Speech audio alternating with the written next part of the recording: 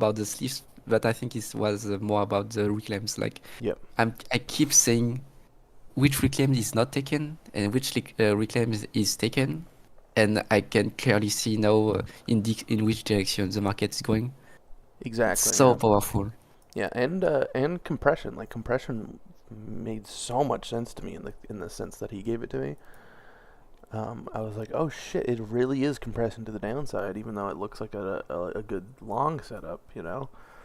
And just to be aware I, of that sort of thing, it means a lot. yeah, for me it's a little bit harder to see like compression. For me, it's just like micro ranges, and sometimes Sure, it yeah. go it blow upside and sometimes blow downside. So Yeah, very hard for me to see in which direction the market is going. But like I'm more interested by having the hints before the moves.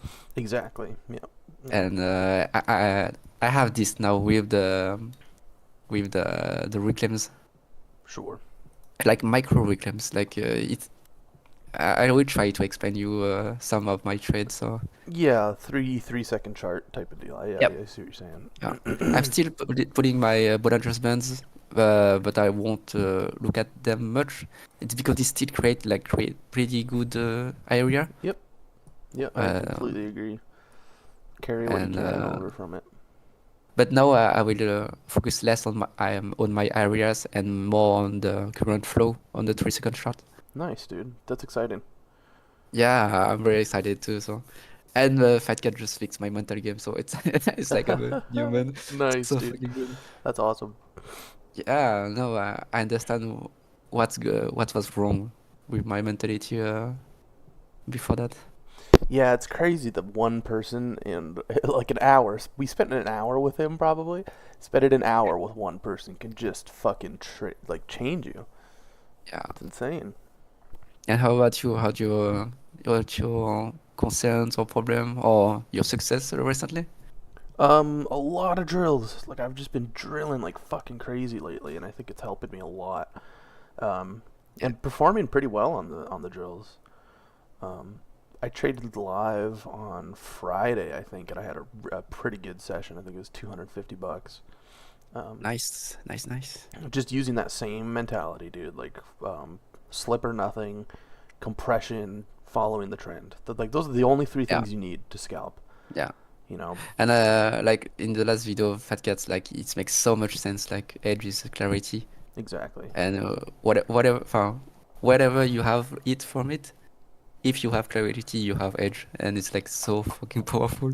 Yeah, yeah, and it's so much easier to get that clarity on a 3 second chart than it is on a fucking 30 Yeah, minute yeah, chart, you know? yeah, definitely. Like there are times and I'm still a very much like a beginner trader. Like I do not have a lot of conviction in most of my trades, but there even as a beginner scalper, there are Yeah, moments where I'm like, I fucking know this is gonna happen. Like yeah, you that's know, edge, man. Like that's fucking edge. Like so, I have it on sometimes 10-minute shots, yeah, and now I'm having it in the 3 second shots. So it's like I can combine both of them, yes, and dude, it's like so yes, fucking good. that's awesome, bro. I just couldn't enter a trade like a long could be really nice. Yeah, I'm thinking the same thing. It looks good. I can explain to you like in 2 seconds what I'm looking for with my reclaims because like it's basically are you on my charts? I'm switching to it now. One sec. All right, Uh, all right, I'm watching. okay, see, what I'm looking for is like some reclaims. Yep, Like here you have like a compression here, yep, and then a reclaims. Like yeah, and that's a good uh, fucking reclaim too. I think it's not quite good examples. I will try to show you here. Because like you have like really good reclaims here, Yep, and then we take it back. But what I don't want to see is like taking all the way back. sure. So if it's not taking all the way back, it means like buyers still have the hands on the market. Mm-hmm. And what's like I'm looking for is like some breakout from this level, for example, from this move, and this compression here. So I would enter this level. Nice. So I enter here, but I had poor management on my trade. But basically, I would place the fully reclaimed to the upside, Yep. basically. And for me, just having that is showing me which direction we are going. Because like when we take like here we have a reclaim to the downside, Sure. but we don't take it all the way. Yep. So that's mean like seller have control now, and I short the market here. Yep. And yeah, a small scalping, but I could have held it a little bit longer. Nice, dude. Those are But great since fucking trades. yeah, but since I had my losing trade here, it was part of my strategy. It's like just the market showed me that it's not going to take this reclaim back, so Yeah. I'm okay with this loss. But I could just switch my thinking directly and have like a really good trade just after that. So now I want to see is like, see here we don't take this reclaim. Yep. Buyers. So and yeah, buyer have control maybe because like we still have this reclaim to the upside to take. Yep. In order to see like if buyers are still really in control or not. Yeah, it's compressing against 22. It's rolling flat there, which tells me it wants to blow through. I just got long here at 21. Yep. I'll take that at 22. Get a point out of it. Nice. See, that's really interesting. Like, it puts a rundown and take it immediately. Yep. So that's been like shimmy back the current flow. Yeah. So you can get in at a good price average and have that like that confidence to hold it a little longer. Because I really wanted to get long at 21.50. I was like, oh, it looks like it's in break here. I should get long, but it's like it's too. You're not slip favor. Yeah.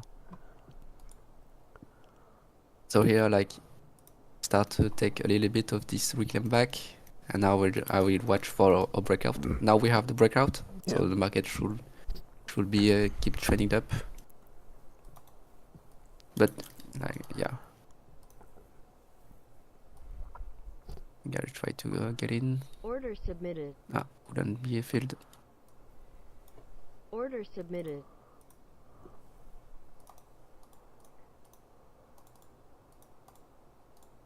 Order filled. Okay, I'm in.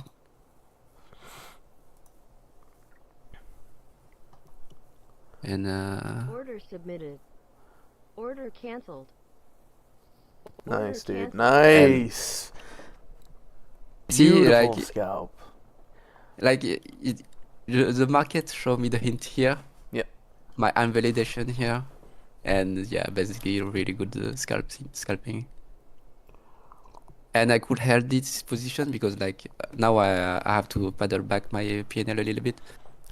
But normally I would try to read the market and try to hold it as long as the market don't show me a sign of selling. Yeah. Yeah, so yeah, I will let you focus on your trading. No, you're good, dude. I'm just drilling right now. Just wanted to explain to you like what I'm looking for. Yeah, dude. Fucking makes sense. It's exciting. Yeah, it's so fucking exciting. See here, a little bit reclaim to the downside. Yeah. I want to break out. If we not take this reclaim, this breakout up to the upside, it's gonna stink a little bit. Yeah, there it goes. Yeah, we take it. So now we try to buy it, but I don't know where.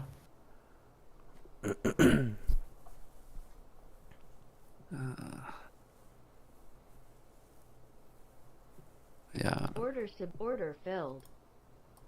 And if the market, I'm validated if this take this reclaim back already. I will try to keep it a little bit longer since we are in the uptrend. And watch carefully about the reclaim to the downside. Yeah.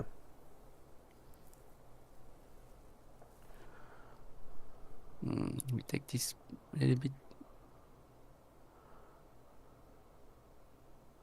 Let's see if we take all the way Try back or not. 25.50. Try 25.75.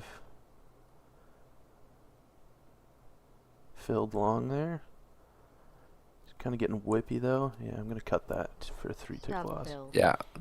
So now for me the market just shift a little bit. Yeah, it failed that high right there. Yeah. Yeah. We didn't take this reclaim back. Take a prior reclaim. Yeah, I'm starting looking for shorts now. Yeah, me too.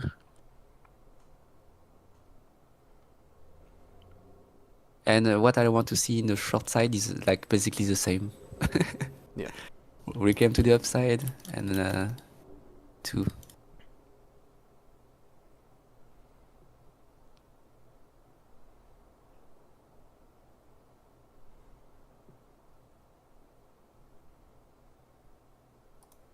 Try 24.75 here. Touch no fill. It's a little too aggressive though. Yeah, I would like some upside reclaim. Yeah, I'll take that for 3 ticks. Nice. Ooh, could have held. Damn, that was fast. Yeah, definitely But- could have held that. I think the most important skill is like we both identify when the market shifts Exactly. direction. Yeah, the fact And that I it's was like- short there going into that dump, even though I didn't Yeah. catch it, is better than being long into that dump, you know? Yeah, definitely. You will be slip.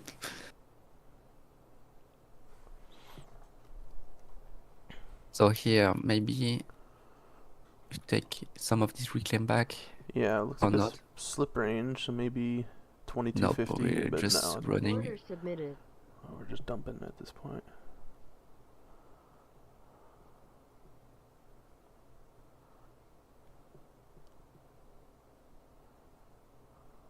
There's no feel. So sad. Yeah, that sucks. That would have been a great entry. I think I'm gonna be. Order filled. Yep. There we go.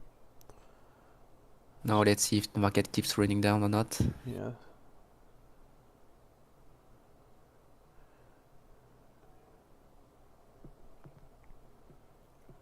See if I can get a shimmy back. Looking at 21.25 maybe. I don't think it's going to give it to me.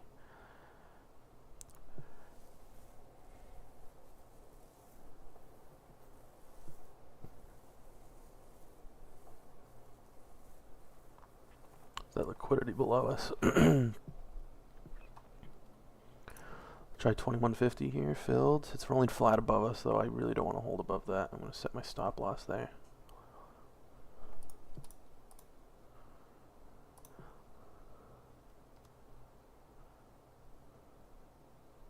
See, for me, like it's like a bigger range, right? Actually, right now, like our that 8 off. ticks range. 7-tick win right there. Damn, good job.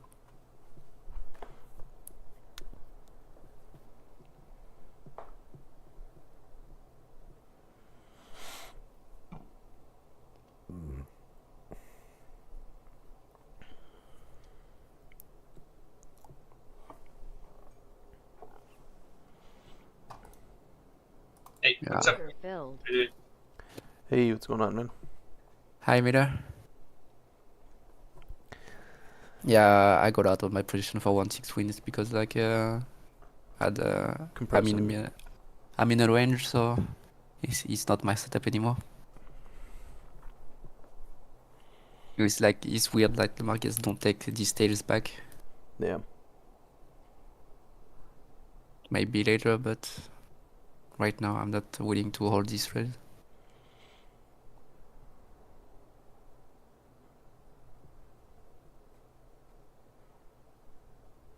Good price action so far. Yep. Hey, how you doing, Grumpy? Oh fuck, man. I'm doing awesome, dude. That drill session we had last week was so fucking powerful, dude. I've probably rewatched it like 6 or 7 times. And my read on price action is so much more clear, man. It's insane. Yeah, absolutely, man. Um, So you're green right now, or Let me filter for today. Let me see. I'm just on I'm just drilling right now. I'm just on sim. okay? Nice, man. Order submitted. So 275 right now Excellent. on Sim. Yeah, it's going awesome, dude. It's just so much more clarity, you know, and like I'm not fighting the Order trend canceled. anymore, and for those brief few seconds, I know what's going on. Like I have clarity. Obviously, there's still the skill of trade management and like knowing when the EV shifts and when to get out of trades and shit like that. But my clarity and my confidence have just gone up exponentially in the last few days, which is so crazy. Yeah, That's the craziest thing about trading is like you can have just a breakthrough like that and it'll change you. Like like my entire philosophy is flipped on its fucking head. You know. man, so fucking nice to hear you say that, man. It's awesome, dude.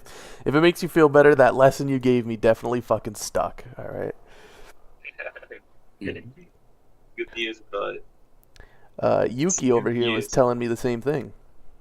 Yeah, man, your drilling sessions help me so fucking much. I switch. Yeah. I'm more like a scalper now. Yeah, he said some great trades this morning. That's incredible. That's incredible. Absolutely, man. Yeah, yeah. For the last week when we had the drill session, and so far this week, like yesterday and today, I've been doing great. Also, man. Like, Nice. man, Stop. you just flow with the market, man. You just let the market tell Yeah. you what to do, when to do, and normally we'll be, your friend. Yeah. Hey, that's going to feed your butt. Yeah, So, exactly. yeah, man. I feel better. I feel more patient waiting for the market to give me clarity. Yeah, absolutely, man. Absolutely. It's awesome. Yeah, man. Could be like what? No, basically Order submitted. all my trading career to figure that out. I mean, it's like a short career. Order So I canceled. don't know, guys, if you know that. Hmm. I came here to trade futures from options. Yeah. So trading futures, just futures, I've been trading it for 4 months right now. Wow, Yeah. that's crazy, man. Yeah. You were sure, right? No, I wasn't in market. Oh, okay. Oof. Yeah, But whatever. I wanted to buy this breakout, but Okay. I think Ooh. like this is way too volatile. We have news, so Yeah, you can see it. So yeah, Cranky, 4 months into futures trading, man. It's like a lot of effort and sacrifice to actually be able to just came out with that idea of, hey, what about just letting the price actually tell you what to do? Yep. But Yep. absolutely, it's just a kicker, and it's very weird because the idea of what I just was trying to explain to you last week came from, I don't know if you know this book, The Best Loser Wins. I've heard of it. Yeah, I've definitely heard of it. Okay, that guy. I mean, read. Yeah, read the verb, right? Okay, I read all the two books for Mark Douglas. That Sure. one of The Best Loser Wins, and also the book of Bella Fury, the One Good Trade. Yep. All of them in like 3 weeks or something. And the idea of actually like letting the price action tell you what to do, when to do it, is from that book, The Best Loser Wins. No And it was kidding. like, okay, if we go ahead. Sorry. That's really interesting to hear that, dude. Like you're getting a lot of value from these fucking books. Absolutely, man. Fuck yeah, man. I would be with the same fucking problems, and without those books, it's just like a breakthrough. Yeah, absolutely. It's like if you combine the trading concepts from Beckett and all with what is he teaching, Yeah.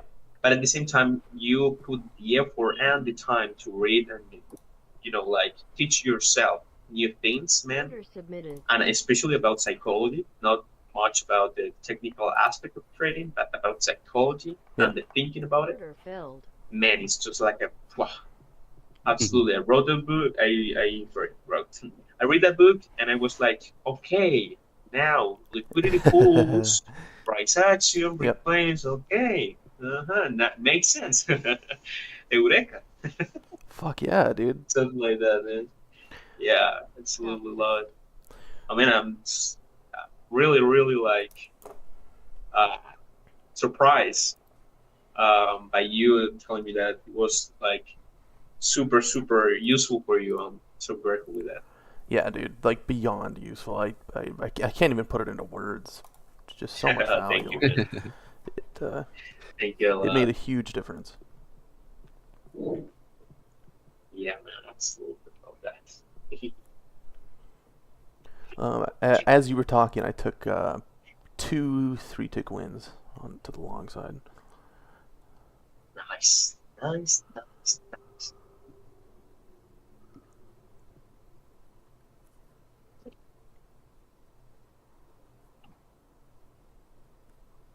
I think I will wait a little bit. I lose a little bit of clarity here.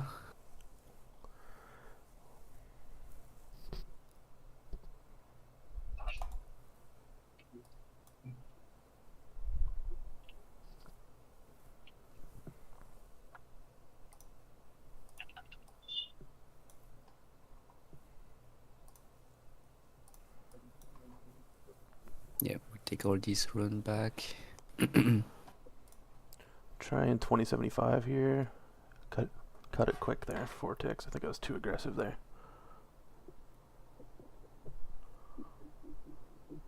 Yeah, now it's looking like a short. Top tick's that high.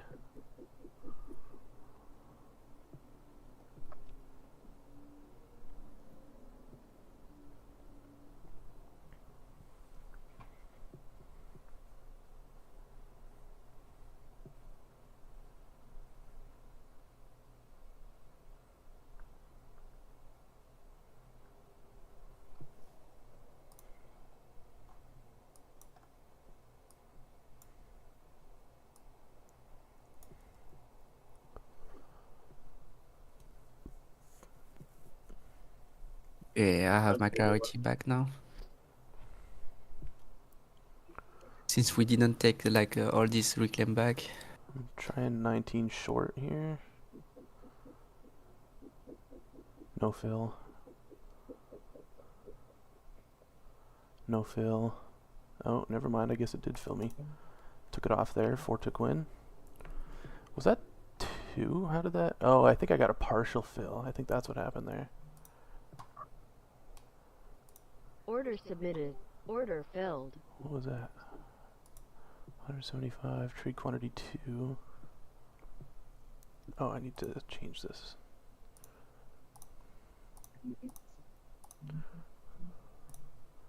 Yeah, I got a partial fill on that. That's why. Order submitted. Still a $100 win though. I can't complain. Mm.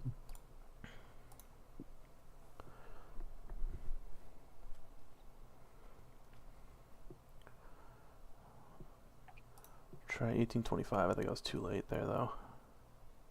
Yeah. Fuck, man. 1825 would have been great right there. My read is good. I've got a really good read today. Reels are paying off. Yeah, exactly right. It's sharp. At the same time, it's sharp. Like that one is pretty crazy to have. Yeah, not so easy. Yeah, see, now I'm hesitant to short 1825 because of that big move down there. And I'm not sure if that was just them swiping liquidity and now we head back up. I don't have good clarity right now. Oh, I can't wait to start fucking tagging on the new journal, dude. I'm so excited. Mm.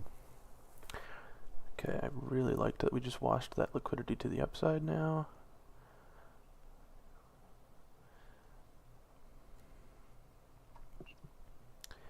Maybe like 1850 for a short, if it'll give it to me. 1825 maybe. No, too late.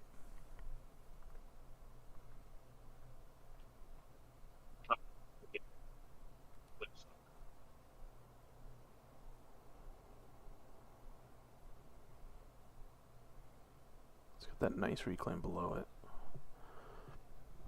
Yeah, I'm playing it.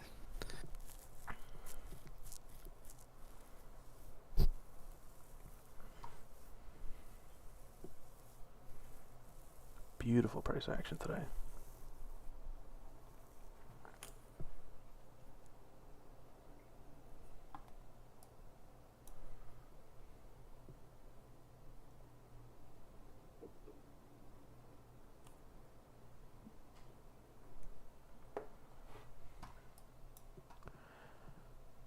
Out of wishes.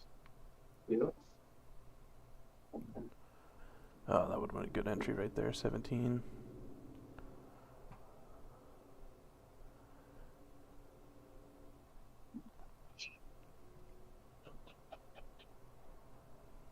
See, I was kind of hesitant to enter short on 17 because we already took the reclaim back. And now I'm even more hesitant to get short at 17 because now it looks like we're kind of compressing to the upside.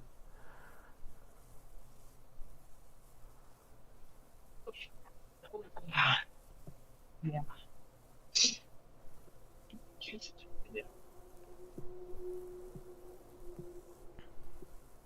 Like, I'm so sleep. So we have to sharpen to the upside at the same time. Order Word filled. grabs, word one. Tutsi Queen, I think. Yep, Tutsi Queen. Held it a little bit. Couldn't hold it all the way. People out of it is so hard. Yeah. Especially to people on the rest. People out. Is there any way you can move your mic closer, Miller?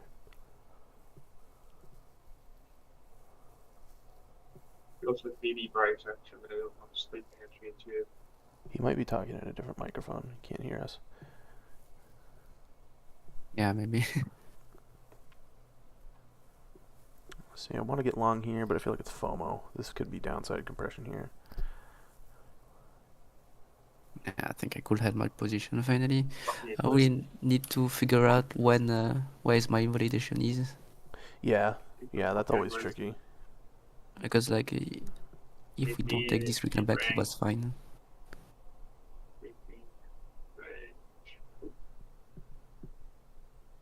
I'm playing like the compression of it. Oh, Yeah, oh, I no. could have my position all the way. Sad, Yeah, but I will do better on the next one. yeah, it happens. A good thing to do, I think Ninja Trader has this function, is you can right-click on the chart to save a screenshot. Is that true? Yes, save short image. Yeah, Yes. I would start doing that for trades like this where you could have won. Just save a quick screenshot, and then later in the day during your review or something, compile. I all will. those. I'm recording, so Yeah, it's the same thing too. I developed that habit in case my recording fucks up. Like sometimes OBS Just- fucks up, or like sometimes YouTube okay. doesn't save my recording. And having those screenshots helps me. I started on Ninja Trader. Orders I was on submitted. Ninja Trader for a year almost, maybe a year and a half. Oh really? And I just got in the habit of saving all those screenshots because I wasn't recording back then. Order filled. Yeah, I'm playing this reclaim. Yeah, it's a good reclaim. I like it. And since we didn't take all of the reclaim to the downside, I will try to follow it. Yeah, I'm Order long submitted. 1475, but it's taking too long. 1 tick loss. Yeah, since I'm down a little bit, I will try to paddle back my trading. Yeah, bankroll. it. My 46 wins. So Yeah, that would have been a winning trade if I held it. I've definitely got a problem with getting out of trades too early. I think you don't have like an invalidation Yeah, I don't. I'm too in the flow. I think. yeah, too subjective. Like I'm too discretionary about it. Because that would have been a great win. That could have been like a 5 or 6 tick win right there. So I will save that screenshot for later. This reclaim is taking all the way back, but we still have this reclaim back.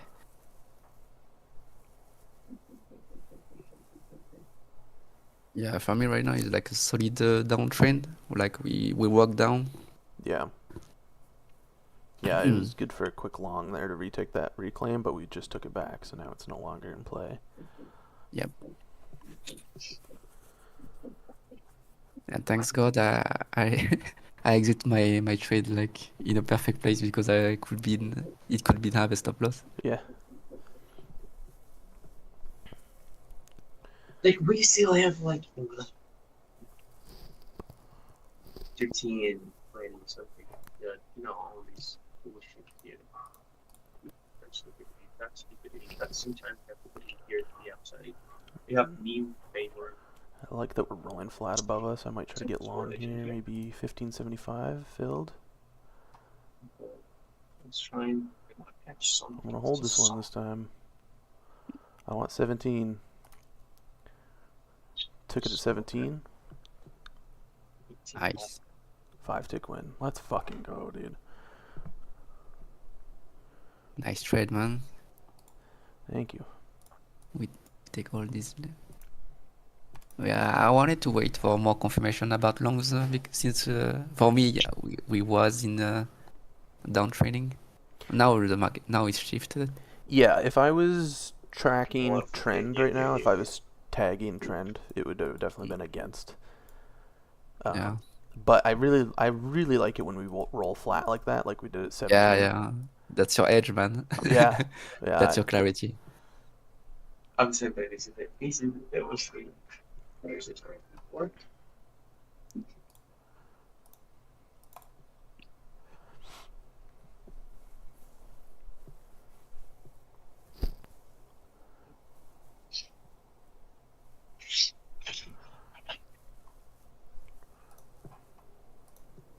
Yeah, I don't know what to think about now.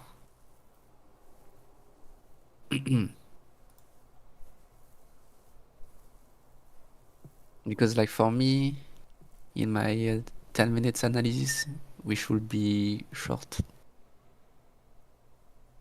But in the 3-second chart, it's not yet Yeah. the timing. Yeah, I'm losing clarity here too. I don't have a lot of clarity going on here, and it's slipping so hard. Yeah. Like I want to get long here, but it could go either way because there's so much reclaim below us. See? Yeah. That's why it's a little bit tricky. Yeah. And I'm up quite a lot at this point of the day, so I'm not too eager to place trades. Nice. Lost that one. Yeah, for me, I'm down a little bit, but it's okay. Like I knew I wouldn't nail it the first day. Yeah, exactly. And I mean, this footage is gonna be so fucking useful to you. Yeah. There's one first. A lot of work ahead, but Isn't And the payoff. it's fucking nice to have that work though, man. Like trading Yeah. is so weird where you're like, oh, I've got so much work to do. There's so much ahead of me. Like I've got to review. I got to fucking record my footage, but you just get fucking so excited about it. I'm like, fuck yeah, I got Yeah. footage to watch, dude. Fuck yeah, I got reviews to do. Like it's awesome, dude. I love the grind. You need it to succeed in this domain. Yeah, and Or every domain, I think, but scalping has helped Most- so much with that because it's like before when I was move to move trading, it was like you look at a screenshot of your fucking trade that you held for 3 hours and it didn't go to the point you wanted it to and it came back against you and you're like, what do I get from this? Like, how do I? yeah, What am I it's gaining so from hard it? to know. What Yeah. Whereas with scalping, it's like I can identify within a second what went wrong. Yeah. And now I think it's gonna be great for buy Yeah, in the 3-second shots because like we take all this downside reclaim to the all the way immediately. Yeah, I'm stocking it for a long. I like that we're rolling flat at 19 again, but I don't want to fall in love with it. Just gotta let the price action talk to me. Yeah, we don't like the market must not take the reclaim to the downside all the way. Yeah, and there's liquidity below us, so it's like it could go either way. I gotta wait for more confirmation. Yeah, you take all the way back. So yeah, for me it's like we are back in downtrend now. Yeah. And I couldn't long the market also because like my 10-minute analysis was against. Yep. Yeah, I would have. I wanted. See, in last week, I would have gone long at 16 right there, Yeah, and I would have got blown out. But and now I can clearly tell, like, hey, we came down and started slipping. It's got to work faster, you know, and it's compressing. We're making lower highs. Like, it's not good for a long up there.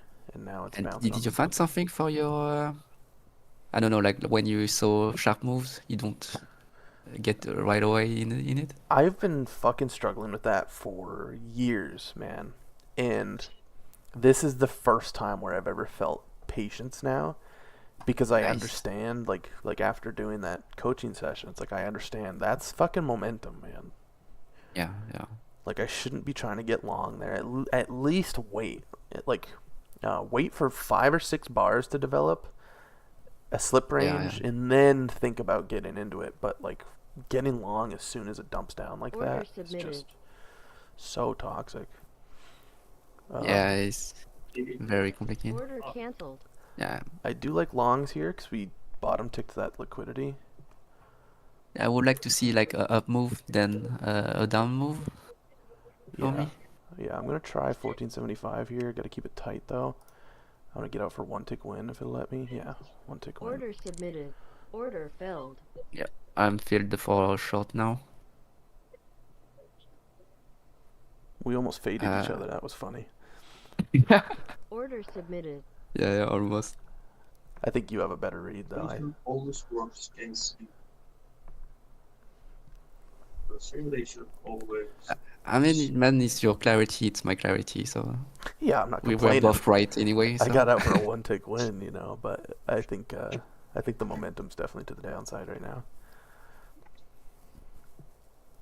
And Order filled. Oh. Order filled. I made a mistake here. I had a lot to my position. Oh, you misclicked? Yeah. That happens. Yeah. But it was a win anyway, so it's okay. But Yeah, fucking winning Yeah, trade's a yeah. winning trade, man. a 2-tick win, so. But I was right about the read, so that's more important. Yeah. How many executions do I have so far? 7 executions. So I'm getting near the end of my trading day. And I'm not trying to give back everything I got. Like with Dream, he has to hit those 20 executions, but I don't give a fuck. I'll stop at 7 executions. You know, I think I would overtrade. Like I would have tons of execution. yeah. It's definitely for him. I think he needs that many executions for his system, but Yeah. Like I think I'm already at I'm 12 execution already. yeah, that's not bad for considering that you're almost an hour in.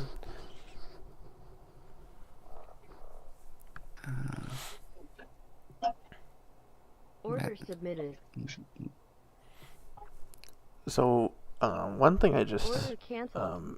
analyzed is that I'm tempted to get a long here. However, Right now? not right now per se, but I like the idea of taking back all that reclaim above us. But what I noticed is that stocks are pretty overextended. Like Microsoft and Amazon are near high of day right now, and they've got a huge reclaim underneath them. So I feel like the first sign of weakness on stocks could send ES lower. I mean, for me, in my 10-minute shots, like we have like a major support level way below at 6,000, Yeah, I see exactly what you're talking about. and between that, I think it's just like we take this reclaim, most likely this reclaim.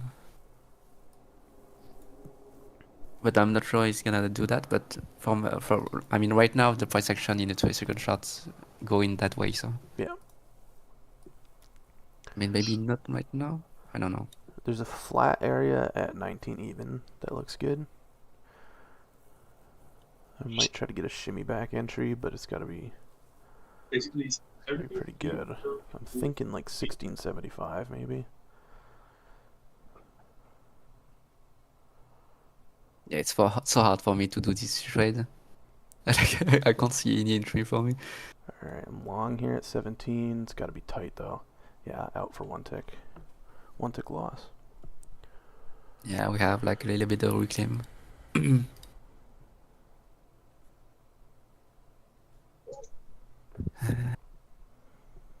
wait for it to settle So we down a take little all bit. the way back. This area shouldn't exist anymore.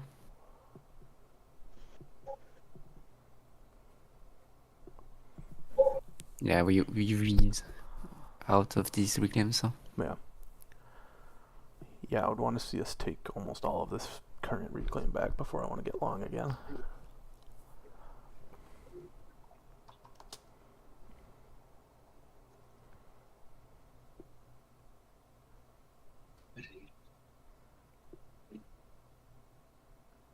We don't take all the way back, though.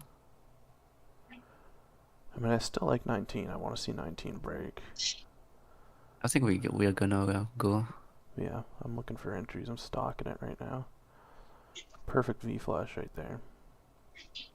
Try 16. It might have been a little impulsive though. I'll let it breathe. Yeah, 4 tick loss right there. Yeah, a little bit. Yeah, maybe too impulsive because like it was very. We are kind of sleep range right now. Yeah, Order submitted. Order submitted. Order filled. I'm getting long at 50, 15, 50. yeah. Way to I'm looking get, at the same area. 25 maybe. 15, Order 25 submitted. filled.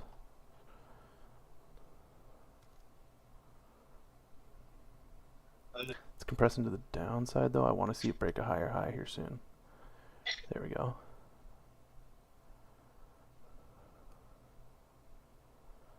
Not quite. Alright, that flash was good right there, but now it's compressing. Order cancelled. Yeah, momentum to the downside still. 3 tick loss. Trying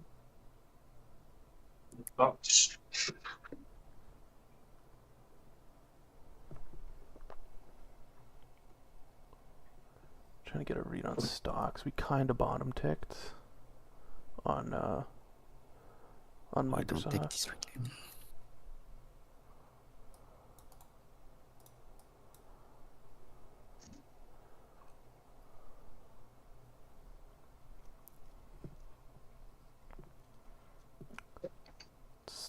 Still downside compression, but I want that long for 19.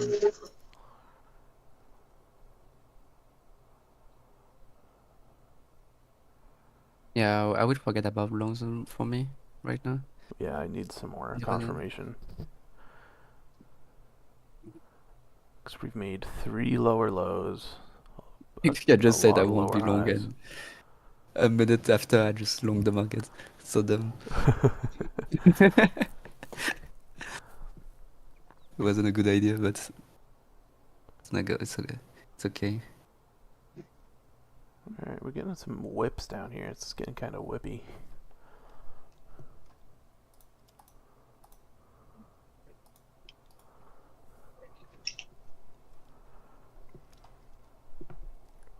Some volatility hitting the market down here. Might want to make a new low of day before it comes up.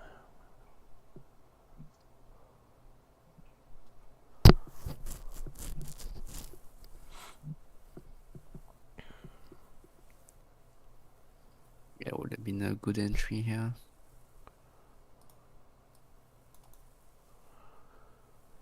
It's rolling flat at 11.25. I want to see that break.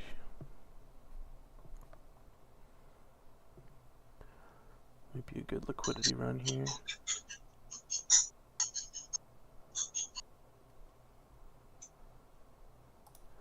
Trying to short at 16.25. Yeah, well, I was waiting for this up move.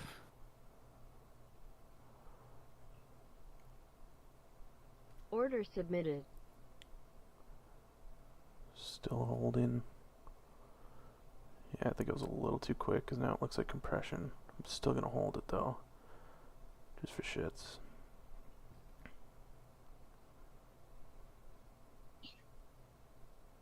Yeah, it stopped me out there.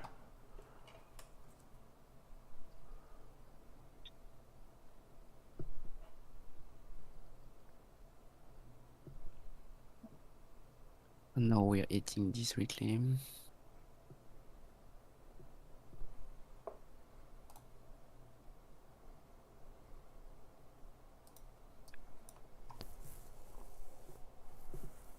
Order failed. Okay. Stop failed. This one That helps. was quick, yeah. Yeah. Some momentum here. Yeah, we don't quite hit it at another time. Trying aggressive 1350 long, but it didn't fill. Try 1375. Filled. I'm gonna let this one breathe. Now we're eating this reclaim. Take There we all the go. way. There we go. There we go. 1650. Took that off. Nice. How many ticks? 11 ticks. Damn. Whew, that's my trade Yeah, Yeah, today. but it took the same long. Incredible one, man. Oh. Whew. Plus 11 Nice. ticks. I'm not sure it's worth it because I took a lot of losses on the way down. I took, what is this? 8. Yeah, I took 11 ticks losses on the way down, so I mean it evens out roughly. But either way, what a great trade. Thanks. I still like that 19 area though. Let's see. Flat at 1775. I like 2 flat areas going against each other. Just broke. There we go. Didn't Yeah. catch it. Was looking for a BB price action. Oh.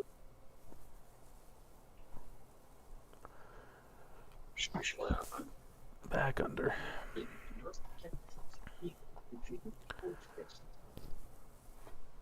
If we take all these all the way back.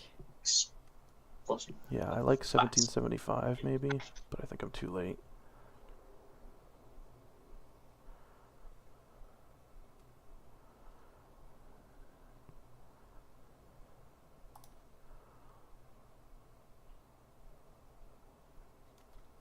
I'll try 18, no fill. Yeah, it's gone. That would have been a great trade. I had a good read right there. I just didn't get filled. But I think I should probably stop because I think that's those are my executions for the day. I'm at 10 executions. Up 250 on the day. What about after commissions? After commissions 150. Yeah, I'll take that all day. I'm gonna switch back to drills though, because I really like this price action.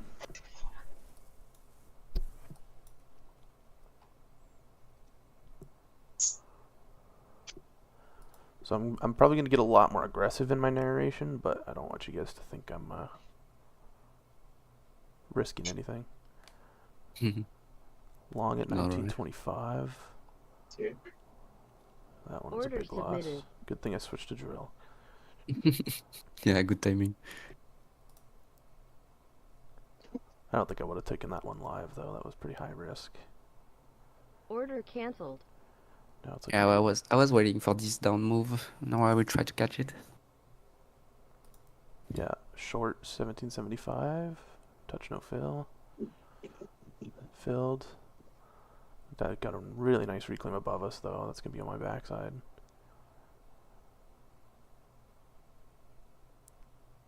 Yeah, too aggressive with that one. Wait for this reclaim to get taken back.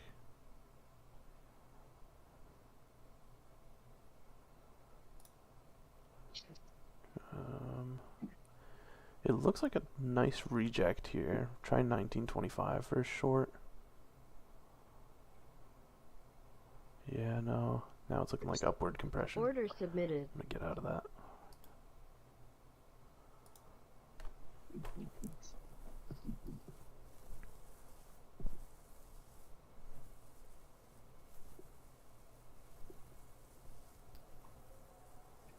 Order canceled. Order submitted.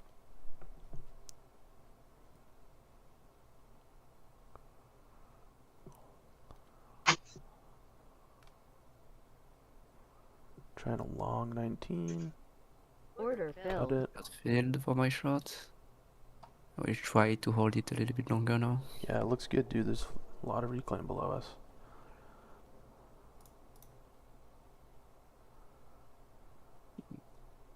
Yeah, normally we won't take this reclaim back, so Short 19. It's rolling flat at 1825.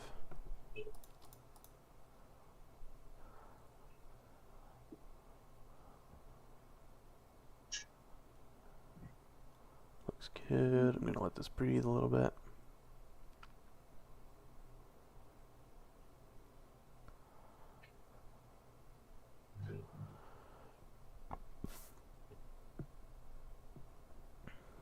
and for this position I have clarity on both of my time frames, so I will try to hold it. Nice. Maybe my trade of my day today. Looks Yeah. good, man.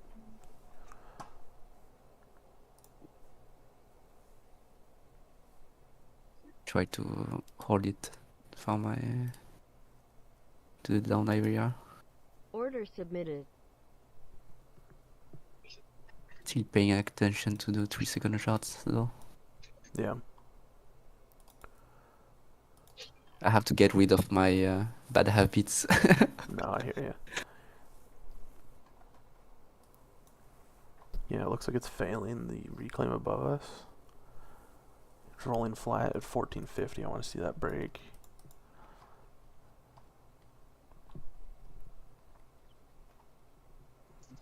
Now we don't have to take this reclaim all the way back, so I have a lesser loss now.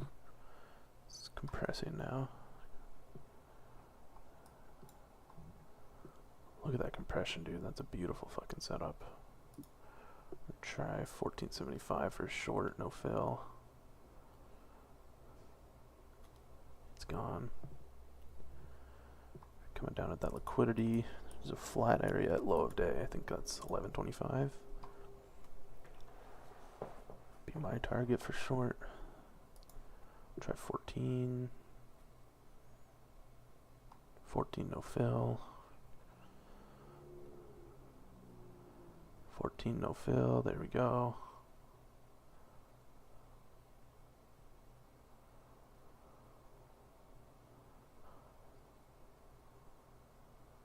There we go. I liked that spike.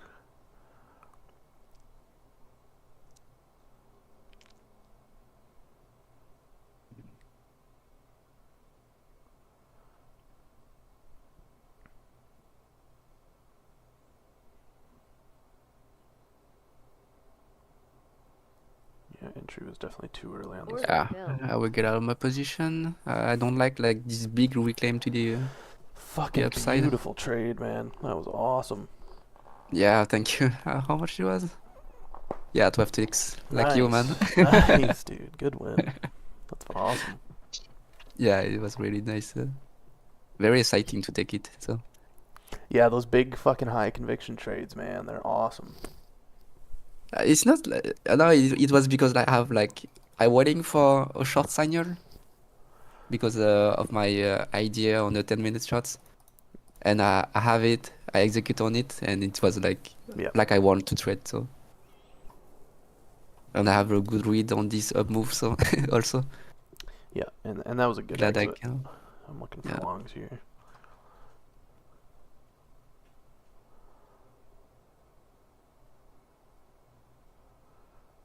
$16.50 maybe. I'll try it.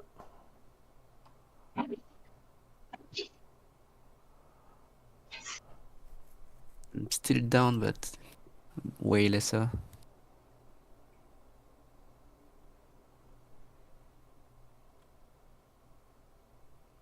Yeah, it looks like downside compression now.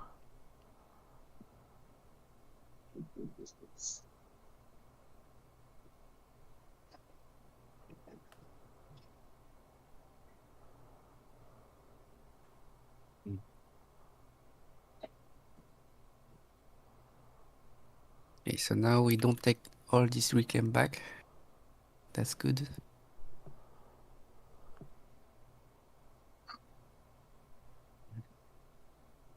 And we kind of vis this upside move.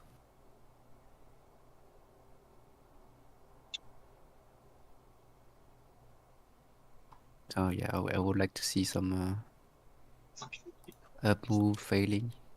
Yeah.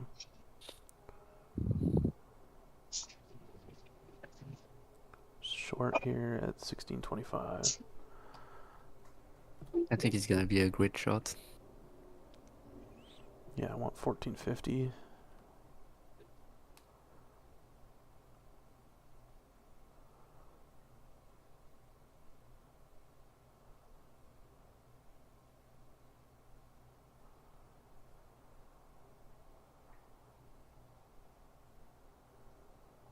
Yeah, it's compressing too much. 3 to gloss. Order submitted. Top ticked though. Order cancelled. Okay, yeah, we take all this reclaim back. Big order at 17 right now. They're chasing it. 1750. Yeah. Since now the momentum is to the upside, I will wait again for downside signals. Try 1725 for a long here.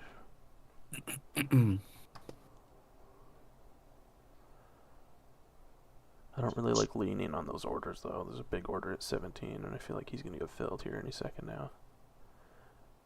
Alright, he just got filled. I think, anyways. He I mean, disappeared. for the moment, the momentum to the upside, so.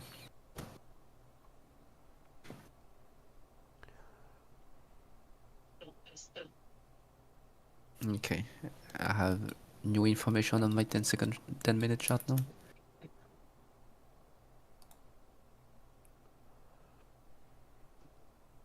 Yeah, I got out of that one for a 4-tick loss.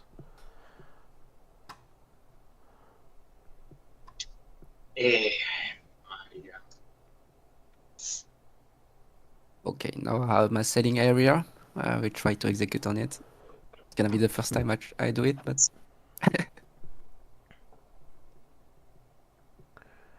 Trying to get a shimmy back here. 1625 maybe. I'll try it. It's taking too long.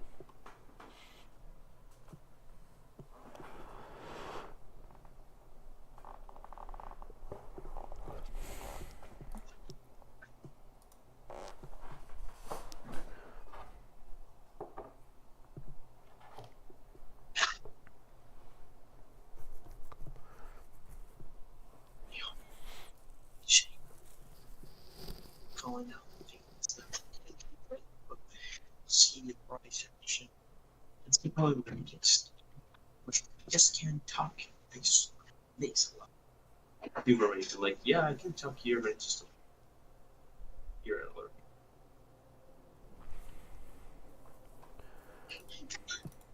big reclaim to the downside now. Yeah, just top ticked that last high.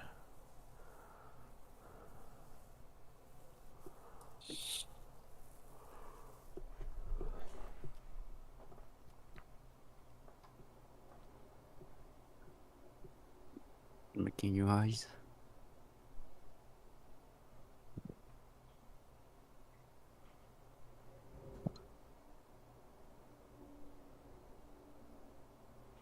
It's still compressing to the upside though.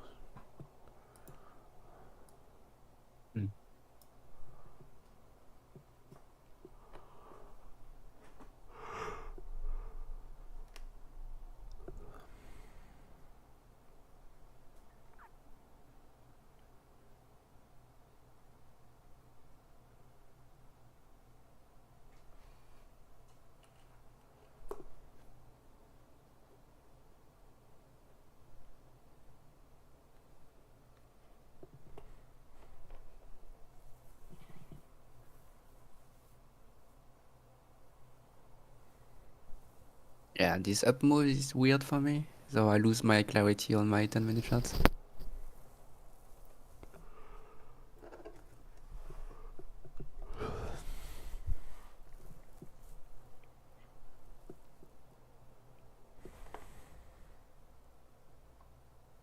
I'll try a long here at 22.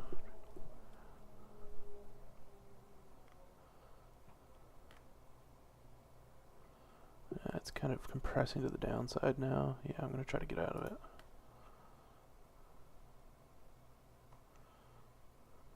Okay. We can have these, the up move.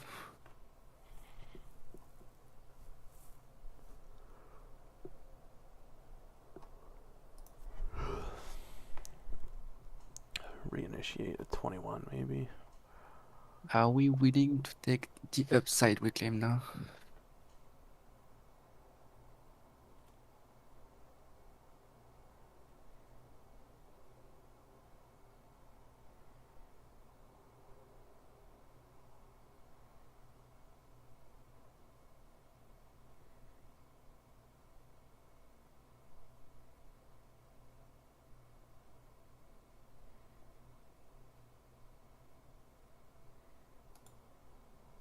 Yep, we do. Nice.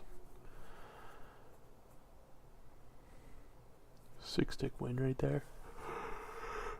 Nice. Not that it matters. I've taken a lot of losses on the demo. I think you were a little bit more aggressive, so that's why. Mm-hmm. Are you still having your confirmation when you enter? Yep. Okay, It's just so- more. I'm taking bigger risks. Like when I was on live, I was being a lot more conservative. So like I would only ever take trades that had momentum, reclaim, and like a flat level.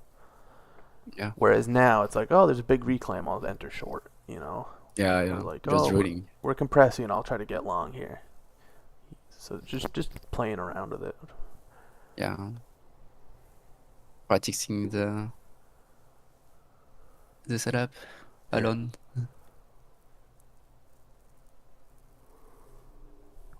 Let's roll in flat at 24 there. Might look for a shimmy back entry. I'll try 23. No fill.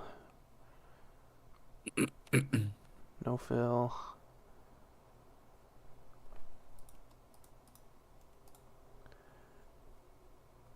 Still no fill.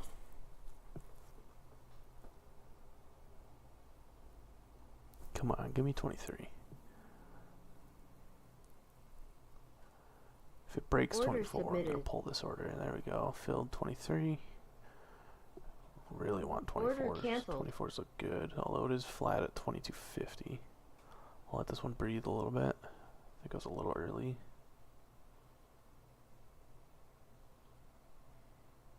Yeah, I was definitely way too early on this.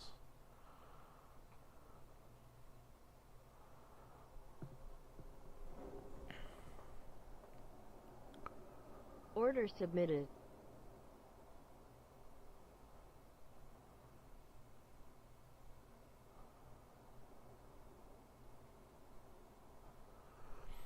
Yeah, compression to the short side now.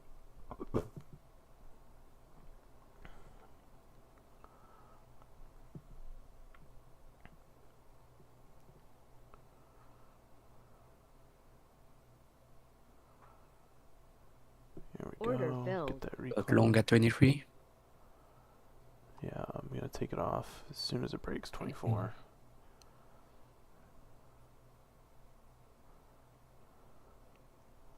This reclaim back, so it's gonna be fine.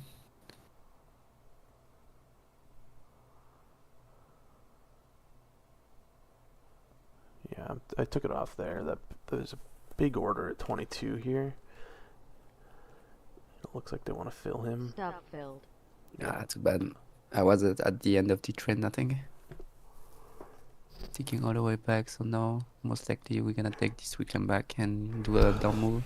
Yeah, we're kind of range expanding too.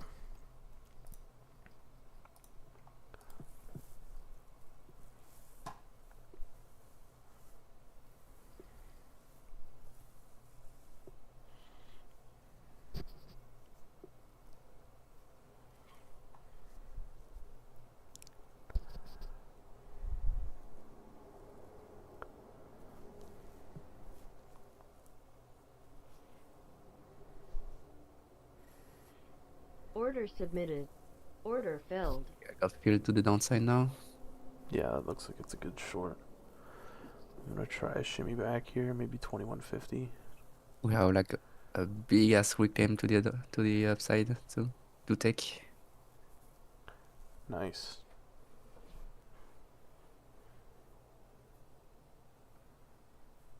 And my selling area is still here finally. I thought it was a breakout, so I removed it, but now it's gonna change. Almost like a fake breakout. Hmm. I would just be careful because we're in a really high area or high volume Yeah. area.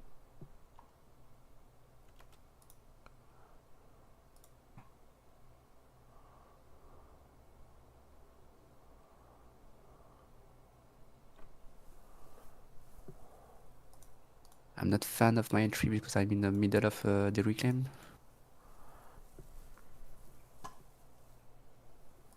But I'm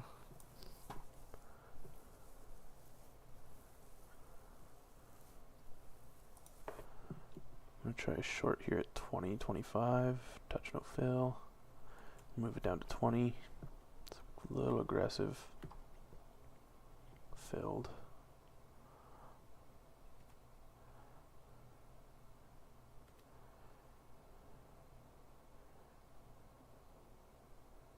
Stopped out.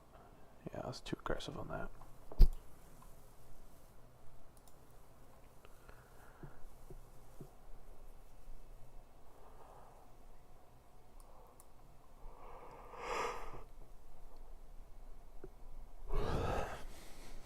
Order submitted. Microsoft and Amazon have Order a lot of canceled. reclaim below them. yeah, I get out to break even. I'm still not sure about my 10-minute buys. Yeah, and the trend is pretty strong too. Since we are not willing to take the full reclaim back below us, so yeah, like my selling area definitely broke.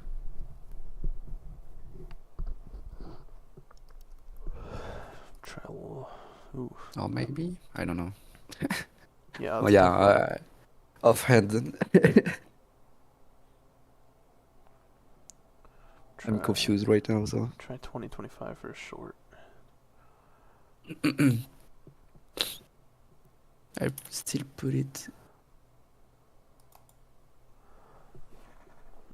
Yeah, see, that's the kind of shit where like someone like Fat Cat would hold through that, you know. But it's just like, fuck. How do you do that? How do you hold while it's chop blocking against you? You just need like an iron constitution to be able to do that. I think I could, but since I'm down on my PNL, it might be affecting my decision. Yeah. Because I really wanted to play like the whole reclaim. Yeah, and a lot of traders, and even a lot of successful traders, will, um, they'll look for bigger wins when they're down on the day to try it.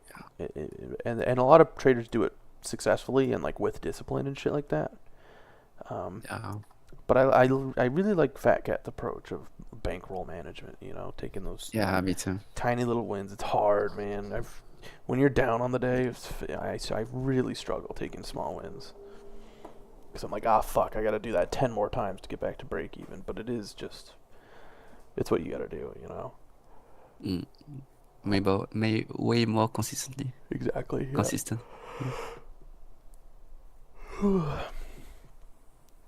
Well, I'm not gonna lie to you, man. I'm pretty fatigued. Even just those Yeah. fucking 2 hours really fucking took it out of me. I'm tired, but I'm green on the day, so I can't complain. Good work, man. Thanks. Yeah, it was a good fucking session, man. Someone asked a question in the chat. Artem, is he still in here? Yeah. Are you guys trading prop accounts or your own money? We're both on prop accounts. I'm specifically on demo right now. Like all these trades are demo. But yes, we both trade prop accounts. it's just the most realistic option, man. Like,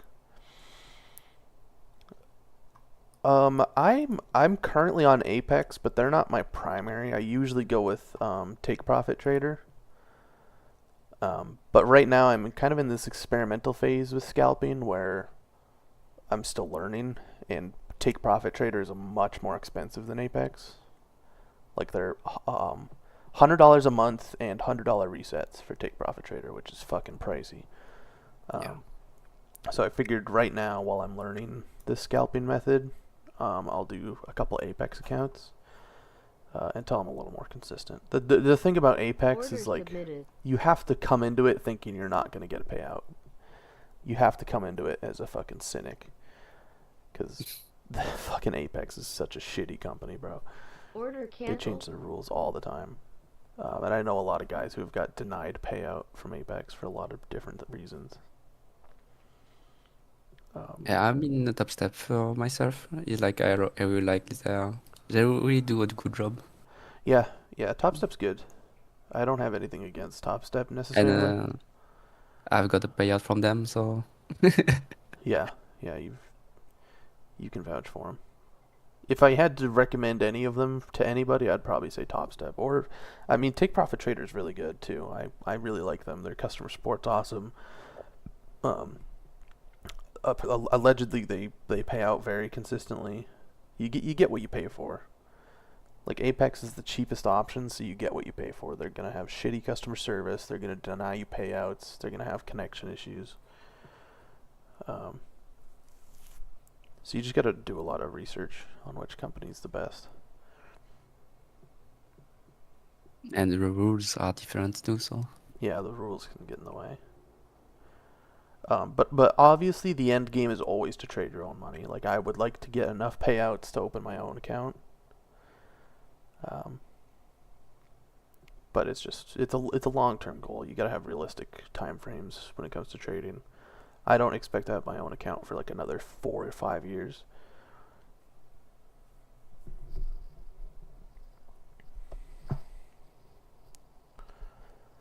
Order submitted. really like this move. Try to get in the field, but kinda missed it already. Yeah, that was good break of that micro range right there. Still, we accept to be above my level.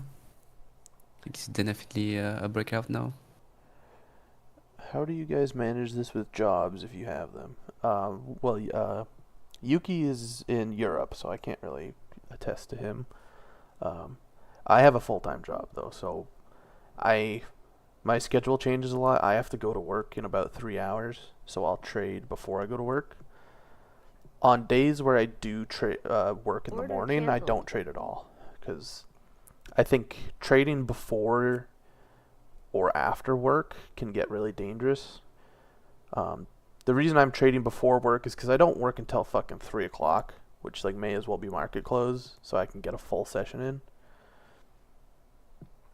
I am on West Coast and it's difficult to manage it. West Coast is kind of a blessing, but you have to be a morning person. If you Order can, submitted. like I don't know what kind of job you have, so I can't say what your schedule is. If you can fucking wake up at fucking 4, 5, 6 a.m., trade the opening Order session, filled. and have a complete, fully productive session before you go to work. I kind of wish I could do that, because I am a morning person. I love waking up early, but if I wake up early now to trade pre-market, you just get shitty fucking volume, and you can't really trade worth shit. But if I could wake up at fucking 6:30 a.m. and the market's open, that would be awesome.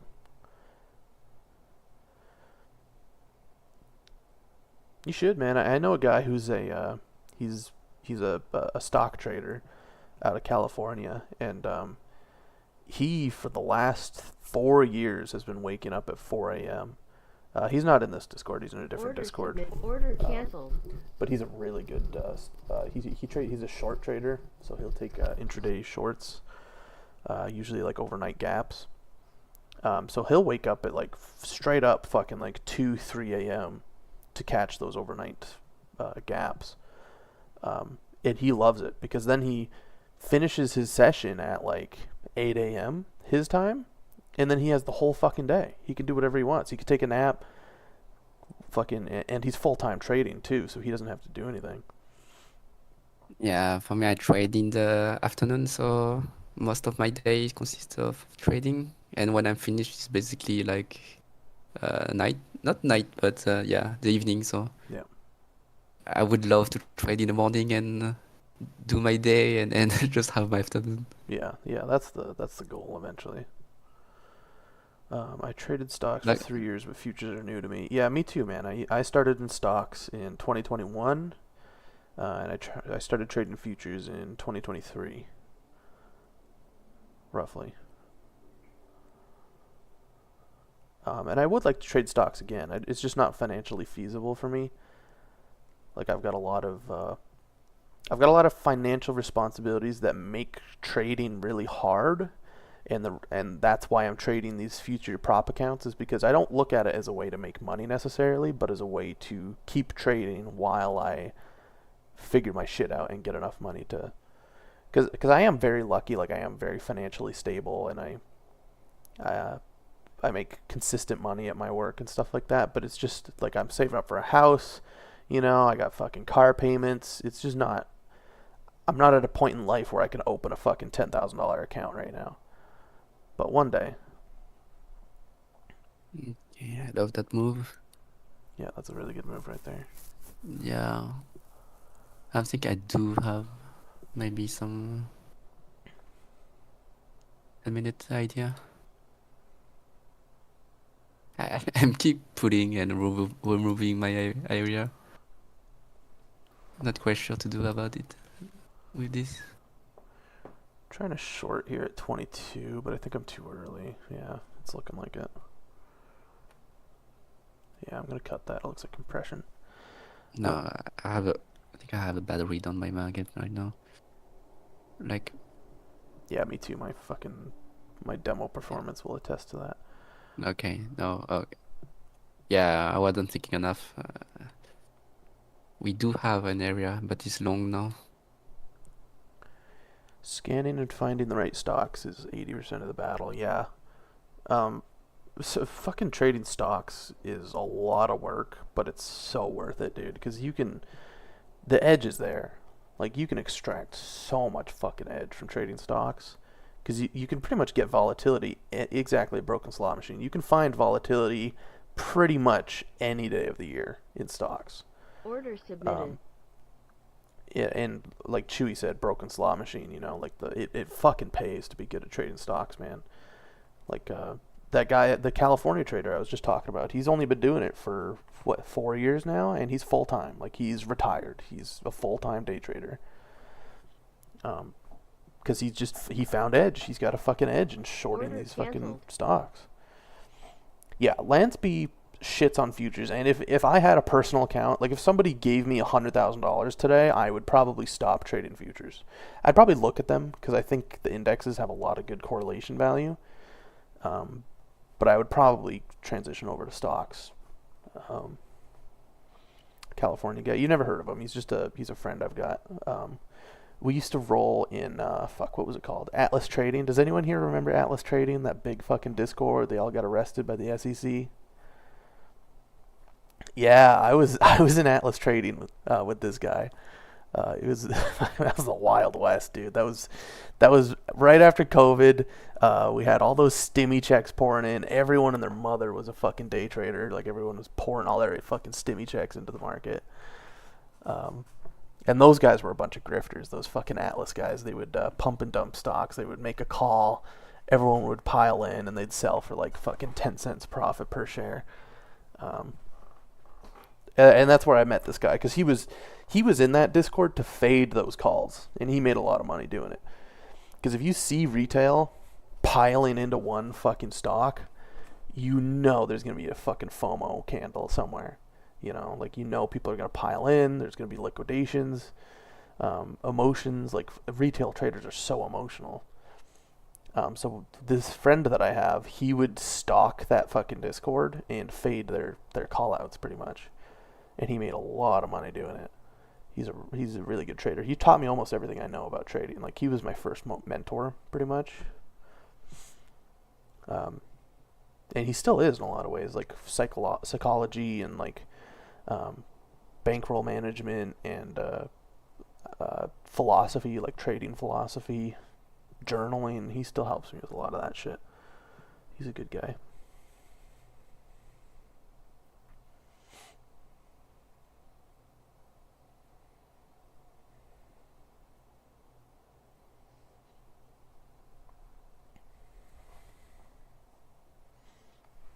The SEC does their job, yeah, for once. And then they dropped the charges. I don't even think they went through charging those guys, which is fucking pathetic. All those guys had a private Discord that they would tell each other like, "Oh, we're gonna pump and dump these stocks. These people are so stupid," and they had receipts. I was like, "Why are you? Like, why would you post that in Discord? You know, fucking idiots. Those guys low IQ. Holy fuck." It's funny though, man. Like the trading community it's really cool to be a part of and to see all these fucking idiots getting scammed and to be a part of these huge moves and like, oh, do you remember back in fucking 2021 when this happened and the S&P did this, or fucking GameStop took a dump and fucked people. Robinhood got rid of the buy button.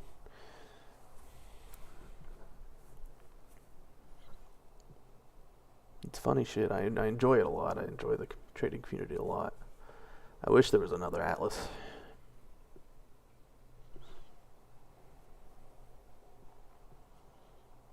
Warrior trading. Yeah, there was a lot of group chats that got busted. Investors Underground. What's his name? Nathan Michaud.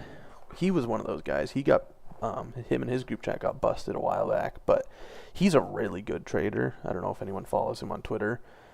He fucking knows his shit. I think he came into the space as a grifter, but actually became a good fucking trader because he's one of the best traders on Twitter right now, in my opinion. He's not active anymore, not as much as he used to be. Yeah, he would, and it's probably volatility, man. He probably the volatility dies. It's like I keep name dropping here just because I like talking about trading. I don't know if anyone knows Christian Koulamagi. He's like one of the best fucking traders in the world. You can get a read on the market by seeing when he live streams, because he's got such a good fucking read on the market. Whenever you see him live streaming, you know the market's good. But he hasn't live streamed in fucking 8 months, 10 months. And that doesn't mean this market isn't good. Like, technically, we are making all-time highs, but it's not good for those, like, volatility breakout type of trades. In stocks, specifically, I should mention. It's really interesting. Whenever he live streams, shit goes off. Like, you just start seeing stocks move like crazy. For context, he's like, I think he grew his account from $5,000 to $100 million. I think he's a 9-figure trader now. He's big dick swinging. And that's where I started in stocks too. I started with like swing trading and shit, but now I realize it's better to start with scalping. It's better to start on the smallest time frame and work your way up. That's what SMB does. They start all their new traders on scalping and work their way up. Because you just know so much more. It's so much easier to like leverage your way into trades if you have that scalping mentality. And then you can move on to holding. Like, then you could get those big fucking movers. But you gotta know how to get into them first, man. Because timing is fucking everything.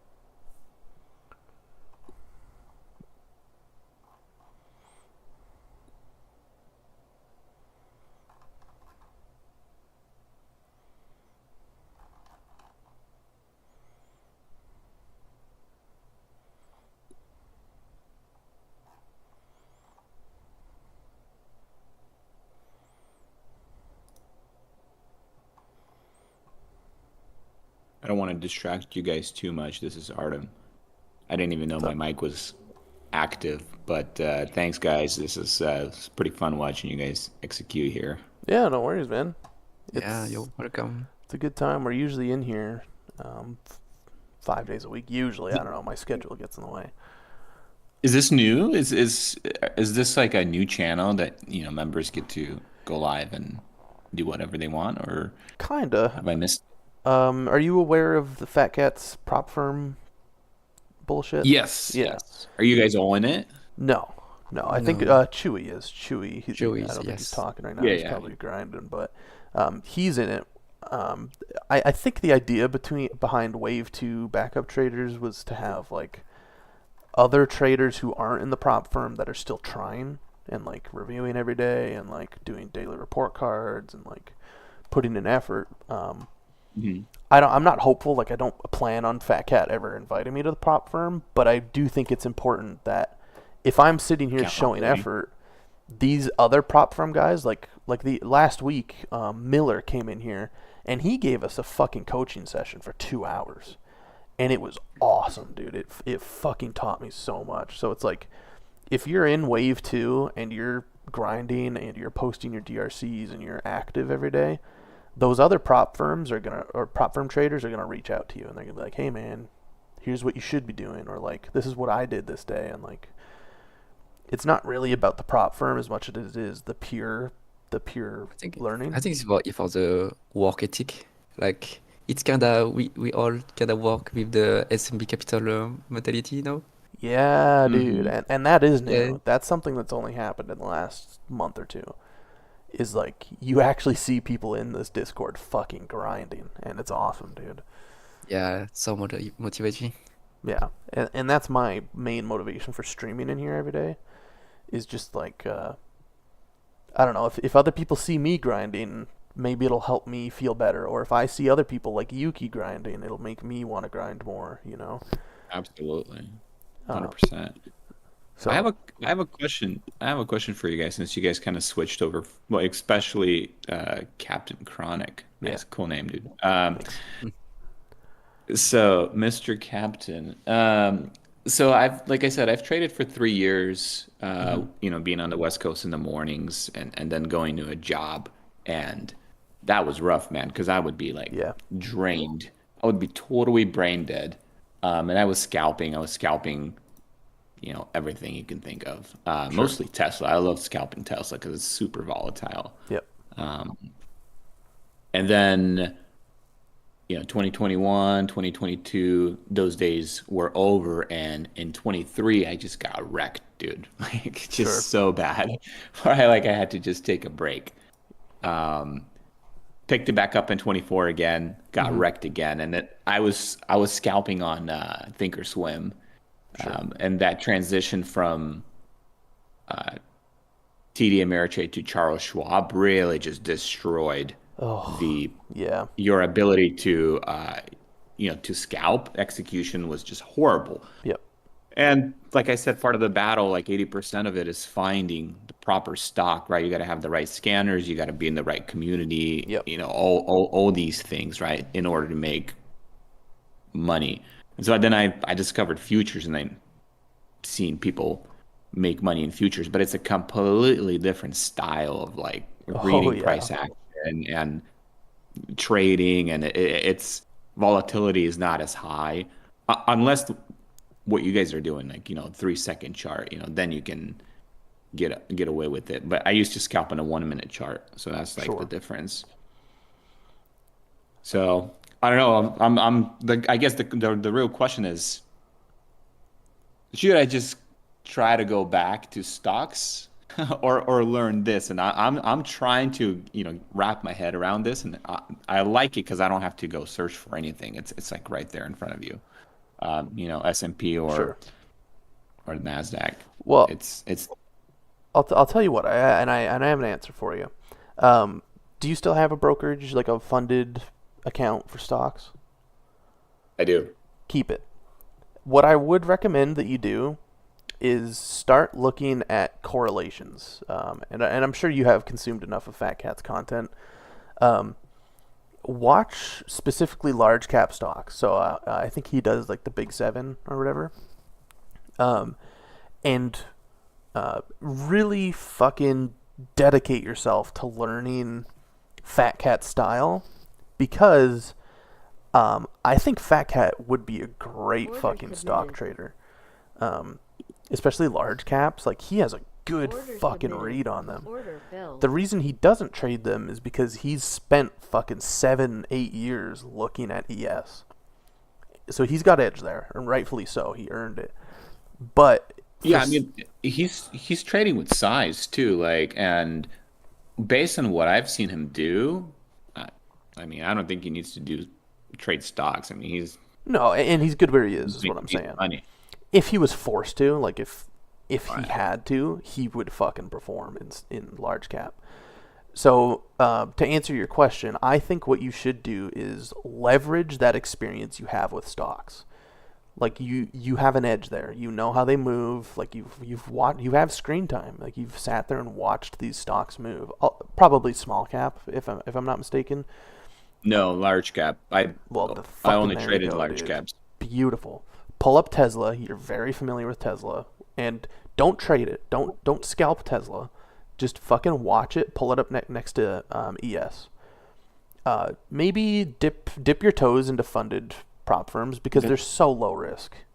I mean, you're risking $100. The way I traded Tesla was actually looking at what SPY was doing, There you go. 100%, because it mirrors. I did the opposite of what you're telling me to do. I looked at what the SPY was doing, what the market was doing, and pretty much, it was step and step basically. There was no real deviation from what SPY is doing. Sure. If there is, then something crazy is happening. There's major news, or I don't know. And that's the thing, is I'm trading ES, but there are times where I'll look at the chart on fucking Nvidia or Amazon or something, and I'll wish I could fucking take this trade on Amazon right now. And I can't, because I don't have that option. You do. So my answer to your question would be to just really learn these correlations. And they're so nuanced. I mean, Fat Cat has 1 million videos on it. I would learn how to replicate his futures trading system in order to leverage your stock trading. Because if you're taking trades on ES and you're getting pretty consistent, knowing that price action, like how ES is moving, is going to help you leverage into Nvidia trades or into Tesla trades or into fucking Amazon trades. Try it out. Open a fucking funded account. Take a crack at it. Do you guys recommend using like Sierra Chart? Yes, It's like because use. of the DOM. Like the DOM is super important to me. However, I do think I could trade without it. A lot of other platforms like Trade-Ovate or NinjaTrader, I've heard complaints about their DOM. It's not quite as that's not accurate. good. And on Sierra Chart, you can fucking do anything, dude. Like I can change my chart settings. I can go over to fucking display. I can change the update interval to 10 milliseconds to 15 milliseconds. I can change my fucking data limiting from fucking intraday chart, load 3 days, load 1095 days. I could chart link, so I can link multiple charts together. Anything. Like, you can do fucking anything in Sierra Chart. That being said, it's expensive. I mean, not compared to like what you pay for, within stock trading world, right? Yep, like big time. In comparison, it's cheap, in my opinion. Again, because I used to use DOS too. I don't know if you've heard of it. Oh yeah, I'm like familiar. Overtrade. I try to short, dude, and I try to learn that style. And Order submitted. you have to be Order filled. a certain type of personality. Yep. I don't think I could do it, man. I really don't think I could do it.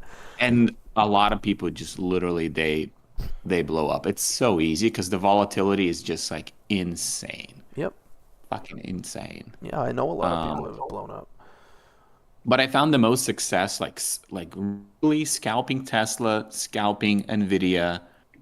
That's where I found success. And when I mean scalping, I would hold it for, a minute, Yep. 2, Yeah, that's Order 3, those are submitted. good scalps. and then get out.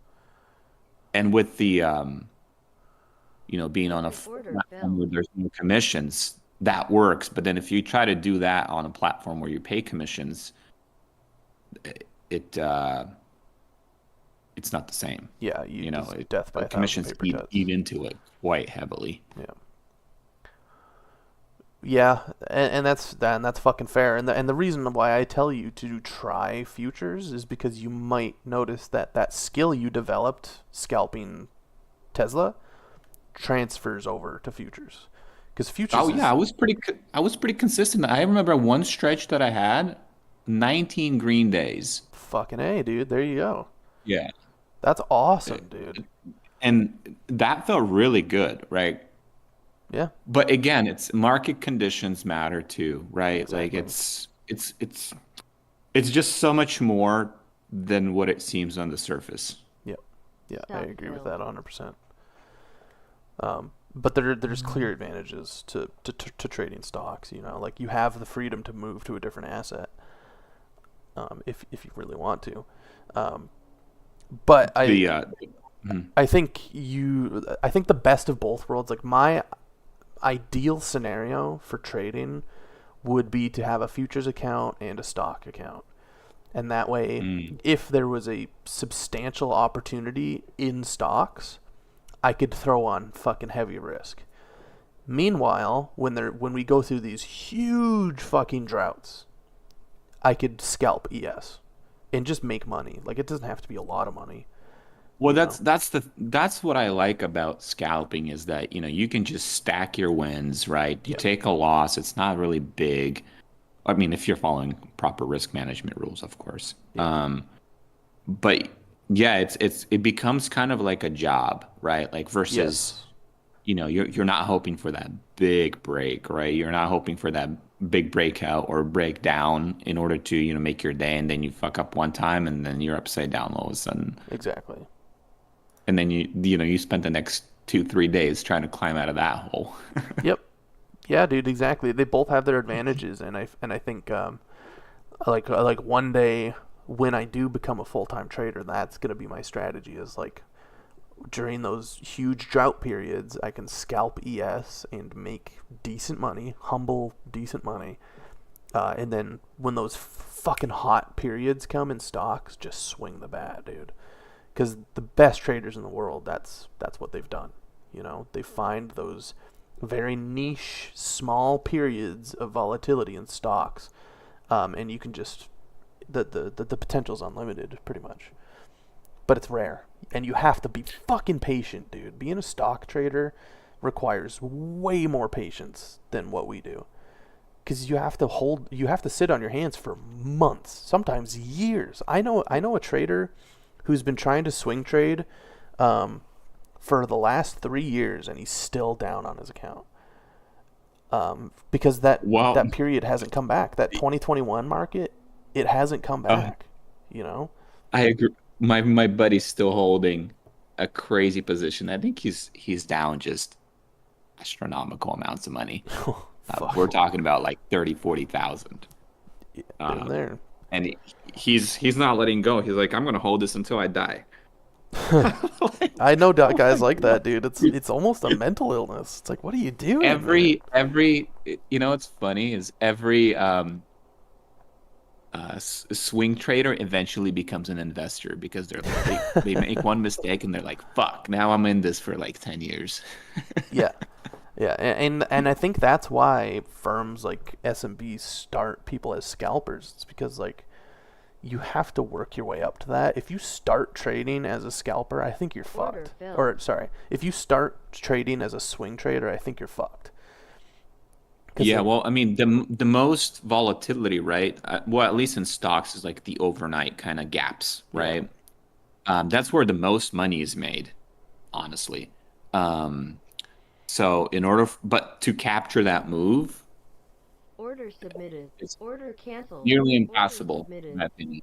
Yeah, it's basically luck if you capture those moves. Yeah, like Lance, the Lance guy you mentioned. Yeah.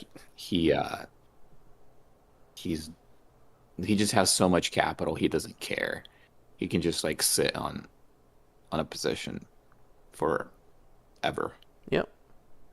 Yeah, and same with And- Qualamagi, that guy I mentioned earlier. He can hold for a fucking year. He can hold for 2 years. It doesn't matter to him. Well, that's the advantages of these bigger guys, right? Like they can just do that. Yeah. And that's why I think it's better to start as a scalper, you know. It's like get used to that price because those guys and the trader I mentioned who's a swing trader who hasn't made money in the last 3 years, he doesn't even look at intraday charts. He only looks at the daily. And I'm like, dude, if you would just fucking stop being stubborn and look at an intraday chart, you would find ways to leverage into these swing trades. Guys like Lance B and guys like Christian Qualamagi, they leverage into their trades. They average in, they find those weak points on the daily or the intraday chart. They manage their liquidity, you know, like they learned all that by scalping. They all started as intraday traders. Well, yeah, absolutely. I mean, certain swing traders, they will take a few days to like build their position and it's hard.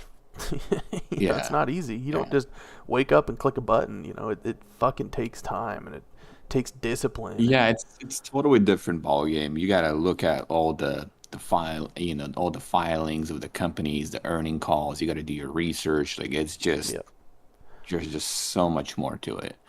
But one question I do have in regards to your guys' trading today, do you guys pay attention to kind of like what Fat Cat does, the Fibonacci retracements, gaps and all that other stuff? Like that's what I'm trying to. So, I'm having a hard time with that. Yeah, it can be leveraged. So, and I'm struggling with it too. Getting the higher the time frame, the fucking more noise and the harder it is to get clarity. The highest time frame I really look at is the 10-minute chart. Really? Yeah. Wow. That's nuts. I have 240, so I have the 4-hour charts, but I rarely ever find edge in them. I mean, sometimes I do. So on my 240 charts, I do have like areas marked out sometimes with high or low volume. Of course, I can't find an example right now. So you don't use like market profile or anything like that? Sometimes I do. Right now we're in all-time highs, and it makes it really hard to use the 3-year volume profile. And Fat Cat himself has said he doesn't use it very often anymore, just because what he's doing on the smaller time frame is working for him. However, the more the better the read you have on the larger time frames, the easier it is for you to leverage into shorter time frame shit. So like once in a while you'll see Fat Cat post like a $10,000 day. That's because he was leveraging higher time frame shit. He saw a higher time frame trade. He was able to leverage it on a smaller time frame. He was able to hold and make a huge fucking trade out of it. I don't think I'll ever get to that point because, again, if I'm going to be swinging the fucking bat like that, I would like to do it on stocks. But never say never. Like, I'm fully invested in futures. I want to be the best. I want to outperform all these fucking prop firm cunts like Chewy. I want to get better than that fucking guy. I want to give it my all, you know. That being said, to answer your question, yes, higher time frame is very important, and you need to spend time learning how to extract edge. I'm not there yet. I think it's better to start on the lower time frame and work your way up. Chewy said challenge accepted. Yeah. I'm coming for you, Chewy. He's so ready. That's funny. But yeah, to answer your question, yes, you need to spend time on the higher time frames and try to get edge out of it. But the danger in that is also that you fall in love with higher time frame ideas, and I've gotten burned hard doing that before. Where like you find a higher time frame setup and it looks really good, but price just isn't going in your favor, and it's really easy to have death by 1,000 paper cuts. Trying to chase those higher time frame setups, and Fat Cat has videos on that too, where he's found a higher time frame setup, gotten addicted to it, and then gets fucked. Yeah, So- you get stubborn, and you're like, you build a narrative, like an idea, and you're like, this has to work. It's gonna happen. You know? It's gotta happen. Well, I've been in those situations. It fucking sucks. Exactly. There's nuance to it. Chewy, are you using Quant Tower? And if so, any pros cons in comparison to Sierra Chart? Because I think I got my eyes set on the Sierra Chart. It just seems like that's the way to go.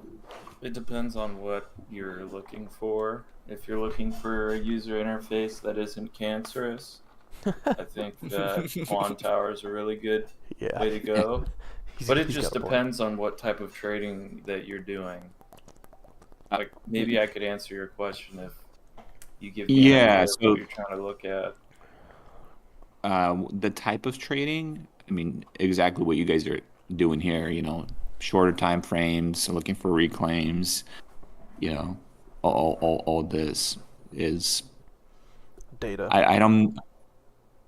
I'm not sure what you mean by, like, I guess, I mean, what What- type what of do you- tools are you trying to use? I think that Ah. Quant Tower is very good for just bare bones. mhm. Because it has everything that you need, is like as far as footprint and market profile goes, all the bases are covered, and for me, like, that's really important. But as far as like the more price action stuff and custom study sort of stuff in templates, Sierra Chart's really good. But if you're into a lot of volume analysis or profiling, Quant Tower is really good because it's just easy to use. But if you're not scared of a difficult user interface, then I'd say Sierra Chart wins in 90% of the conversations you could have. Yeah, I would agree Yeah. with that. If you're coming to Sierra Chart, you just got to be ready for a steep learning curve. Well, that's the thing, is I'm trying to think long term. I'm like, okay, like my one of my stock trading platform, like I learned it inside out, and then I tried something different, and I'm like, fuck, I can't even trade on this thing, like, Yeah, So that's how I felt when I first opened up DAS. I was like, holy fuck, like, what is this thing, It's- and I feel like Sierra Chart is closer to what DAS is. Yeah. It's old school, it's battle tested, it's not the sexiest looking, but if you can, figure it out, it works for you. Yeah, pretty but much Chewy, I appreciate your everything- advice. Yeah, what Chewy says is very true. Like, if you're looking to just get right into it, I would definitely recommend something like Quant Tower. Sierra Chart, there's pretty much limitless potential with Sierra Chart. It's just the fucking work you got to put in. Like, I've had nights where I'll sit here for fucking 5-6 hours trying to figure something out on Sierra Chart, and it just drives me crazy. And I think this is such a fucking garbage platform. Why did I pay for this bullshit? It's so fucking stupid.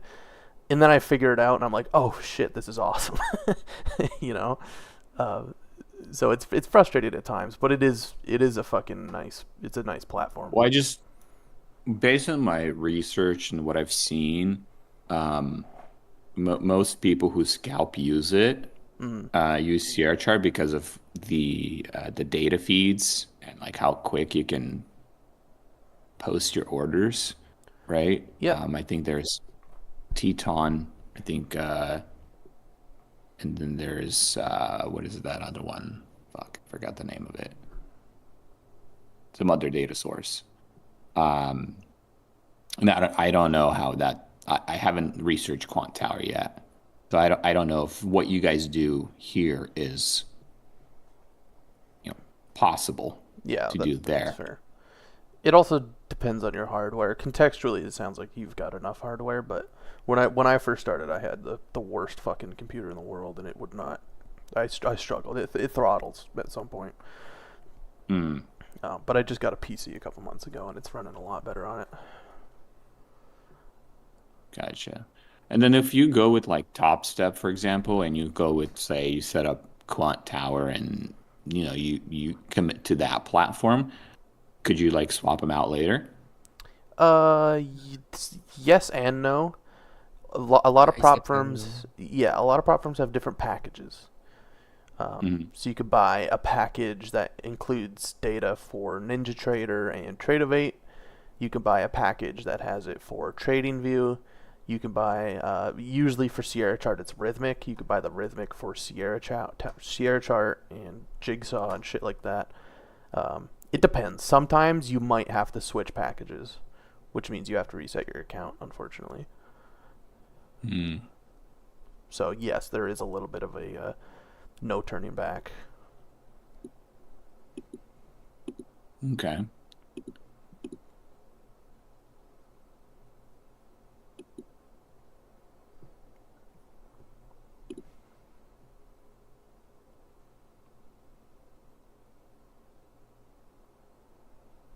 I should probably start getting into some review.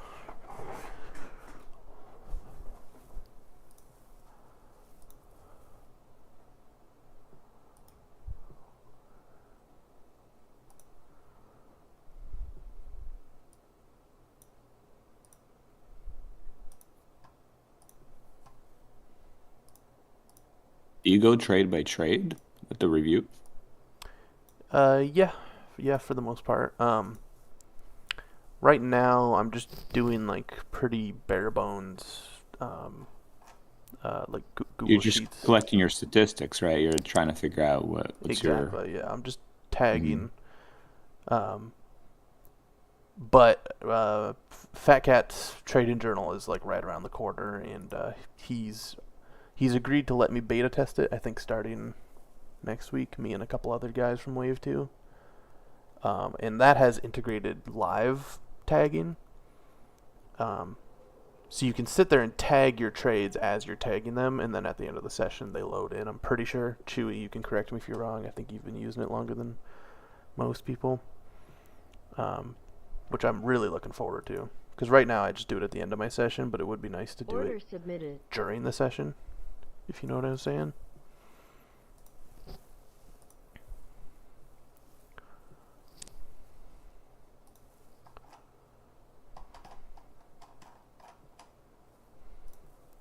Order filled.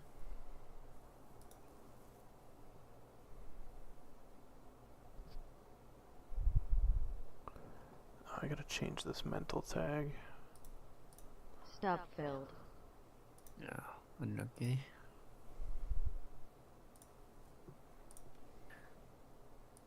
So Yuki, you said that you're on Top Step, right? Yep. And you've received payouts from them? Yeah, I had my first buyout in September. Oh, very nice. That's amazing. Yeah, after a long grind, but even after that, I still have like shit work to do. Well, yeah, I mean, most people can't make it to the even one payout, so good for you, man. Yeah, but it's just like I'm in the top of a mountain, and there is like a huge mountain just after that, so still have to climb. Yeah. But I fell in love with the process, so That's nice. Yeah, that's very nice. I think I got like lucky on the market condition when I had my payout. So Yeah, that's usually how it goes when you open your first account. You're like, holy fuck, I'm killing it. Yeah. And then the market slaps you in the face a couple times. Like yeah, I think my that my was it. very first account that I ever opened, I beat the evaluation and I hit the fucking minimum withdrawal balance. So I was ready to get a payout. Order submitted. But like psychologically, I was like, I just want to build a little Order bit more of a canceled. buffer so that when I do withdraw, I can still have an account and I can go back and get more withdrawals because I want more money, and I can get more out of this account. And then sure as shit, Order I submitted. fucking blew the account, and I've never gotten close to payout since. So luck is a big factor. Damn, that's that's rough. Yeah. No, like luck is a factor, but the more you learn about the market, the more luck came by your side because you gain experiences and you Mhm. can understand better the market context. So like Order I know I have like my bigger edge is in selling context. So during selling moment I'm crushing it. But now I will start to have some edge in the uptrend markets now. So wait, you said you have an edge when it's moving Selling. sideways? No, selling. Oh, When okay. when markets dump a lot, I'm really good at catching this, and I suck a lot with the uptrend markets. But now Mm. it's starting to. I'm starting to have edge during upside market now. Me too. I have the same. Well, at least for stock trading, yeah, I'm short biased. Like, Yeah. I can recognize the pattern a little bit better. Um, and it's more immediate feedback, right? If you're in short, you know right away, kind of you're in it. You I can think tell. yeah, it's depend on your clarity on the market. Like I didn't understood the uptrend market, but now I can understand it way more. And yeah, my edge starting to develop on the upside. And maybe one day I will have edge in every market context. I'm sure you will if you keep this up. Yeah. Hey guys, I'm gonna destroy all of you. go. That's funny. Yeah. Fuck, man. Hey, friendly. Friendly, Okay. exactly. Friendly Yeah, competition. of There's no course. such thing as friendly destruction. What are you talking about? Yeah, exactly. That's awesome. No, I had the same problem with long bias. Like, for the first couple months, I can even show you on my journal. I'm not sure if you're watching my stream or not. For the first couple months of this account, you could see they were all long trades. Mm-hmm. Every single Well, one. could I say something real quick? Yeah. So indices tend to go up more than they go down, right? So like Yes. it's not a bad bias, but No, it's not a bad I don't know. bias. But the problem is if you're if you have too much tunnel vision on the long side, you're gonna miss so many short opportunities. And when it comes to trading futures, like you need to be able to consistently pull income no matter what. 'Cause in stocks, like you have to sit on your hands. And I suppose some futures traders, like there are markets where you shouldn't trade and you should just go live your life.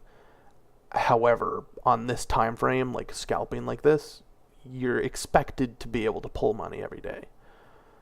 And if you're long, that's the beautiful thing about it, right? Like it is. it's not to interrupt you, sorry. No, that's why I love it, dude. That's why I like the futures. You know, I love scalping, and for example, with Tesla, that stock is not tradable every day. Order submitted. It's yeah, I've lost a lot of money just because I was trying to trade it every single day, and it just you know, once the volume goes away, that's it. Like it's just chop. It's, you know, wicks up and down, and you just can't find direction. You're like, what the fuck?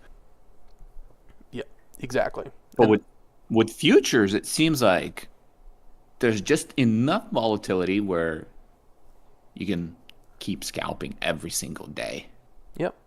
Yep, and that's pretty much fucking true. Although the downside is that the market regime changes so much that it is easy, like you said on Tesla, where it's like, holy fuck, something's changed here and I'm losing money.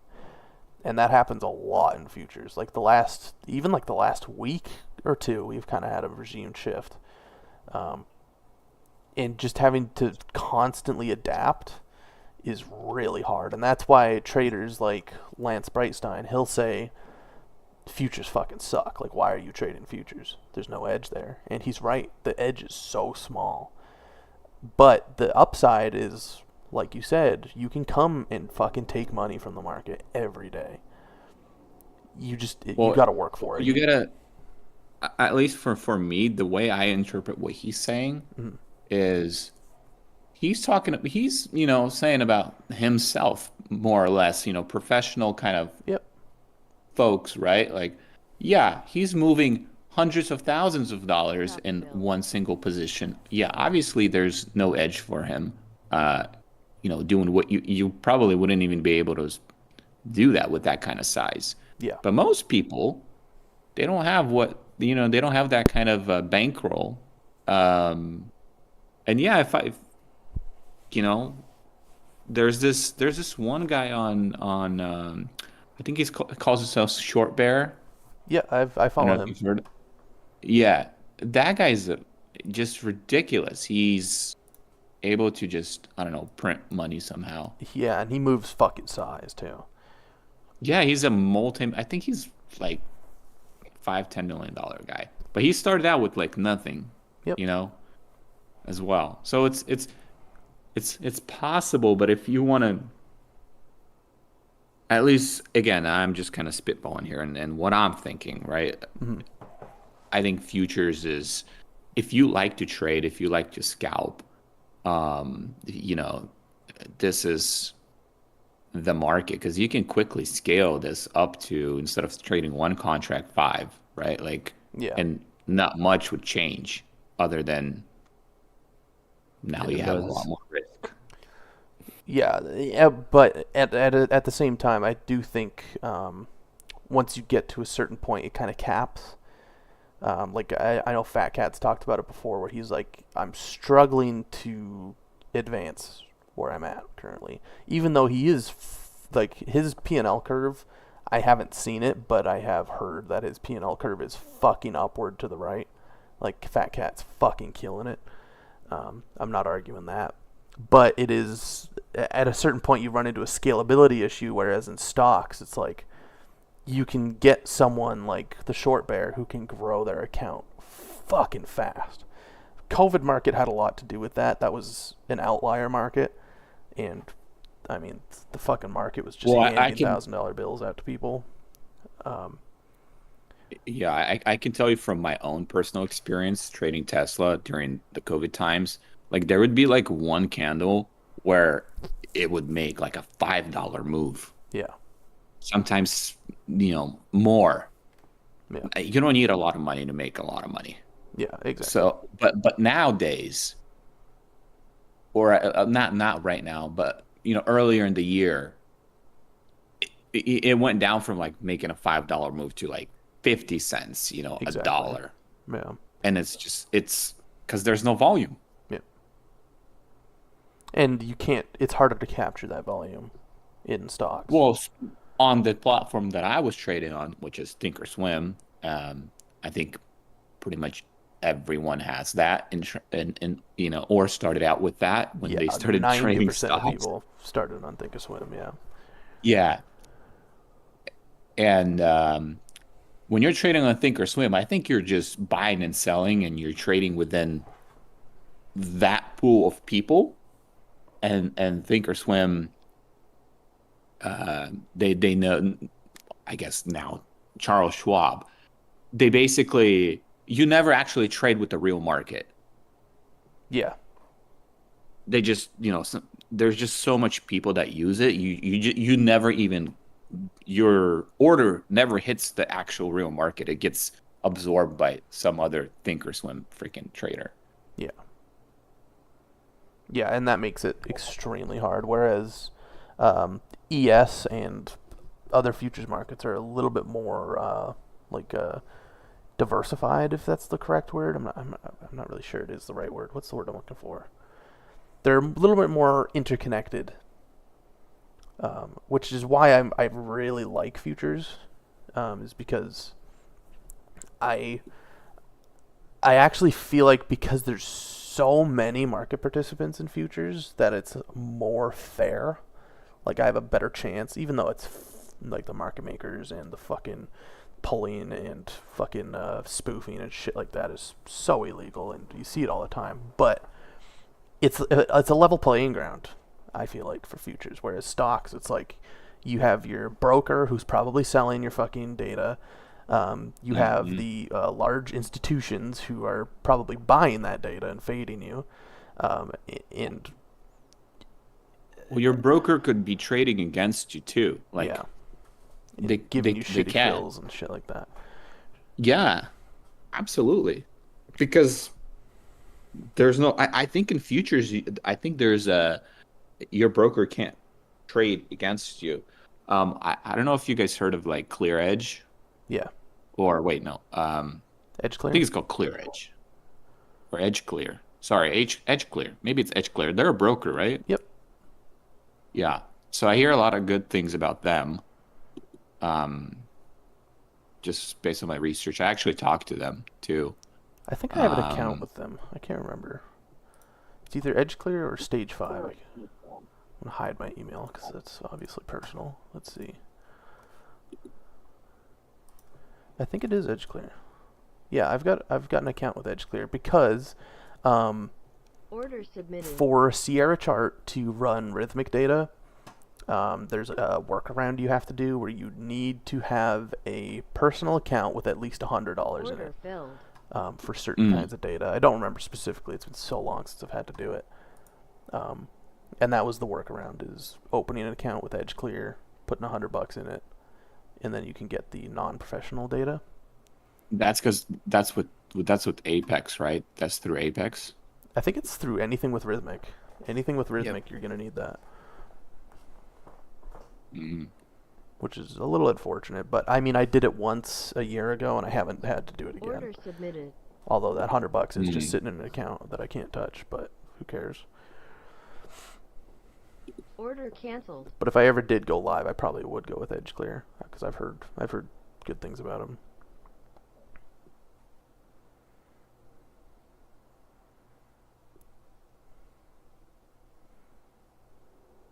Yeah.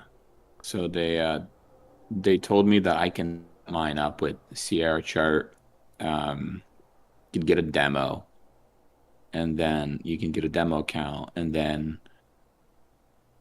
they recommend.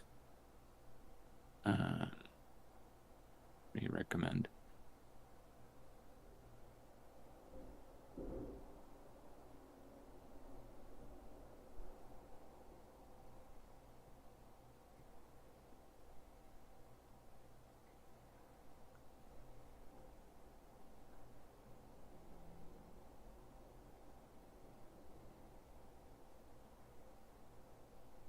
Yeah, Rhythmic Yeah, that's what data I'm feed. trading through right now, and that's what you're most likely going to be trading through if you go with Sierra Chart. Yeah, the thing about futures that's different than trading stocks is that you have a broker, then you have what's that other? I forget what it's Platform. called. The FCM. So like your where your actual money goes, Yeah, I see what you're saying. Yeah, and then you firm. have the trading platform, and then you have the different data feeds. It's like fucking complex.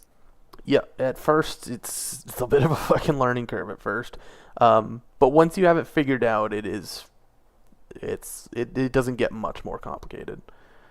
Like I had to do I had to learn how to do all that shit like a year and a half ago, and I haven't really had to fuck with it too much. The caveat is that Rhythmic has a lot of issues, like connection issues, and you kind of have to accept that if you're trading prop firms. Like you're gonna get fucking burned sometimes with connection, or like bad fills or something like that, like technical issues. And Sierra Chart has stated publicly that like you're on your own with Rhythmic. We're not gonna help you. They have their own data feed to Denali, I think it's called, Order right? submitted. Oh, I can't remember. Who's Pretty yeah, sure that's what Denali it's is called. Sierra Chart, yes. And I use Why didn't them you go with that? because you have to with prop firms. I do really? use Denali for, I think stocks is what I use Denali for. Order I can't failed. exactly remember. And I think Can you my trade stocks on CR chart? yes, there's a bit of a workaround. Don't take my word for how seamless it is, but yes, you can trade stocks on Sierra Chart. Although you need two different connections and disconnecting and connecting to I a would just different rather connection. keep the brokerage account, you know, Yeah. like You DOS or something. You may as well have them both open at the same time if your PC can handle it. Probably not right now well- because I have a gaming laptop and it starts giving me issues with two screens because I connect two screens to it and then it freaks out. Sure. It's Well, like- I think what you can do is it costs a little bit extra money. I think it's $10 extra a month for stock data. You can do all your charting on stocks and then just have a fucking tab with DAS open with the fucking bid ask, you know. Gotcha. So you don't need to have DAS open with all your charts on it. You can have Sierra Chart only and then just have a DAS tab for execution. That's kind of what Fat Cat does. He does all of his charting on Sierra Chart, but he does his executions on Jigsaw. Wasn't he supposed to switch to Sierra 100%? I think he said that last time. He's like, "Oh yeah, like I'm gonna switch," and I think he said it live. He might have said that. But I think Jigsaw is a lifetime, like platform. I don't think you pay for it monthly. I think it's the one time. It's fucking $600 or however much it is, and then you get it for life. So it depends. I have no complaints with Sierra. How do you place your orders? So I think I saw Yuki when he enters, he has a stop loss and he has a. I don't see that on your charts. I do, and this is kind of controversial. I have my stop loss blacked out. I don't want to see my stop loss because I feel like there's a psychological thing where if I can see my stop loss, I'm gonna let the price go to my stop loss. Yeah. And I usually do. So if you're looking at my screen right now, I think I understand what you mean.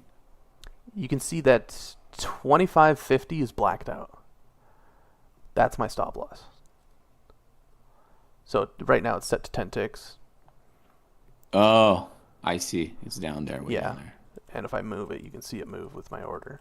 Okay, gotcha. So That's yes, interesting. you can still have brackets, and I do trade with brackets. And obviously, you don't look at your P&L in this case either. You don't know how much you're up. I or try down. not to. You I trade. count ticks, so I'll count, and I can you do do? mental math, so I can see how many ticks I made. Because it's unavoidable. Eventually, you're going to learn the mental math, and you're going to know how much money you lost or how much money you made. But no, I try not to go and actually check my P&L.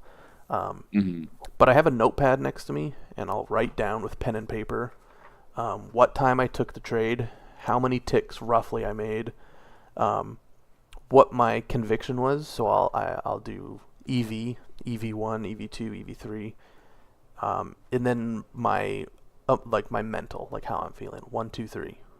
1 is good, 2 is neutral, 3 is poor. And that way You do all that in Google Doc. no, pen and paper. So I've got a physical notepad pen and next to me. paper. And that way, when I am reviewing later with my spreadsheet, I have kind of like a rough idea what I was doing on pen and paper. It's also a good habit for me because I feel like pulling away after a trade for even just a couple seconds helps me like reset. Because I do have a discipline issue where sometimes I'll take a loss and then I'll immediately re-enter and go on tilt. So pulling away just for those couple seconds to write down something on a piece of paper kind of helps me. Yeah, I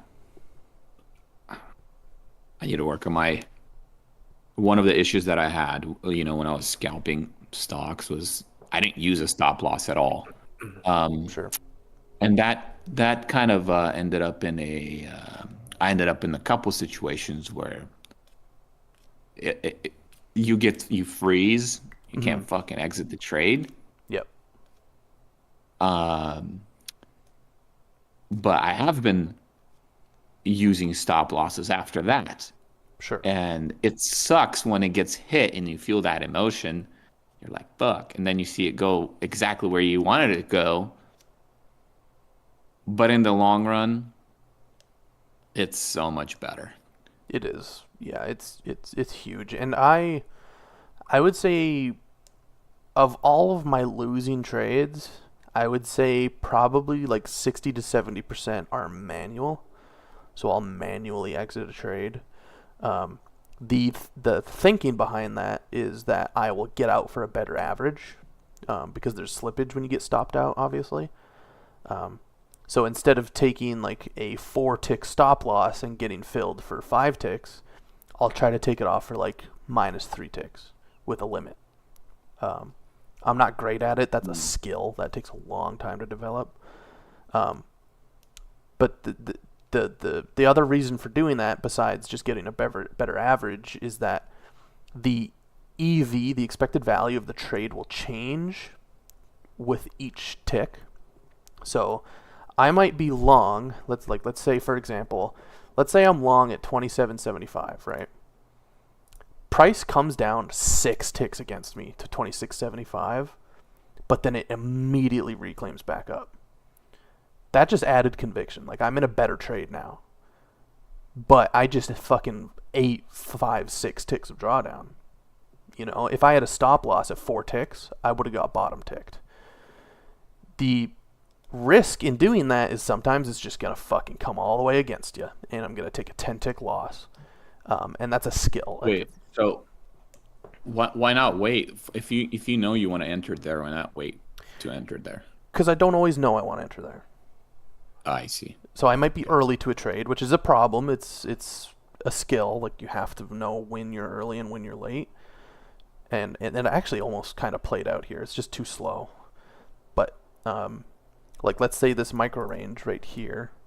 Let's say I got long at 28. It comes down against me 4 ticks and then goes back up 4 ticks.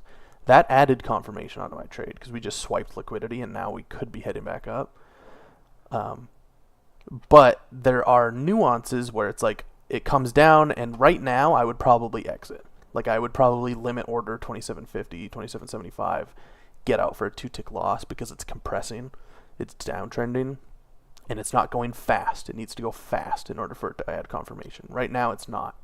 But you say downtrending just in that micro range? Because, I mean, it's Yep. kind of going up overall. Yeah, and that's the thing about this 3-second time frame is, like, this is a downtrend right here.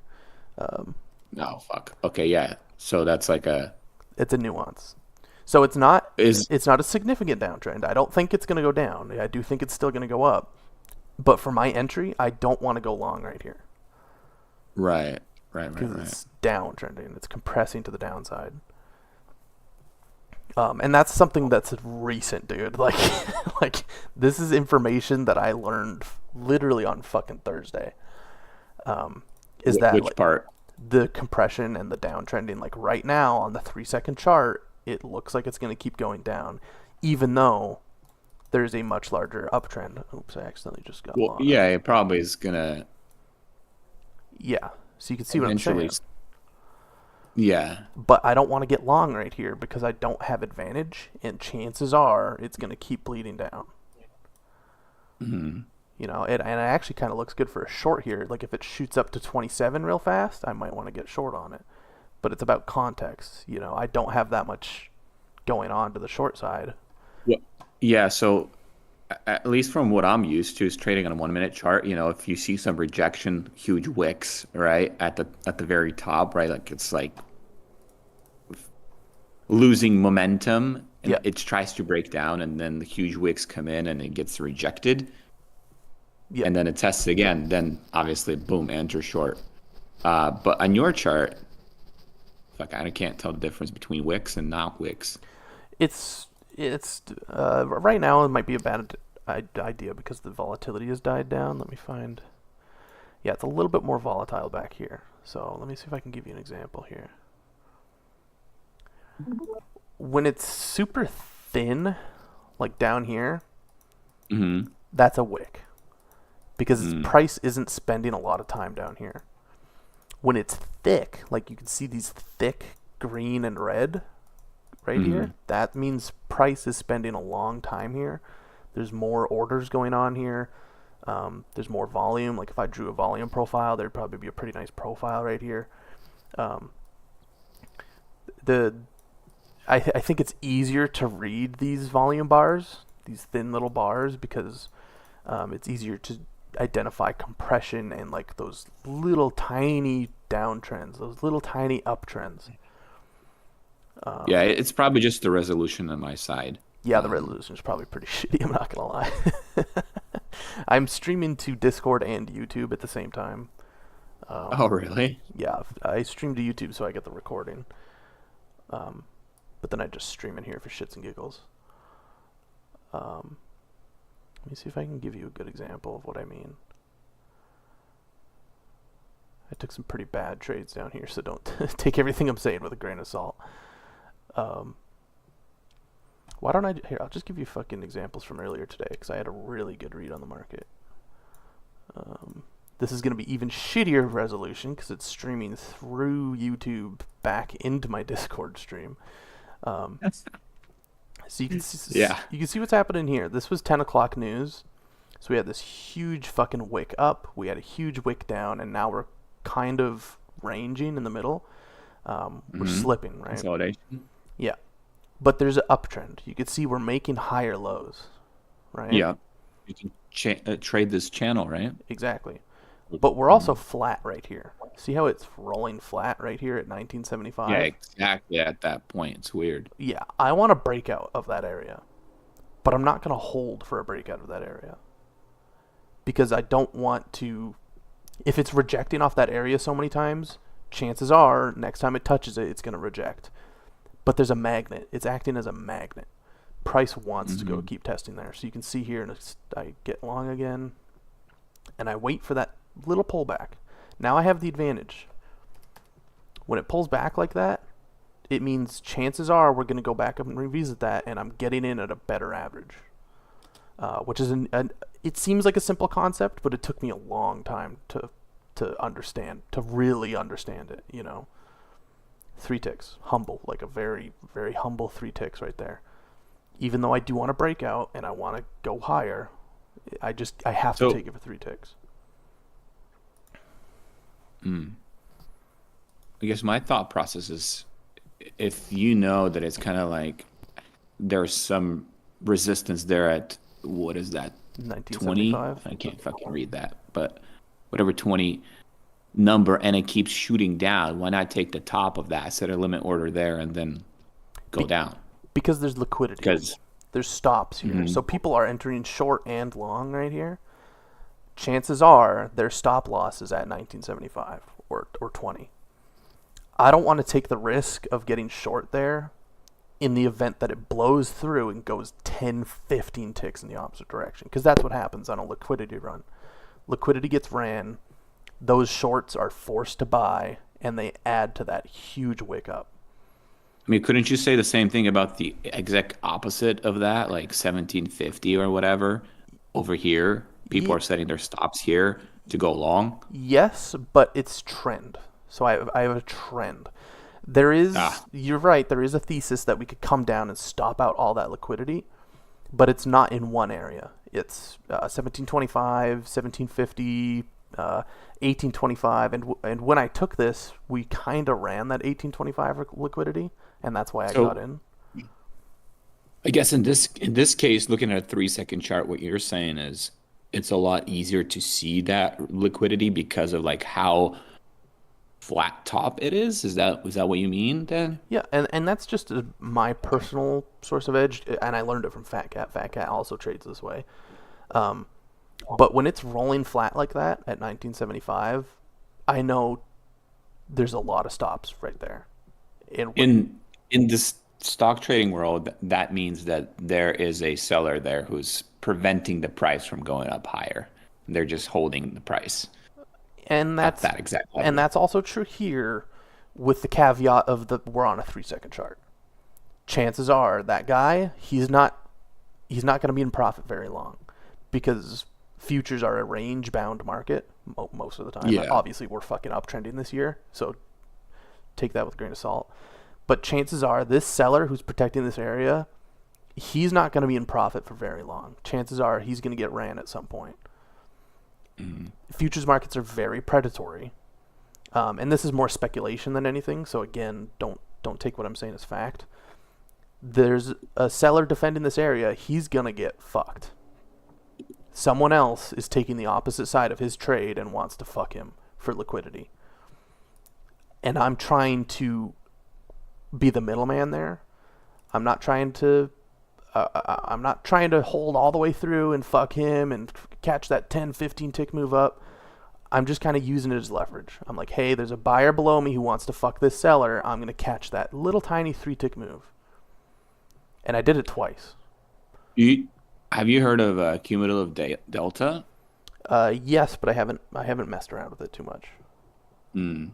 I know there's a lot of traders in this Discord who get edge from it. You might have to talk to them about it.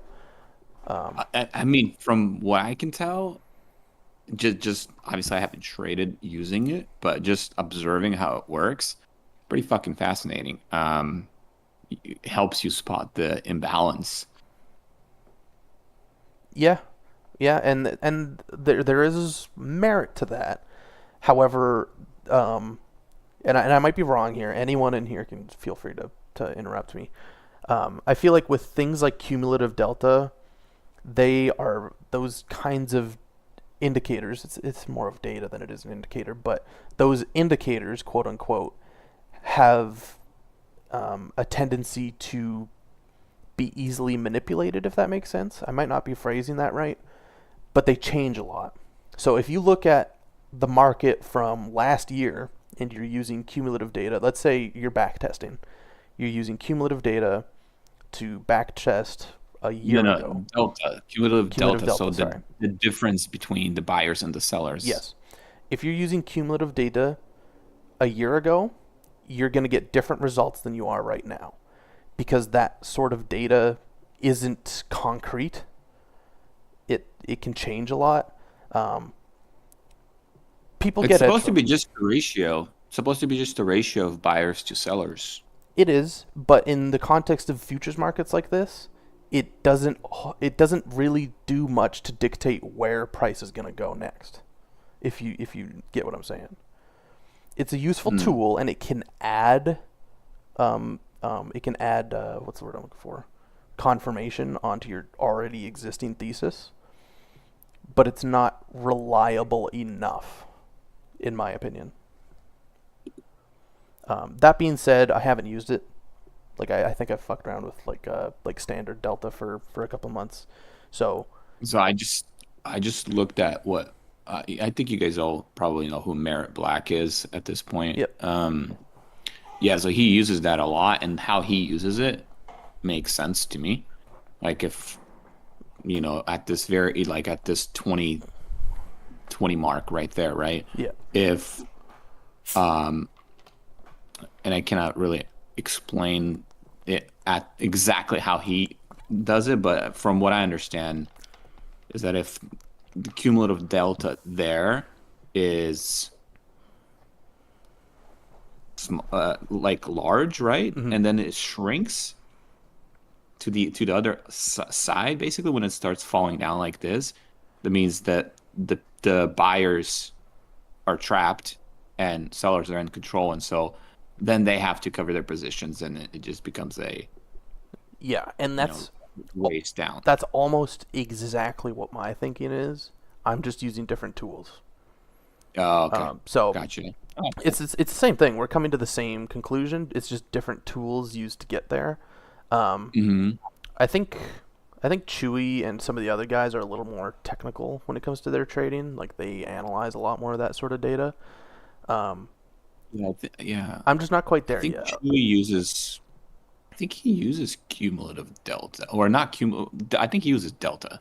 No, he's circling on the left side of his screen. I think that's cumulative delta on the left side. Yeah. If he's streaming right now, you Yeah, can go watch his. He's Okay, got I just clicked over. yeah. So Yeah, so in this case, there's like sellers are in control from what I can from what I can see on the cumulative the hard delta. right There's edge, more yeah. sellers. So let me go to the hard right edge here. Yeah. And you can kind of see like I'm leaping to conclusions here. So again, like I haven't been doing this for very long, so don't base any of what you're about to do on what I'm saying.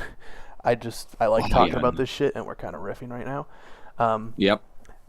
That sort of downward move on the cumulative delta, I can kind of see like how that is happening on the price action chart, price by time, because you can kind of see that this is sustained selling. These are thick selling bars to the downside. Logically, in my head, that just means sellers are in control. There's a But lot if, like the way I think about that is that eventually, it'll die down. It's like it's like momentum, right? It eventually it will stop, yeah.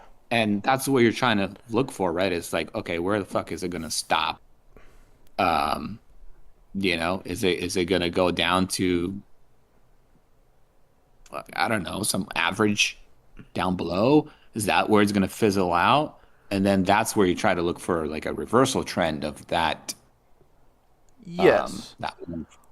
However, because we're on the 3-second chart, you're the expectancy, not the expectancy, the expectation is that you're going to be able to pull money from what's going on right now. And if I was that's the hardest. That's the one thing I gotta work on, because it's just so quick. And I might have taken that right there, 23.75. I would have taken a short, because like you just said, sellers are in control, right? I can clearly tell that. We seem to be downtrending, right? You're trying to catch the trend, right? Like, yes. hey, okay. There's You're not trying to find the reversal. You're trying to like, okay, sellers in control. That's fucking good enough for me. Let's fucking go short. Yes. However, a week ago, I would have been trying to fade it. I would have been trying to find that bottom. And that's because one of the other prop traders, Miller, he came in here and he gave us like a 2-hour coaching session. And that's all it took, man. He fucking taught me so much in those 2 hours. Like, they're concepts that I've already heard, and I've watched Fat Cat videos, and like I thought I understood it. But having a guy like him come in here and show me on the hard right edge, and like I was taking trades and he was like, don't get long there, cut the trade now. And then he would explain it to me. He would say, this is why you should have cut it. I keep hearing this term, the hard right edge. What the fuck do you mean by that? It means no speculation, no hindsight. It means you're on the hard right edge of the screen. So I can go back here and I could tell you everything I fucking want and tell you how smart I am back here. It doesn't mean shit if we're on the hard right edge. You see what I'm saying? Yeah, I think I get it. So I can, like, and that's the problem with a lot of these YouTubers and like YouTube videos, is they'll go back and they'll say, look how smart I was. I got long right here. I got short right here, and I made a perfect trade. But it's like, you don't really know what kind of trader they are until you see them on the hard right edge. And that's what's really unique about Fat Cat. And I'm not going to sit here and dick ride the guy, but he comes in here and he live streams every day. You can see him taking trades. Through his coffee though, right? Because I don't actually see him any of his executions on the screen. That might just be me though. He does reserve a lot of that content, but there are times when he'll live stream in Discord. Like, I have recordings. I should probably ask his fucking permission before I record some of his streams, but they're private videos. It's not like I'm selling it. I have recordings of his Discord streams where I can see his jigsaw, and I can see his dom, and I can see him click long, and I can see him click sell. And you can see him taking the trades, and then he'll pull up his P&L and it says plus $1,086.23 or whatever. That's fucking great, dude. If you can make $1,000 every day, Yeah, you don't need a job. and he's been doing it, man. He's very humble about it. There was a bunch of drama a couple months ago where some kids came in here and they were like, "Show us your P&L, like show us your tax statements, or else you're just another furu." But Fat Cat's like, why do I owe that to you? Why do I have to show it to you? You're not gonna buy my coffee. You're not giving me anything in return. And Well, I'm again cutting you off. Hope you don't mind, You're good. but just try to interject there for a quick second. For me, I'm relatively new to this Discord. sure, That was kind of valuable, to hear him like defend his position and you know Yeah. kind of prove everybody wrong. Like honestly, I have more respect because there are a lot of furus out there. yeah. So I understand what the dude was trying to do, but maybe his approach was just not right. But Yeah, and I agree with that because I had skepticism too when I joined this Discord. The conclusion that I came to was it doesn't matter if Fat Cat's profitable or not. He could be the worst fucking trader in the world. He's still providing value. Like every day he gives value, and it's not bad. Yeah. Like I'm not a worse trader than I was when I joined this fucking Discord. I'll tell you that for sure. You know, who's this Miller guy? he's one of the prop traders. So he's in Oh, really? the prop tryout channel. That's a closed channel. It's just for the guys who are prop traders. Yeah. And he's one of them. And he's awesome. I mean, they're all awesome. All the prop traders in their own way provide value to the Discord as a whole. You have to precise that with your show in Please. the voice chat. I love you, Chewy. I love you. I love you, buddy. No, Chewy has helped me out a lot too.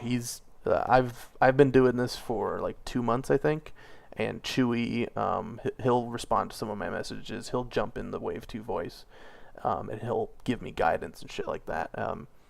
And I think that's I've proof s- of knowledge. That's how you prove you know a concept, is by teaching someone else. And they all Yeah, kinda do no, yeah, we're not trying to single anybody out here, Chewy. You're a great dude. I think we've talked before, so don't take this the wrong way. I think Captain Chronic here is talking about his awesome tidbit that he learned, right? Yeah, because it takes a lot for someone to come in here and fucking coach someone for 2 hours. And Yeah. I appreciated There's- that, you know?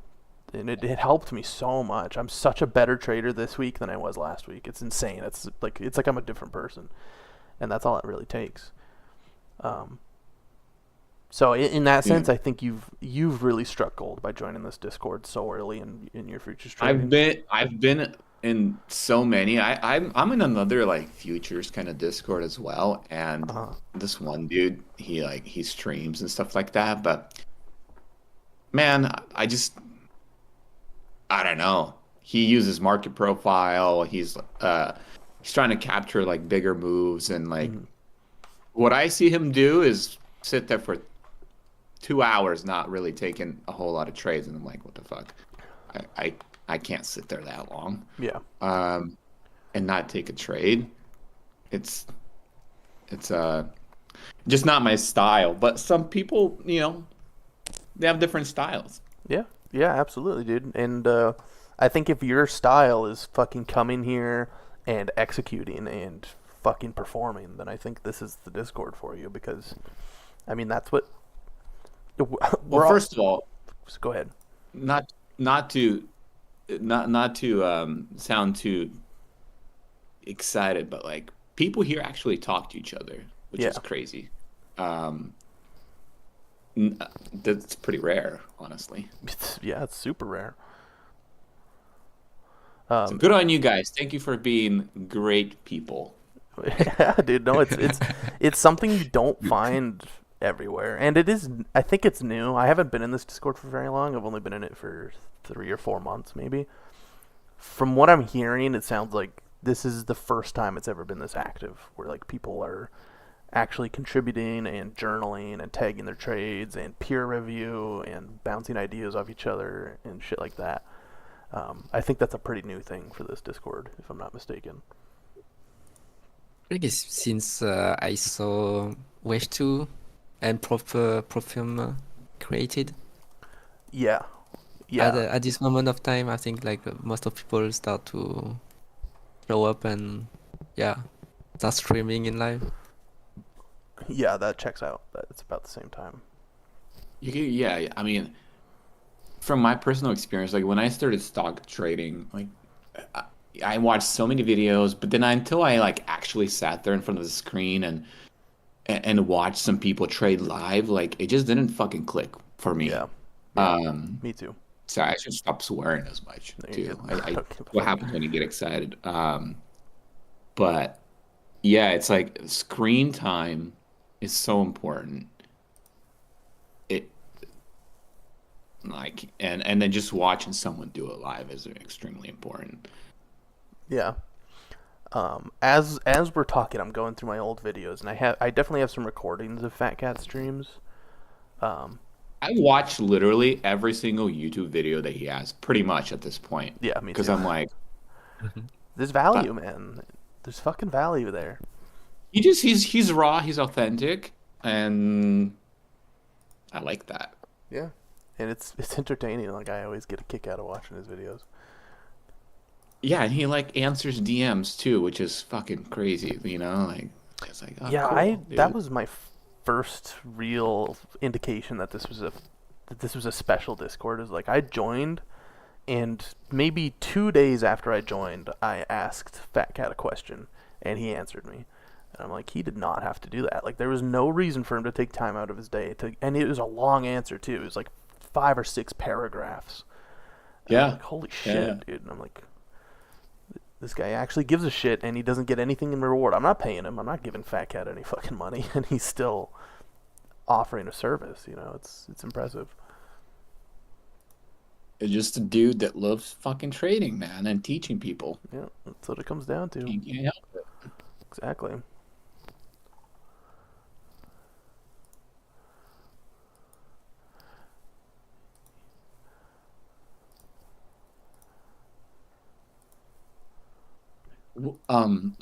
Quick question. Why do you have these marks on the bottom of your screen? It looks like kind of like on your charts. It almost looks like I don't even know what it looks like. Volume or The white. yeah, the gray, yeah, white and gray stuff. Yeah, yeah. What's that? That's the fucking. It's like a heat map. So that's volume. Those are orders. Those are resting orders. So you can see Oh, down those are here resting orders. on the DOM, we got a 300 down here, 350, 462. The thicker the order, the brighter the color shows up. hmm Um, Do you actually ever use that? I do. I like to fade these big orders. So if I was to get short at some point here, like, and it actually does look like a good short setup here if we can take back some of this reclaim. I personally like to fade those guys, so I'll trade into them because the futures markets are all about liquidity, and if there's liquidity down here, chances are we're going It'll to try to fill them. That's it. Yeah. It doesn't mean we're going to fill them. They could pull, so I'm not going to hold all the way through, but I'm going to use that as a magnet. Mhm. There's nuances to it. I'm not just going to automatically, like there are orders up here, you know, so it goes both ways. But if I have a setup that's already working, and this kind of looks like a good setup, we're taking back this reclaim right here. I would use that as a magnet to hold further. See, you can kind of see it working out here. I'll try 2250 short. Filled. Order submitted. No, it's taking back that reclaim. Order submitted. So yeah, I was wrong there. But if I was to enter a short, I would try to lean into those orders and try to catch as much as I can. Maybe because of the volatility, I would probably only take it for 4 ticks, maybe. 21.25 might be my target. So, like that's the thing about scalping, is that's not my target, but that's adding momentum to my trade, is those big orders down there. Mhm. Submitted. And I might change my mind on that. Like that might not be a source of edge. I might end up finding out that I actually do worse when I trade into those big orders. But It's just Yeah. something I've noticed. It's a subconscious pattern that I've noticed. So now I we've mean, you taken kill back that. this reclaim. You kill that quick though. Yeah, I kind of had to. Just because it looked like we were going to take back the reclaim, and we did. It kind of looks like I could re-enter here. Because we took it back. Now this reclaim isn't in play anymore. You don't use the reclaim indicator. I think what's his name? I do. Spoke with him the other day. Dream Without. He built the reclaim indicator for I've got it on here. Sierra chart. Yeah. Yeah, I use this I thought for you- stocks mainly. I don't use it on the 3-second chart because I think it's too distracting personally. But for my higher time frame analysis, like, oh, I thought I had it on this chart. Maybe I don't. I think I took it off the 30-second on this. Let me switch to oh, here it is. Yeah, so I've got it running on the ES 30-second chart. Just for Is that when where I- you're supposed? Is that where you're supposed to keep it on a 30-second chart? No, you can use it on the 3-second chart too, and I know a lot of guys who do. I just personally felt it was a little too distracting for me. Like, I would rather just have the raw price by time here. I don't want. Yeah, you don't have anything on here. No trend lines, nothing. Just bare. And that's because I'm personally trying to model Fat Cat. Like, I'm doing everything I can to model everything that he does, and he's a simple is better kind of guy. It's not in the sense that trading is supposed to be simple. It's very complex, but in the fact that Yeah. you should be using just price action. Like, just price action should be all you need to make trades.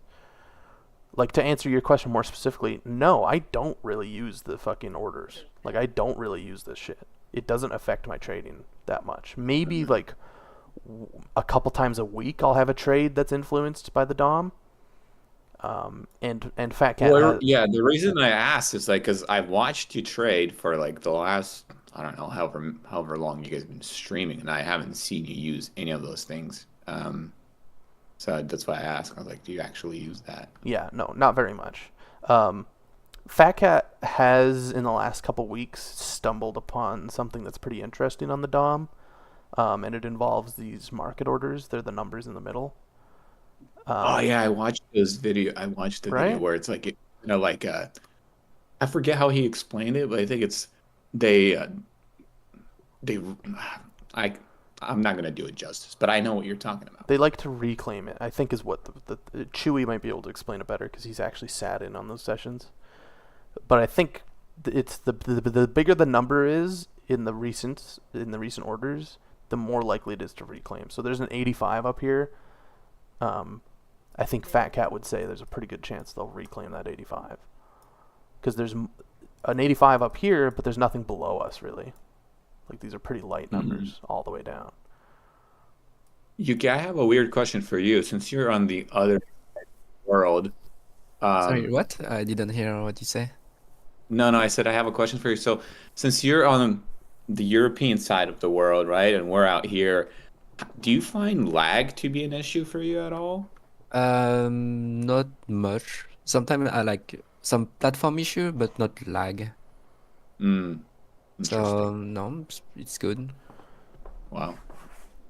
I'm just gonna piss real Because quick. yeah, like for stocks, people Submitted. people talk about like, Order lag, filled. right? Like your order execution from the time you get the data till the time you see the data, there's some lag, and then for the time you send an order, there is some lag as well. I mean, since I'm only using like price action charts, it won't affect as much my trading. But maybe if I was using more like Chewy system, maybe it's gonna be more annoying for me. Mhm. But yeah, since I'm just trading bar charts, I think it's okay. And Chewy trades this. How would you describe that style? I guess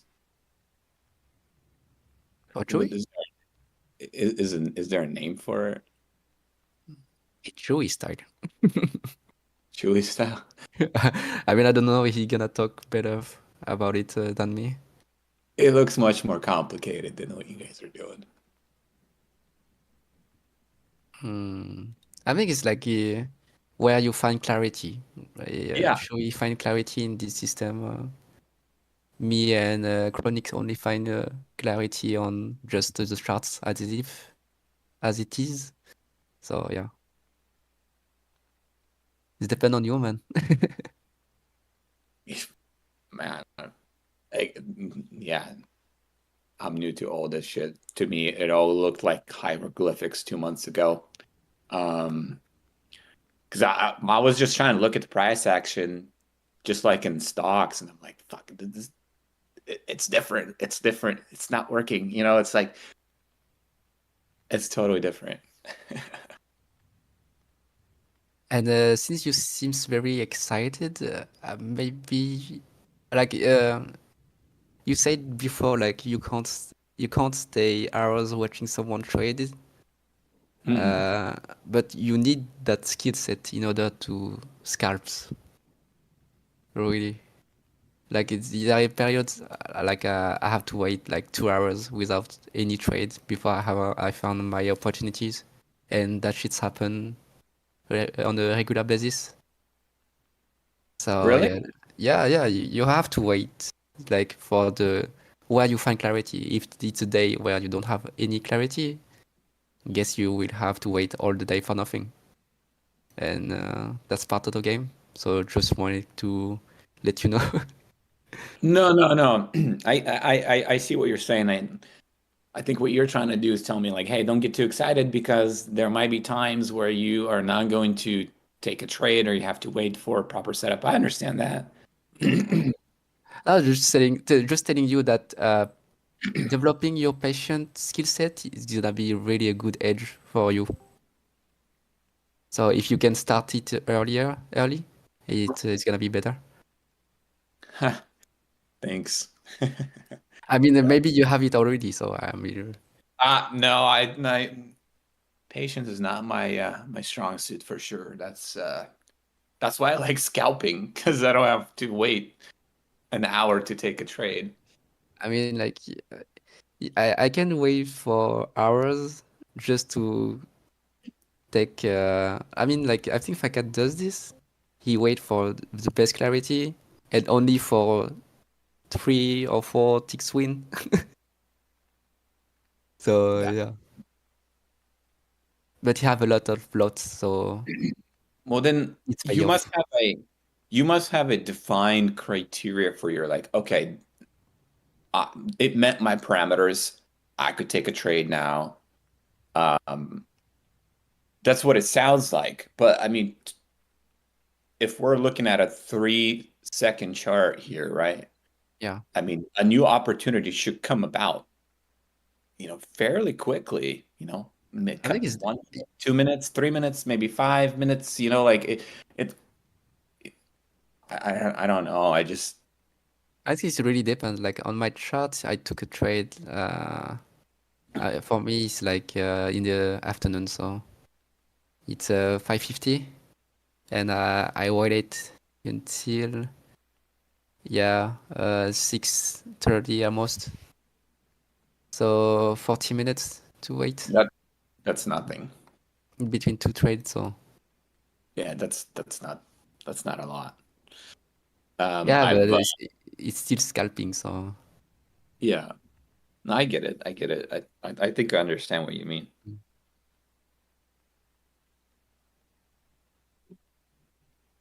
but anyway, if you keep walking, it's gonna be fine.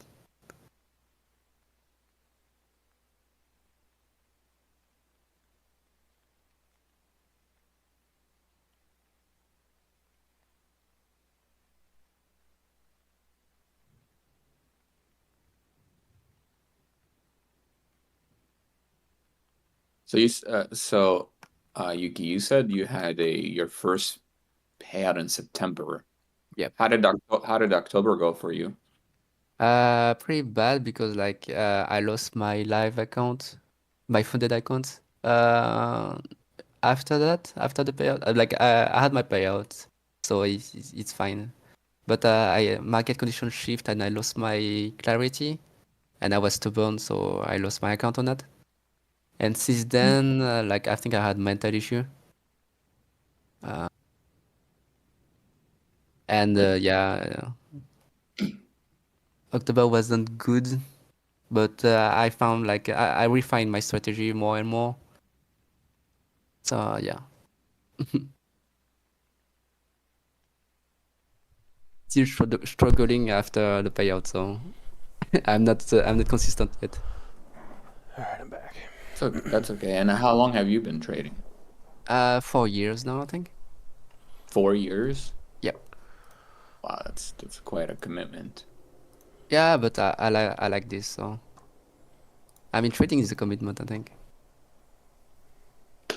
I think Fat Cat said like it's hardest, easiest money.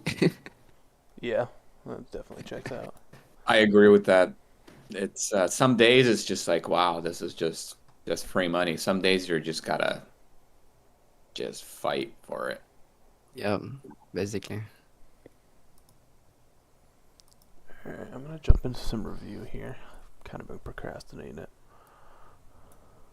Sorry, guys, I derailed your workflow. No, dude, okay. if it gives you any idea how passionate we are, we all get so excited when there's new traders. Not that you're a new trader per se, but like, I don't know. I'm new. I'm new to futures. Like I'm, like I have no ego, dude. I don't know what the fuck I'm doing when it comes to futures. Yeah. So I'm trying to ask questions, look stupid, and just figure it out. Yeah, and that's the way, dude. It's the same thing I did. I love it. I'm still recording, so I'm gonna narrate my review. If I'm annoying anyone, you can mute me. So I'm gonna review both these trades as one because it was kind of the same thesis. I'm gonna give it a flawless rating because I think I was very patient here. I was conservative. Entry was good on both of them, so I'll do entry good. And then I think my exits were pretty good too. I wasn't overstaying my welcome, especially on that second trade. Yeah, I'm not going to be anal about catching those last two ticks because I don't want to, like, weird shit likes to happen up there, and I'm not going to try to catch the whole move. Especially since you could see, like, we came up here and touched it and then dropped. How many ticks is that? 8 ticks? 8 tick drop like that? So better be conservative in a tight slip range like that. So exit good. Order submitted. Order filled. Mean favor. Was I mean favor at this point of the day? Getting long down here.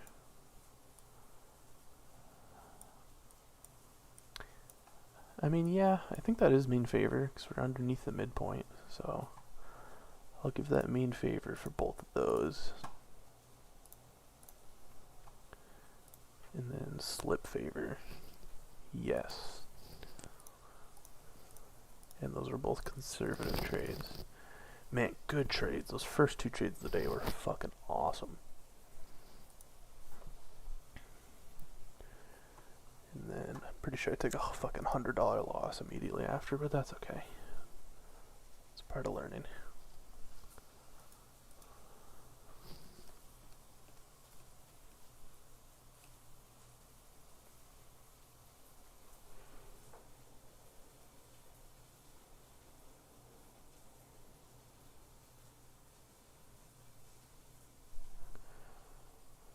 The next one's coming up as a long trade, failed long.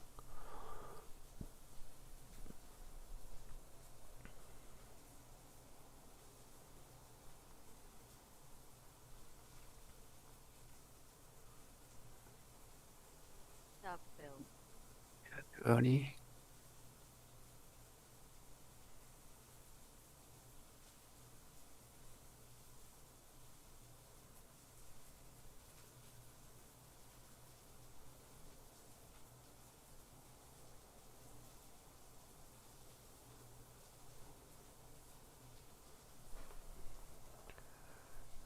next trade's coming up. I'm gonna pause it here just for 1 second. I'll be back.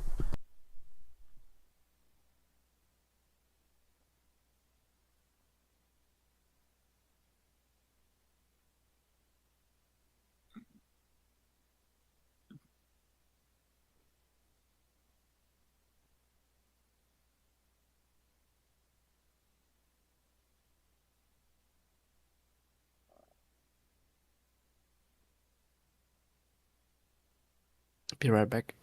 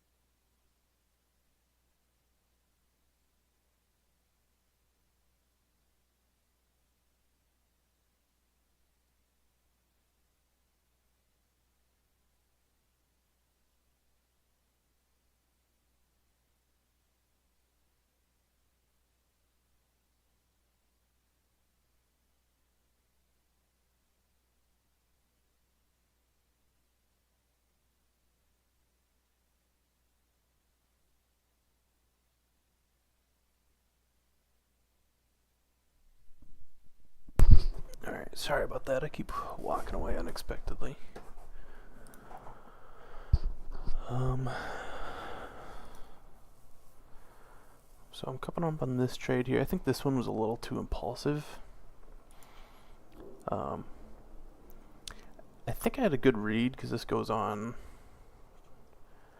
without me, I think. No, not really. So that was a bad read. I think it was a little impulsive. We did have an uptrend, so I was like trend favor. This was kind of like a shimmy back entry, but I didn't really have slip favor on this entry. I didn't wait for a slip zone to develop. And I didn't really have that much expected value. Like there wasn't much going on above us that was influencing my trade. Submitted. So I'll bring my journal over here. I'll give that one impulsive. Entry early. I think my exit was pretty good. I think it's realistic getting out where I did. So I'll do exit good. Do mean against because at this point we were above the midpoint, and then slip against or slip. Is that slip against? I don't think it was slip against. I'm gonna do slip mid because I wasn't really waiting for that clear read. And this was a pretty aggressive trade considering where I was getting in. So 10:05 is my next trade.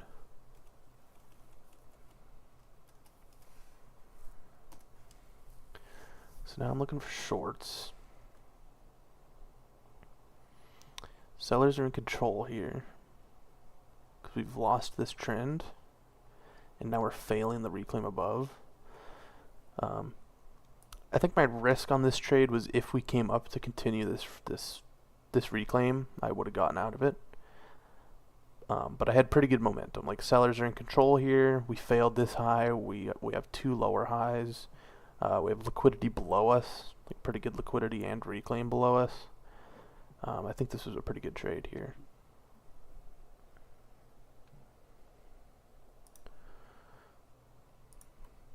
So I'll give this a flawless. This was a duplicate trade, so I'm going to have to fill it out twice.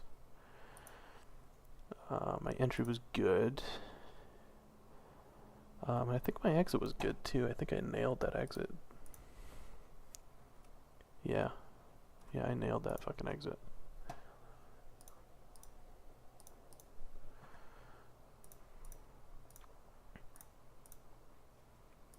And then mean. I think I was mean against because we were below the midpoint at that point. Yeah. So I'm going to do mean against for that one.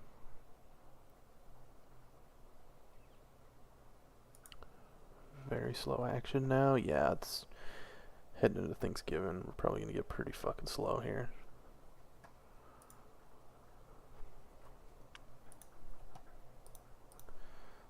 So mean against.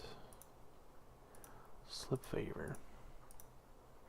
Conservative.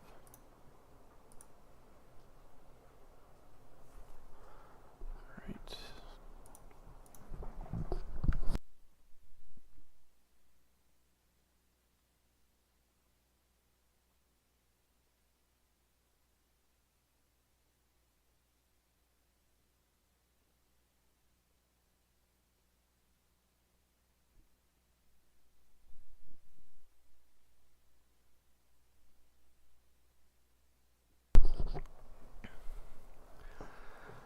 I think I was trying to. That would have been an awesome trade right there. Fuck, dude. 1825.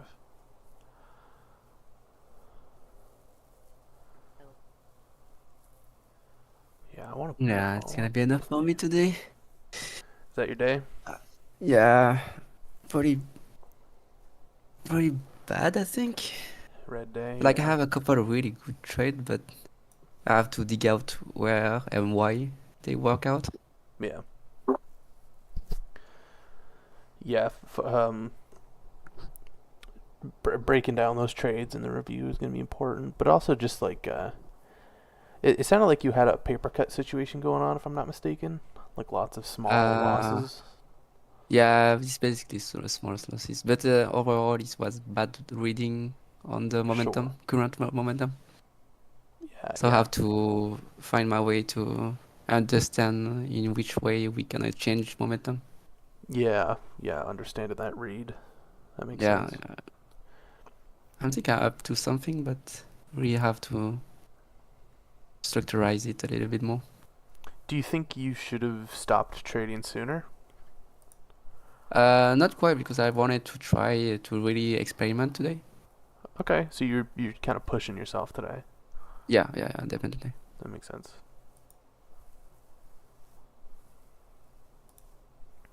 So, question: how come no one trades NQ for scalping? Like, People new- definitely new do. question. There are people in here who do it. However, the consensus that I think we've all kind of come to is that NQ looks like volatility. It likes to look like it's doing, like I can pull up a side by side here.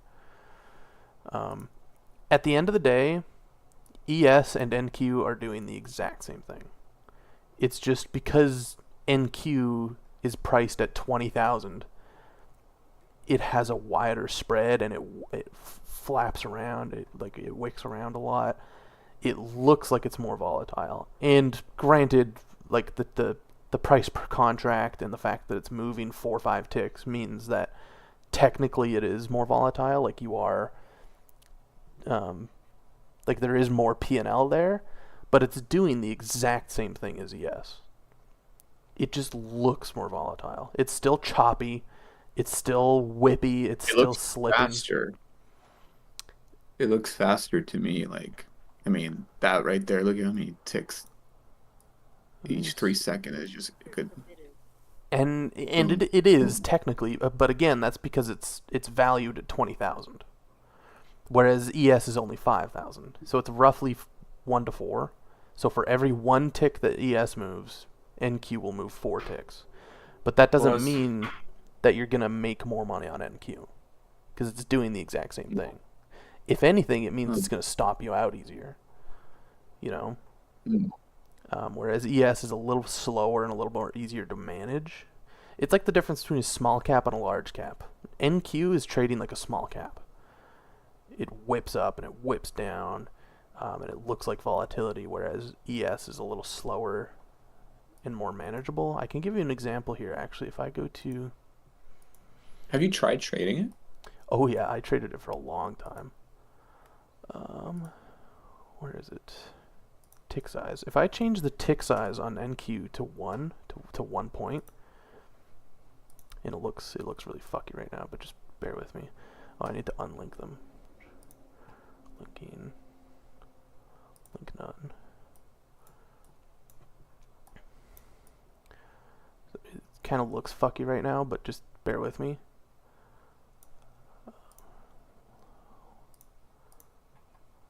I don't know why there we go. So now NQ is tick compressed to 1 point. So every tick here is 1 point, whereas ES is still the same. Mm. It's doing the same thing, essentially. I see what you're saying. It's basically doing the exact same thing. Okay. See, so now it's flirting up here, ES, NQ's barely breaking out, and there goes ES. See, right next to it. But a lot of times, like NQ and ES, they're not in sync. I mean, I've seen it throughout the year where, you know, ES is doing one thing and NQ is doing something different. And that's a good thing. Because the indices, not the yeah, not the Nasdaq and the S&P, not these guys. yeah, the Not- what is it, QQQ or whatever. Yeah. Yeah, that's a good thing, because when they're desynced like that, you can leverage them into bigger trades. It's really nuanced. I'm having trouble trying to think of an example. That's okay. I think I understand. I think I understand what you mean, Yeah, though. when they desync, it means that something is probably going to happen where they sync back up again, and you can leverage that. Hmm. Like if ES is compressing in a range and NQ keeps making new low of days, chances are eventually ES is going to catch up with NQ and it's going to break that range. So you could play a breakout and you could play the break of that range based on what NQ is doing, you know. That's a pretty shitty example, but like you can leverage the two of them. Right. But NQ, when I say it looks more volatile, it's not that it isn't volatile. It is objectively more volatile. You're getting more points per tick. It's more so the fact that it's like, why would you trade something that could go against you 10, 15 ticks when you could trade something that might only go against you 4 ticks, you know? It's a little more stable. The value per tick on ES comparative to NQ is $5 per tick to $12.50 per tick. What do you mean? So, like, maybe perhaps the amount that ES is going against you is equivalent to the amount, even though it may look like it's going against you more on NQ, it's still relatively the same because Yeah, exactly. NQ is worth less per tick. Yeah. Huh. It comes down to personality. Like, there are traders in this Discord who trade it. And I think even Fat Cat says he takes trades on it once in a while. Well, see, I would like to understand why. Like, why would he trade that over the other? And I understand the ratio and what Chewy you brought up. I understand that, but I just would like to understand that if he mostly trades ES, then why would he trade NQ? Is it during the time when they're not in sync? Is that like the logical kind of answer? I'm speculating here because I'm not Fat Cat. Yeah, no, it's okay. But one thing that it could be is why am I not on the hard rate edge here? Hold on. There we go. One thing could be the depth of market, the DOM, because why is this not working? Sorry, I'm trying to show you an example here. So see on ES how it's pretty easy to read how many orders are at each level. Yeah. On NQ, it's so thin. It's like 7, 6, 7, 6, 7, 6, 9, 9, 10, 10, 12, 16, 12, 8, 14, 12, 11. It's more random because it's thinner. In that aspect, I suppose it's because it's whipping around so much, it's harder to read. It's harder to see what's actually going on NQ. Whereas ES, because it's not jumping fucking violently like that, you can kind of see what it's doing and what the order flow is doing. Granted, order flow is fucking like here or there. Like I don't use order flow. I just finished telling you that. But in a way, the price action is order flow. The price action on ES is slower. It's easier to read. You can kind of anticipate moves. Whereas NQ, because it's so thin, it just bounces. It's in a constant state of just bouncing. At least that's my opinion. That's why I don't trade it anymore, although I did for fucking almost like a year and a half. Someone said in the chat, the only time he Fat Cat, traded NQ was as a scalp against his ES longhold. So, what's that called? Hedging. Hedging, yeah. Fuck, I call myself a trader. I can't even remember fucking hedging. Yeah, in that context, it makes sense. The thing that I found trading NQ when I did it personally was every fucking trade comes back on me, and it's the same thing on ES. I think they're both the same in that regard.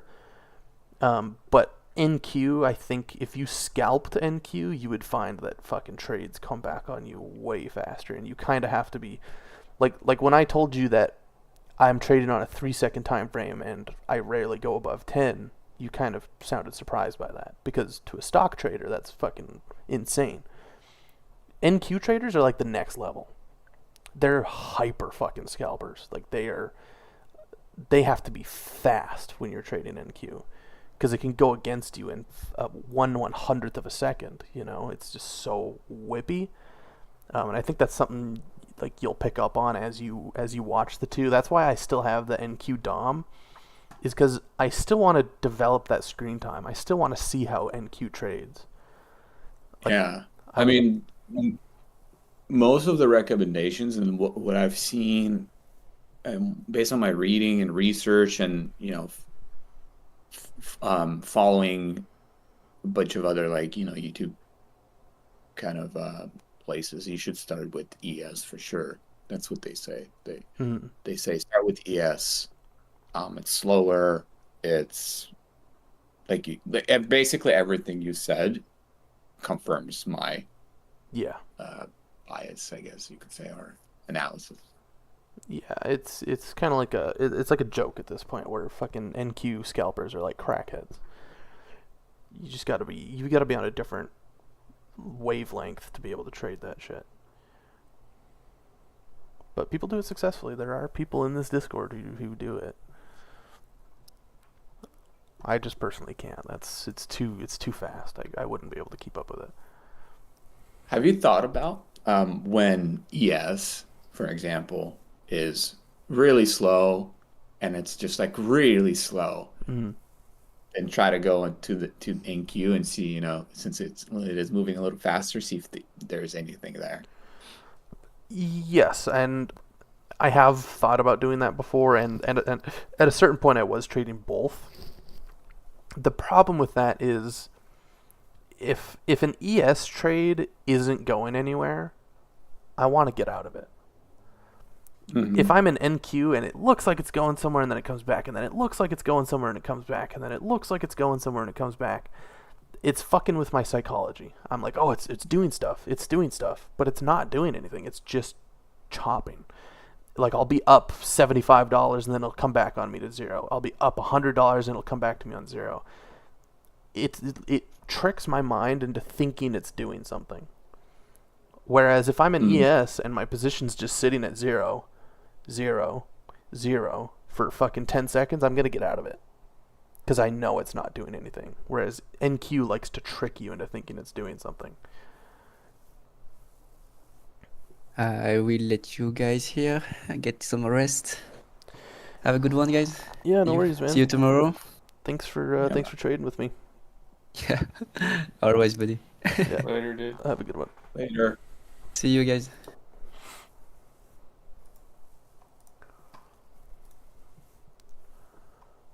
All right.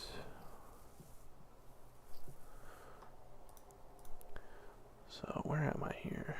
At So you go back and you watch your recording. yeah. For a long time, I just did screenshots. So I would take a screenshot of each trade and then go back. But I feel like that doesn't give me the same data. Like a big part of scalping futures, at least ES, is how the DOM moves and how it'll like Right. flicker, and sometimes it'll dance up and it'll jump down, and like you could see orders coming in and the market orders hitting the recents and shit like that. A screenshot just doesn't really do it justice. And I felt like I Yeah. was able to extract a lot more from my recordings. Is there a reason why you use like YouTube? Is it just to store the videos, or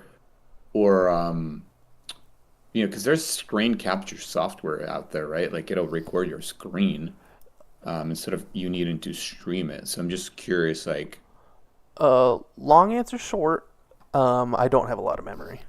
And okay, yeah, so you store it there. Yeah. it also takes a long time to upload a video onto YouTube. Like, and I do that sometimes. Sometimes I'll record and then manually upload it. But it takes about like half an hour to upload an entire session onto YouTube.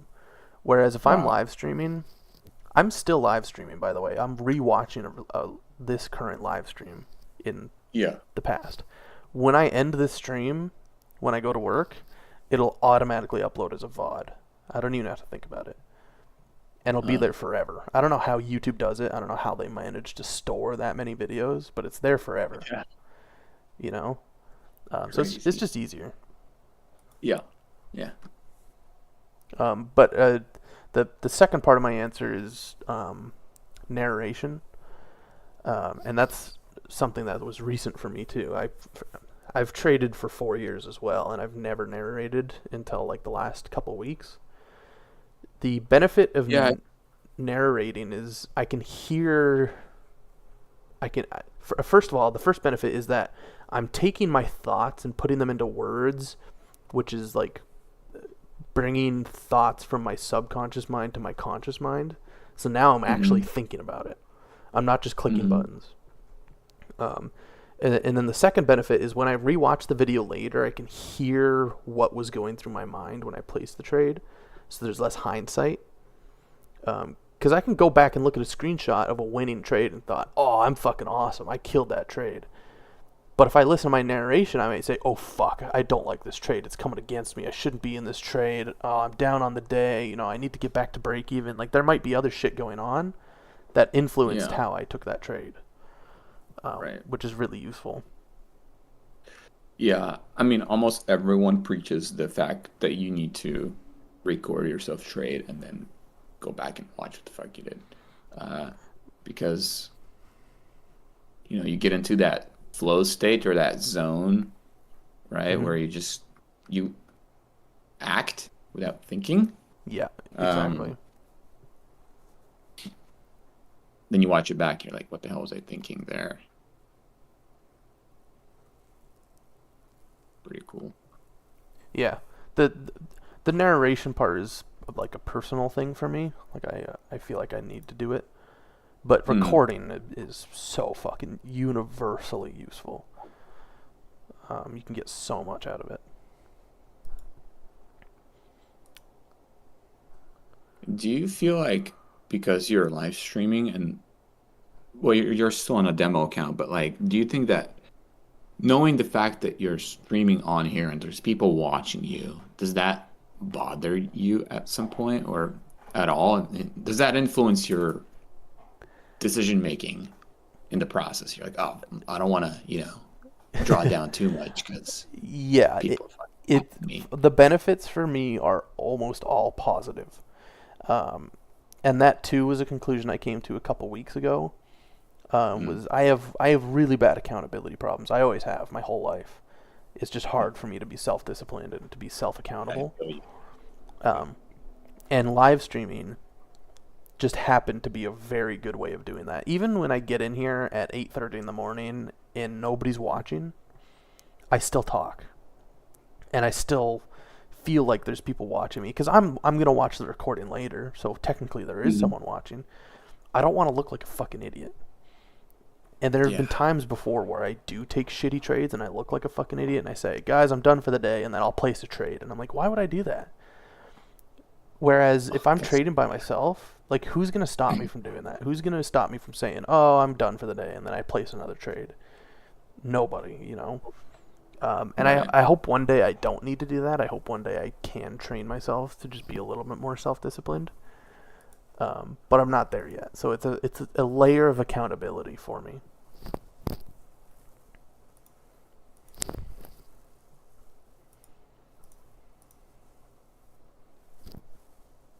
So this trade that I'm reviewing right now was a 1-tick loss. It was a great trade. It was an awesome trade. On one hand, I'm disappointed that I cut it too soon because it worked without me. But at the same time, it was doing weird shit that I really didn't like. And we had this little reclaim below us. I'm glad I got out for what it did.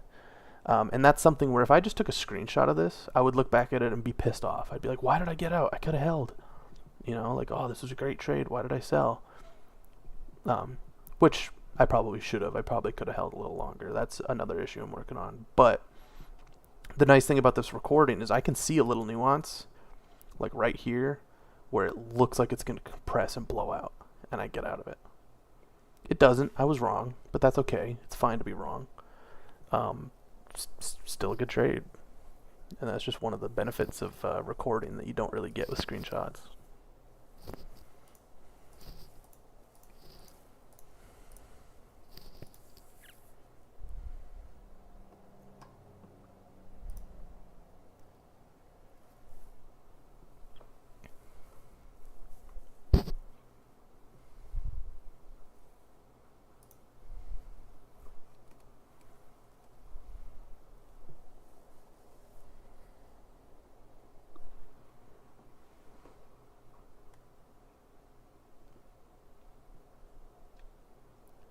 This next trade coming up was pretty good for me.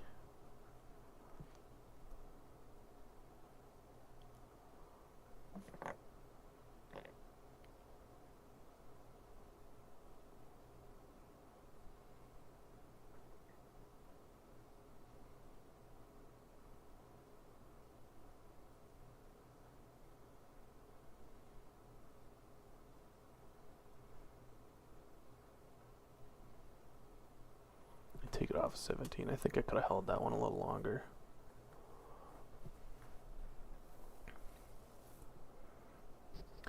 So that's another example where I was looking for a breakout above 17, but I'm not going to hold it all the way through. I just wanted to use it as a magnet. So I'm going to give that one a flawless. Entry good, exit early. Mean favor. Slip favor.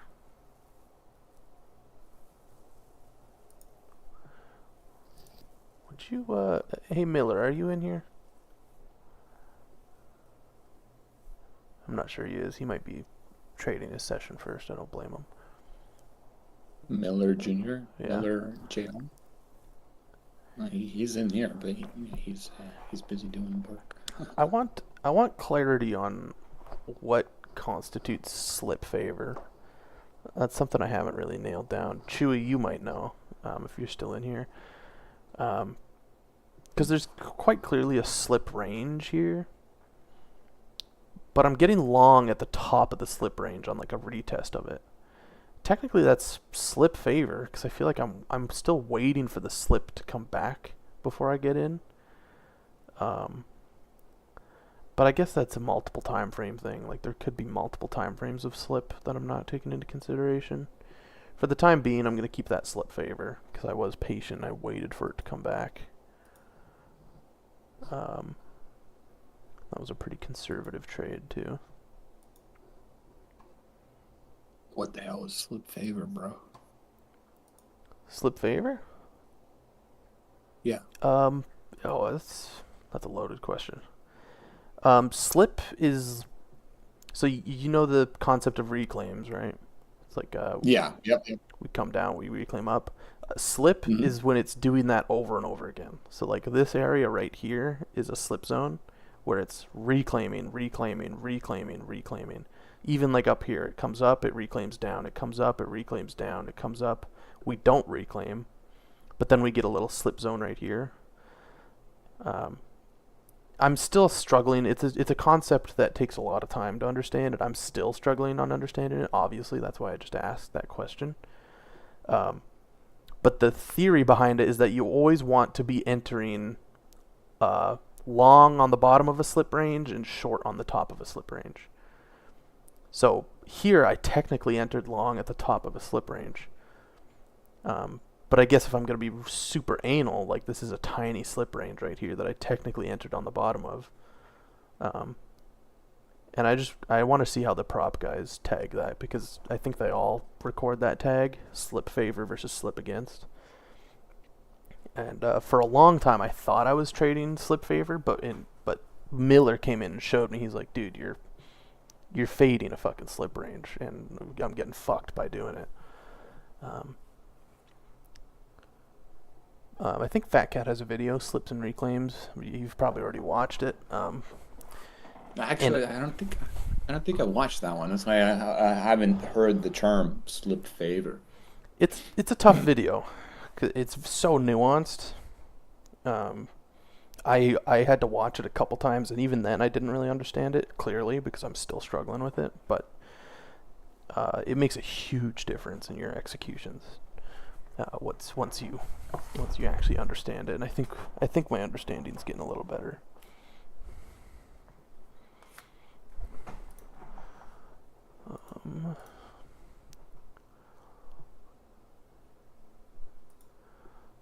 Next trade is at 10:18.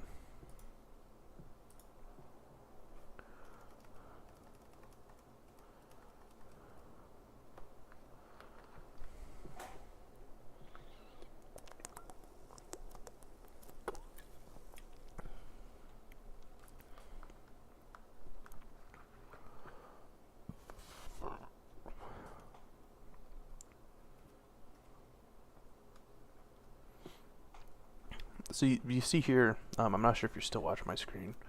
I am. I want to get long here because I want to take out this 19 level. And we have buying pressure. Like, this is a pretty clear buying pressure. But if I just market order in here, like if I just get in on this, Yeah. there's a good chance it's going to come back against me a few ticks. And a few ticks can make a big difference, obviously, because we're fucking so leveraged. Waiting for it to develop into a tiny little range like this is slip. It's slipping. So you'll see when I get long here, I think this trade didn't work, but I wait to get in at the bottom of this little range, or at least close to it. That's smart. So that way it's a little more in my favor. Right. And I can't remember why I got out of it here. I think because of down and you know. Yeah, we're downtrending on the day. We're downtrending, and it kind of looks like it's failing to go above 1625 there. And then, sure as shit, it goes in the opposite direction. I would say you're good trading. I mean, yeah, I mean, you know, no mistakes. know what you're doing, and you can explain it. So that's half the fucking battle. So knowing what you're doing. It's all learning progress. Like I was taking really fucking shitty trades last week, so it's not all sunshine and rainbows. But yeah, today was, and you'll actually see here in a little bit. I get into some bad trades. So we take this one. This one was flawless. I think my entry was good. My exit was also good because I got out early. Mean favor, slip favor, conservative. Yeah, now we start getting into some bad trades, I think, coming up here.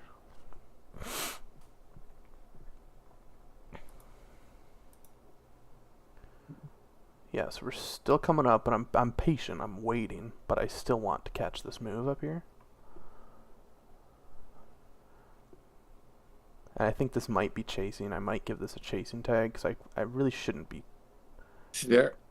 So, just kind of an obvious question. You know, when it came down to 1275 and a kind of false breakdown there, right? Mm-hmm. Got rid of all the stops. Yep. Why weren't you going long here? Because I didn't want to fight the trend, and in a sense, that was the good trade to take. Let me pull up my chart here. It's kind of a clear risk area. It's a great risk area. However, there's a couple different answers. So where was it? Yeah, around this area. There's a couple different answers to that question. The first is I have a really tough discipline problem with buying downward moves. So for many years my strategy was developed on like wait for the big pullback, get long, and then catch it all the way up. That turned into like an emotional trigger for me. Like that, I've blown up a lot of accounts trying to do that. So when Catch the bottom. Exactly, when it's turning red on me and it's coming down really fast, everything in my body is telling me to go long. So that would be my first answer. It's a personal goal of mine to not do that, to not buy the bottom, and to wait for more confirmation. The second answer is also like pretend we can't see the chart after this period, like right here. Like that's a downtrend. Sure, we do have like some sort of liquidity down here. Right, that's why I was saying, I was like on a larger time frame, there looks like there was a clear breakout from that zone, and it's testing it again. And if it's a failed breakdown, then it's a long. And that is what factored into my next trade, and that's why I wanted to get long here. But I needed to wait for more confirmation because at this point right here, it's still just downtrending. You know, you're definitely right. It could have justified a trade, and I probably would have taken that long a couple weeks ago. Like I used to do the opposite, man. And this is really stupid, but at some point earlier, like when I just started out, like a year into my trading, I used to like wait for the breakdown of that big level. And so I would enter short right before it, and then it wouldn't break down, and then I was back holding. Yeah. No, I.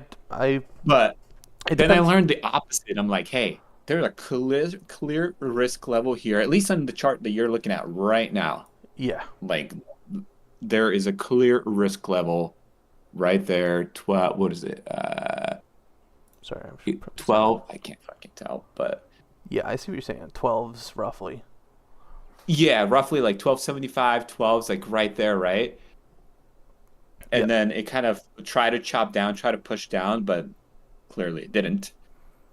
And now we're going back up. So on the retest, go long. Exactly. I think right now, for my own personal goals, I like to see us break prior highs first. So like we're making a lower high, lower high, lower high. I just kind of wanted to wait for more confirmation. Another personal goal of mine is just to not take trades so close together. So I think this is see. technically a losing trade. It's a one-tick win, but it didn't work. What I was trying to do didn't work. To get back in right here would have been a little too impulsive, like over trading almost.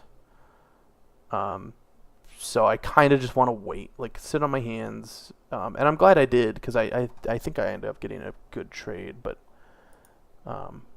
it doesn't break through here. I think it comes back down, and I try to get long a couple more times. But then the biggest trade of my day was at the end when we did finally break that 19 level, and that's coming up here soon. But I'll just review this trade real quick. I think that was a little impulsive. Impulsive chasing. I'm going to throw chasing on there because in a way, you're right. I think getting long up here, considering this huge move, is a little. Well, late. yeah, that's what I'm always trying to think about is like, just in general, like price action is like, okay, in the last last time frame, whatever you're looking at, 3 minutes, a minute, or 3 second in this case, right? Like what has happened? Is there a chance of it reversing back? Like going back down. Yeah, exactly. Like, Yeah. because I mean, there's clear resistance there. If you look at 1008 or 1009 right there, like it tried to go back up and then it got rejected. Then they tried to go back up to your level 19. Then it got rejected down.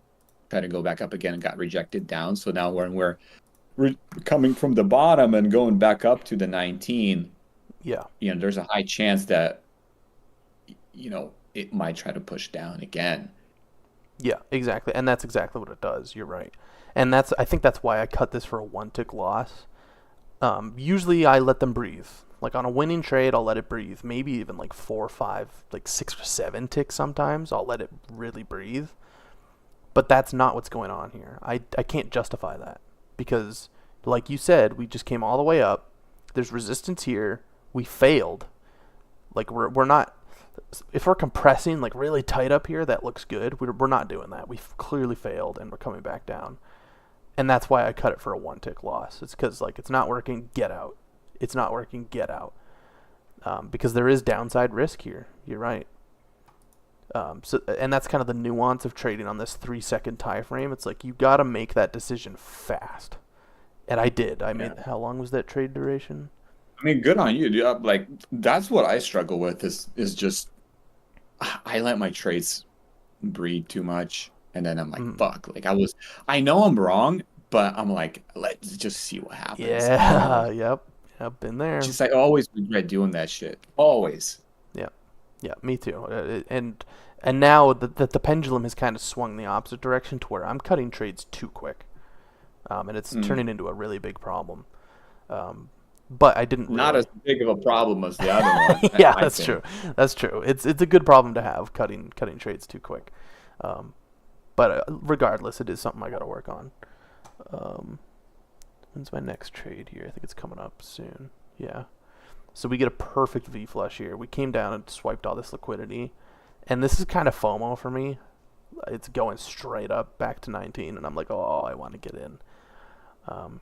Wait for the pullback. Yeah. I think it gives it to me here soon. See, right there. But that was too impulsive. See how it went straight down and I got in? Yeah. It should be coming down, maybe hanging out, go up a couple ticks, come down a couple ticks, and then I get in. The fact that I'm impulsively getting long right there, it could just shoot right down. I could be getting long on a fucking 25-tick flush, So for tags, I'm going to give this one, and it ends up being a big loss, see? It kind of does that. Damn, it almost looked like, it was a huge momentum up, then retest, and then it's like as if it was trying to break up. Exactly. But Yeah. fucking did it. So, like, nuance, got to be aware of that. So, I'll give that one impulsive and chasing, because I shouldn't be getting long all the way up here. So, once you collect all this data, right, what do you do with it? I like to... So, I color code my data, and I try, like it's so rudimentary, I try to just get as much green on this fucking sheet as I possibly can. And you'll, like, these are bad days. You can clearly see when I'm having a bad day. And, like, even way further up here, like, I would have horrible days. Like, this is a blow-up day right here. My goal for this right now is just to get as much green as I can on the chart. Like, like even the last few days have been really good. I've had some impulsive trades. Maybe my management could have been better, but for the most part, like I'm pretty fucking green, you know. What am I doing? There we go. Pretty green. My mistakes are pretty low. I'm getting a lot of flawless trades. My management is decent. I'm conservative. I usually have slip or mean favor. Do you calculate your commissions here as well? I mean, like, I would love to know, like, out of all the trades you took, how much, like, on the day, like, how much is your, Oof. commission? I can do the mental math. Like I can bring up my P&L for the day on here. Because that would be a huge factor. Because the more you trade, the more you spend in commissions. So Big like, time. you want to maximize the R Yeah. value. Yeah, exactly. And that's why another goal of mine has been to take fewer trades. I don't think it shows it on here. If I opened Rhythmic, it would show you, but I'm just not going to do that. This is 154.48 after commissions. So I made 250 today, so that's almost $100 in commissions I paid. Fuck, that's a lot. It is a lot, dude. And you got to be so fucking cognizant of that. So it depends. Like a good winning streak like this will usually put me ahead on the day a lot. But this losing streak right here fucked my commissions. Like this was a lot of commissions I paid in this small losing streak, which isn't a bad losing streak. Like that's an acceptable drawdown for me. But like you said, like the commissions fucking add up, dude. Round trip They on a do. losing trade, fuck, dude. It can burn you. So it definitely depends. Well, yeah, that's why those trades where you're like, oh, I cut it for a quick, 1 point loss. But It's more than yeah, that, I dude. mean, It's more than one tick. tick. Yeah. Yeah, when you add the commissions, and if you keep doing that shit, like, not Exactly. you, a person, it like will totally wreck your Yeah. P&L, your actual P&L, right? Like Mhm. commissions. This shit ain't free. No, and that's something that I'm personally working on right now. Is sometimes it's better to let a trade breathe and potentially take a big loss instead of just cutting it for one tick. Because if you do that too many times, you're gonna fuck yourself. Death by 1,000 paper cuts. I think that's maybe like why some folks choose to trade on a slightly larger time frame too. Yep. Just so that the R to R is better. Yep, big time. There's a lot of advantages to trading on that time frame. But again, there's more noise, So it's each time frame has its pros and its cons. Do you know this YouTube dude that like streams his stuff? He's on Apex. I think his TBM trades by Matt, I think. Or Yeah, something I've like that. watched his videos. How is that guy profitable? Dude, Like, you're just opening up a bag of controversy. yeah, like I'm like, how? You're trading 20 fucking accounts? Like, that's nut. And he like shows the payouts and everything. Like, it looks real. Yeah, I don't know and if it you know is. what? It is real, but the caveat is, he first of all, a lot of the trades that he takes are off stream. So he'll stream for a couple hours, have a decent day, end his stream, and then come back later with different P&L. Which is Really? Yeah, which is in its own, that's a little sketchy. He could be doing shit outside of his streams that we don't know about. The second thing is he is so closely affiliated with Apex. Apex pays him to use their services. Which means Probably. like they could be giving him preferential fills, they could be giving him unrealistic payouts. There's something going on with shit like that I'm glad you're aware of that, because that is shady. The fact that he's trading 20 accounts like that and somehow being consistently profitable, even though he never talks about like journaling or review or any of that shit. No, never talks about anything else. Yeah, and there's this other dude that I watched on YouTube, and it took him like fucking 11 months to get a funded account. I'm like, that looks more like real trading to me. Yeah, yeah, for sure, for fucking sure. 24.33. And that's definitely more realistic. The 20 accounts thing is, there are people who do it successfully, but it doesn't last long because they're not just going to let you do that. They're not just going to let you fuck them out of money like that. They're either going to come up with rules or change the rules on you or something like that. And that's what they do. This Couch is typing in the chat. He says, there was this moment with Trades by Matt in which he had a $14,000 loss on the day.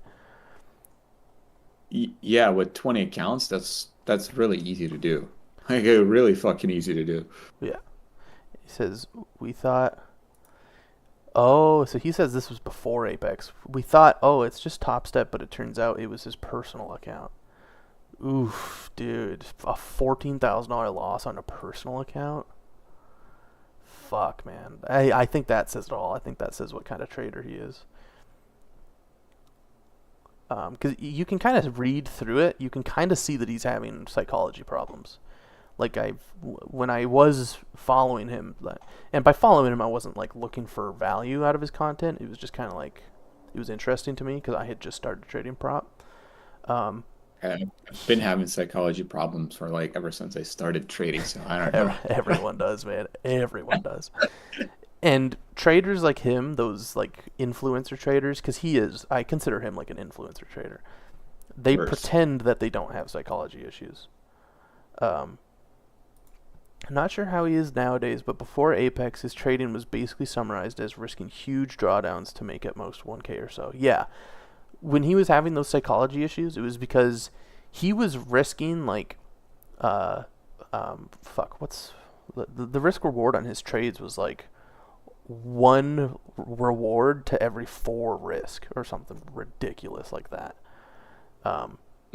And Apex caught on to that, and they changed their rules, and he blew up. He blew up all of 20 of his accounts because they changed that rule on him. So it's like, you can get away with it for a while, but you can't get away with it forever. He would constantly add to his losing positions. Yeah, that's fucking psychology, man. You can't just ignore psychology. It comes for us all. Not to defend him, but I've fucking done that plenty of times. Oh, me too. Fucking add to losing positions, bro. Like, at one point, that's all I was fucking doing.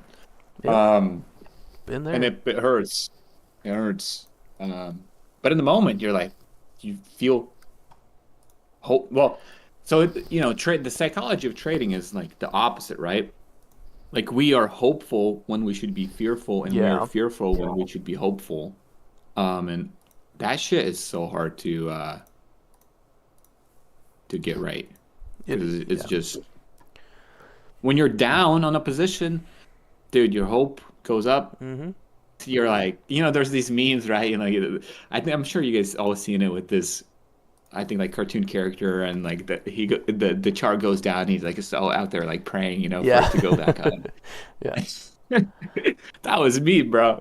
Yeah, I did that like a couple weeks ago. Dude. It fucks you up, man. Yeah. And that's usually because you have way too much size on, where you can't no longer rationally think. You're just fucking fear, fight or flight. The worst thing is when it works, dude. Like right here, impulsive, over trading, revenge trading. And then you think like, oh shit, it worked last time. I'm gonna fucking do that again. Yeah, exactly. I still struggle with that, and it's a problem I'm overcoming. It's been a while. I think that was last time it happened, but I don't not to exactly. I'm not throwing shade on the guy. Yeah. No. Not. I don't give a fuck about Trades by Matt. I don't care about him, but I care about real people that are in here. Like yeah, exactly. But there is a strategy. There is a strategy that if you're going to average down, like, it has to be not you're not averaging down because you're down on the position, but you're averaging down with that's your fucking strategy. You're like, all right, there's a level here. I'm going to average into it. Yeah. Right. like it's a plan that you have, then it'll work. But if you're averaging down to save your ass, then that's not a fucking plan. Yeah, exactly. And it wouldn't piss me off if it wasn't for the fact that he's live streaming to thousands of people pretending that psychology doesn't exist. Yeah, just exactly what Couch just said.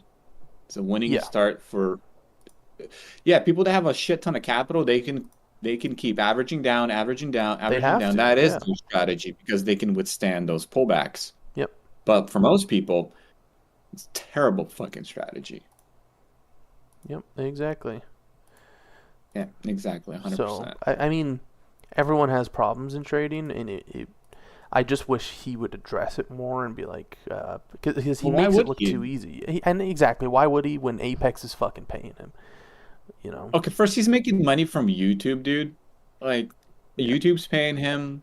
He's affiliated with Apex. They're paying him for all the referral fees, right? Yep. And then who knows what kind of backhand deal he has with them as well. And look, fuck, I mean that's a sweet setup, right? Like if you can do it, do it. But then again, be transparent. Yeah, exactly.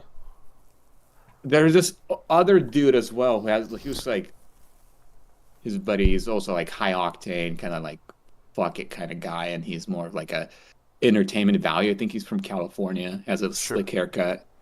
I forget what his name is, but that guy is a little more transparent. I'll try to find him.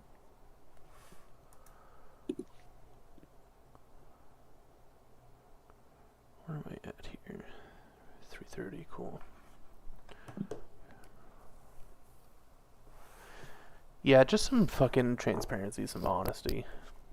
And I think that's why Fat Cat's channel is so attractive. It's because like he actually addresses the. Oh yeah, yeah. shit, you know? Market Clubhouse. That's the dude that runs that. Yeah, I think I've heard He's, about it. I've just never seen it. He's fucking hilarious. He is aggressive.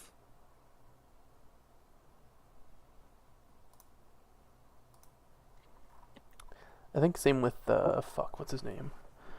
Oh fuck. Oh, I'm not gonna be able to think of his name now. Is it Doug something?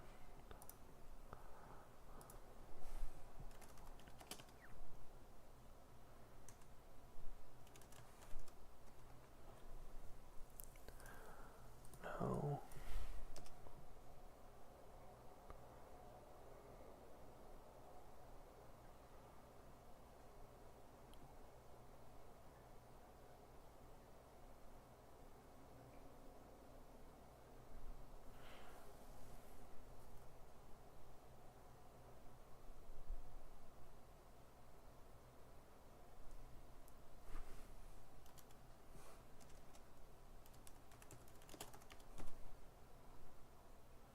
Tom Haggard. That's what I was thinking of. He's a Tom? super aggressive. Trader Tom. He's like a super aggressive futures trader. And he'll do that sort of shit where he just averages into a losing position and he'll blow his account. Like he's. Oh, but by the way, I'm reading his book. He doesn't even trade fucking futures. I don't think he trades forex. Oh, I think in the example he gave, he was trading like FDAX or something. Like he trades those European indexes.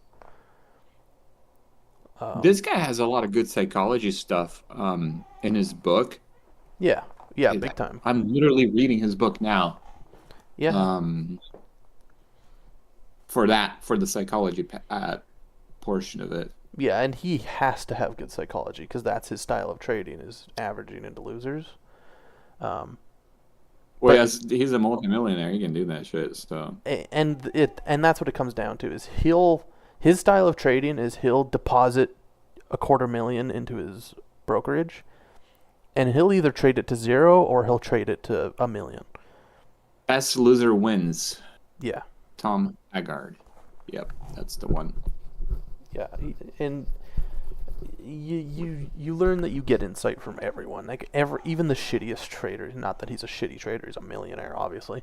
But even bad traders give good insight, and you pick up everything from every trader you meet. And he gave me some insight on like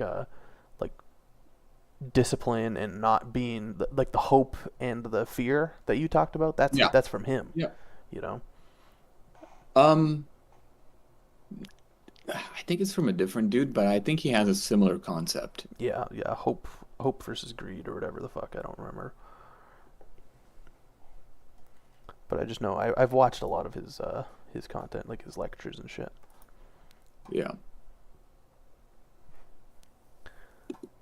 So I've got one more trade to review. This was my best trade of the day here. What made it a good trade?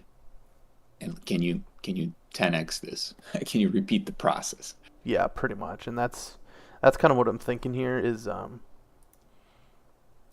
kind of what you were saying earlier. I had better price advantage because I entered lower. Like I wasn't chasing this time, and I think that's why this ended up being the best trade of the day. In hindsight, I should have held it longer, but I'm not really trying to do that. Like that's not my style of trading right now. I think an 11 tick win is fucking huge, but it does what I wanted it to. So I got long down here, waiting for that break in 19, and that's exactly what it did. And I only caught half the move, but it was much better because I had that price advantage.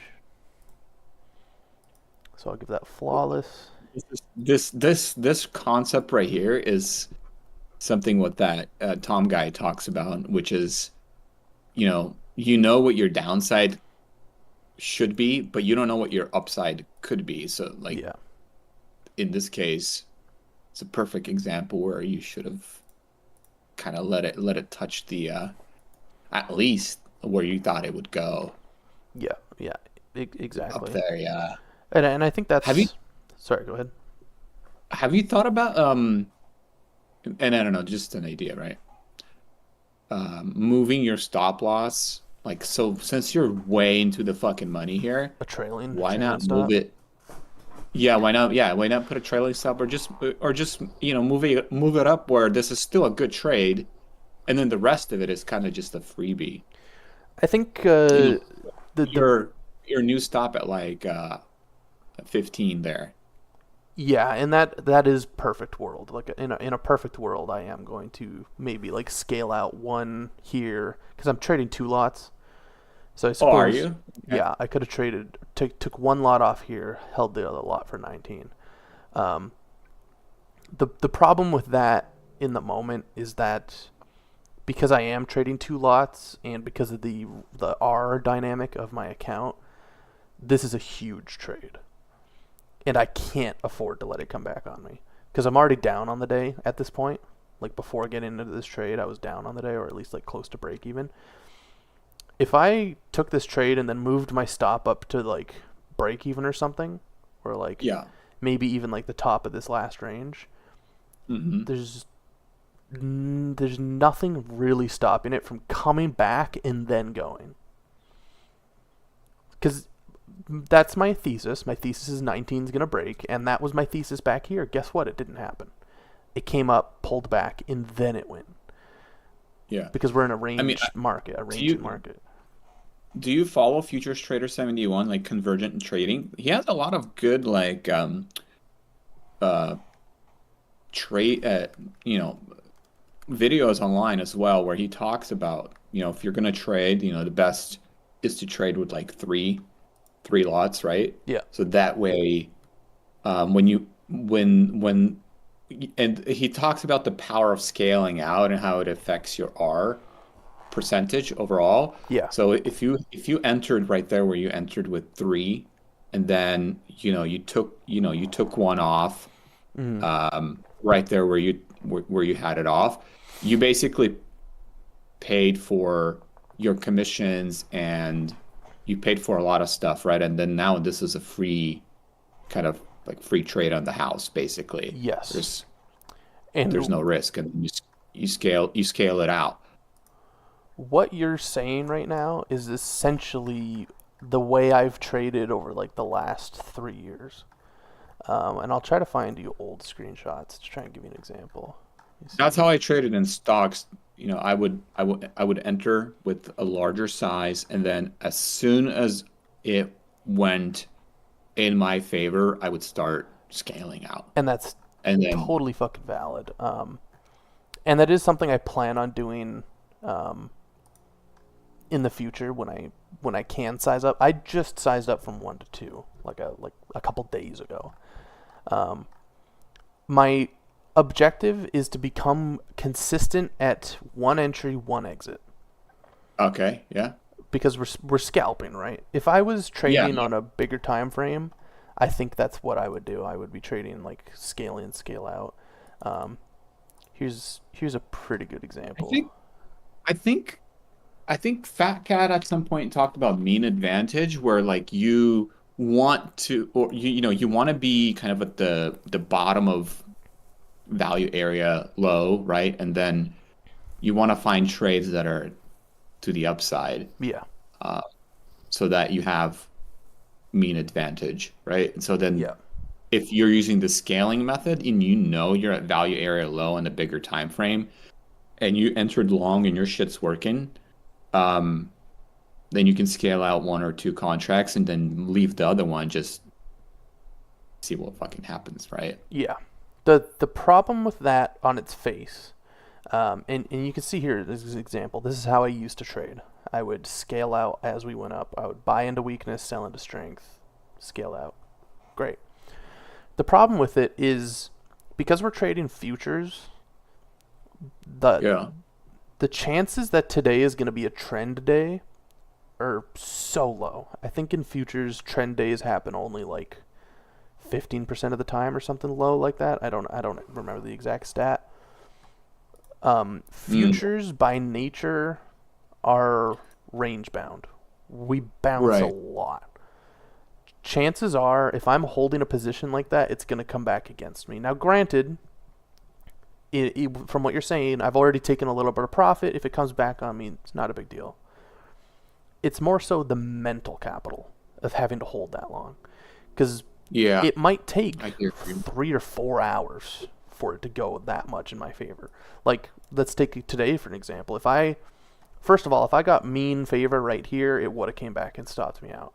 I could re-enter But here. how many minutes is that though? Like 1,300 to like how much time is in between there? Between the two dips right there on the red, from there to there, yeah. 7 hours. 7 I'm hours?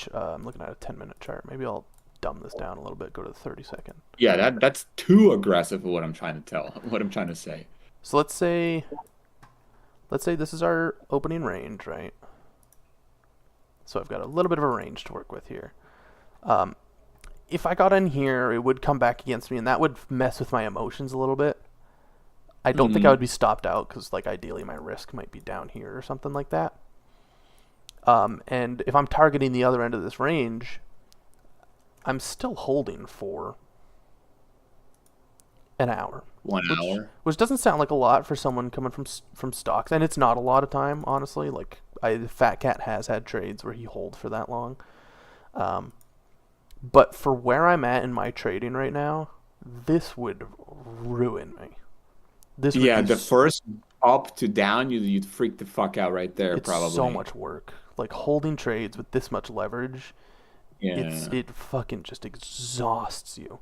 Not to mention the fact that my Apex account, and this depends on the prop firm, has a trailing max drawdown. So as it goes up here, I might be $1,000 in profit. If it comes back down here, Fucked. I'm fucked. I could blow up my account.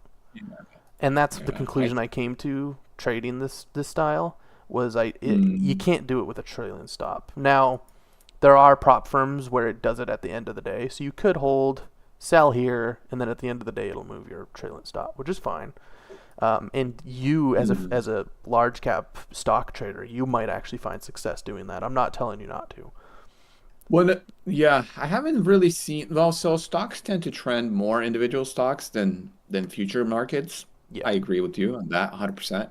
And so some of the strategies that I used that worked really well was trend line trading, where Sure. you just draw a trend line. When it breaks, you go short, retest, you go, you know, a break, retest, short, and then you write it down to VWAP Hmm. if it's there below or whatever moving average is below. And that usually is a pretty freaking high probability trade, works like clockwork. But it takes a lot to set up, a long time. And, Yeah. once you enter, it does bounce around. You gotta, fucking hold that shit for, like you're saying, mental capital Yeah. and have conviction in what you're doing. Exactly. Otherwise, Yeah. it hurts. And the edge is so finite in futures. Like we were talking about earlier, how Lance Breitstein, he's correct. It's harder to trade futures because the edge, there's so much noise.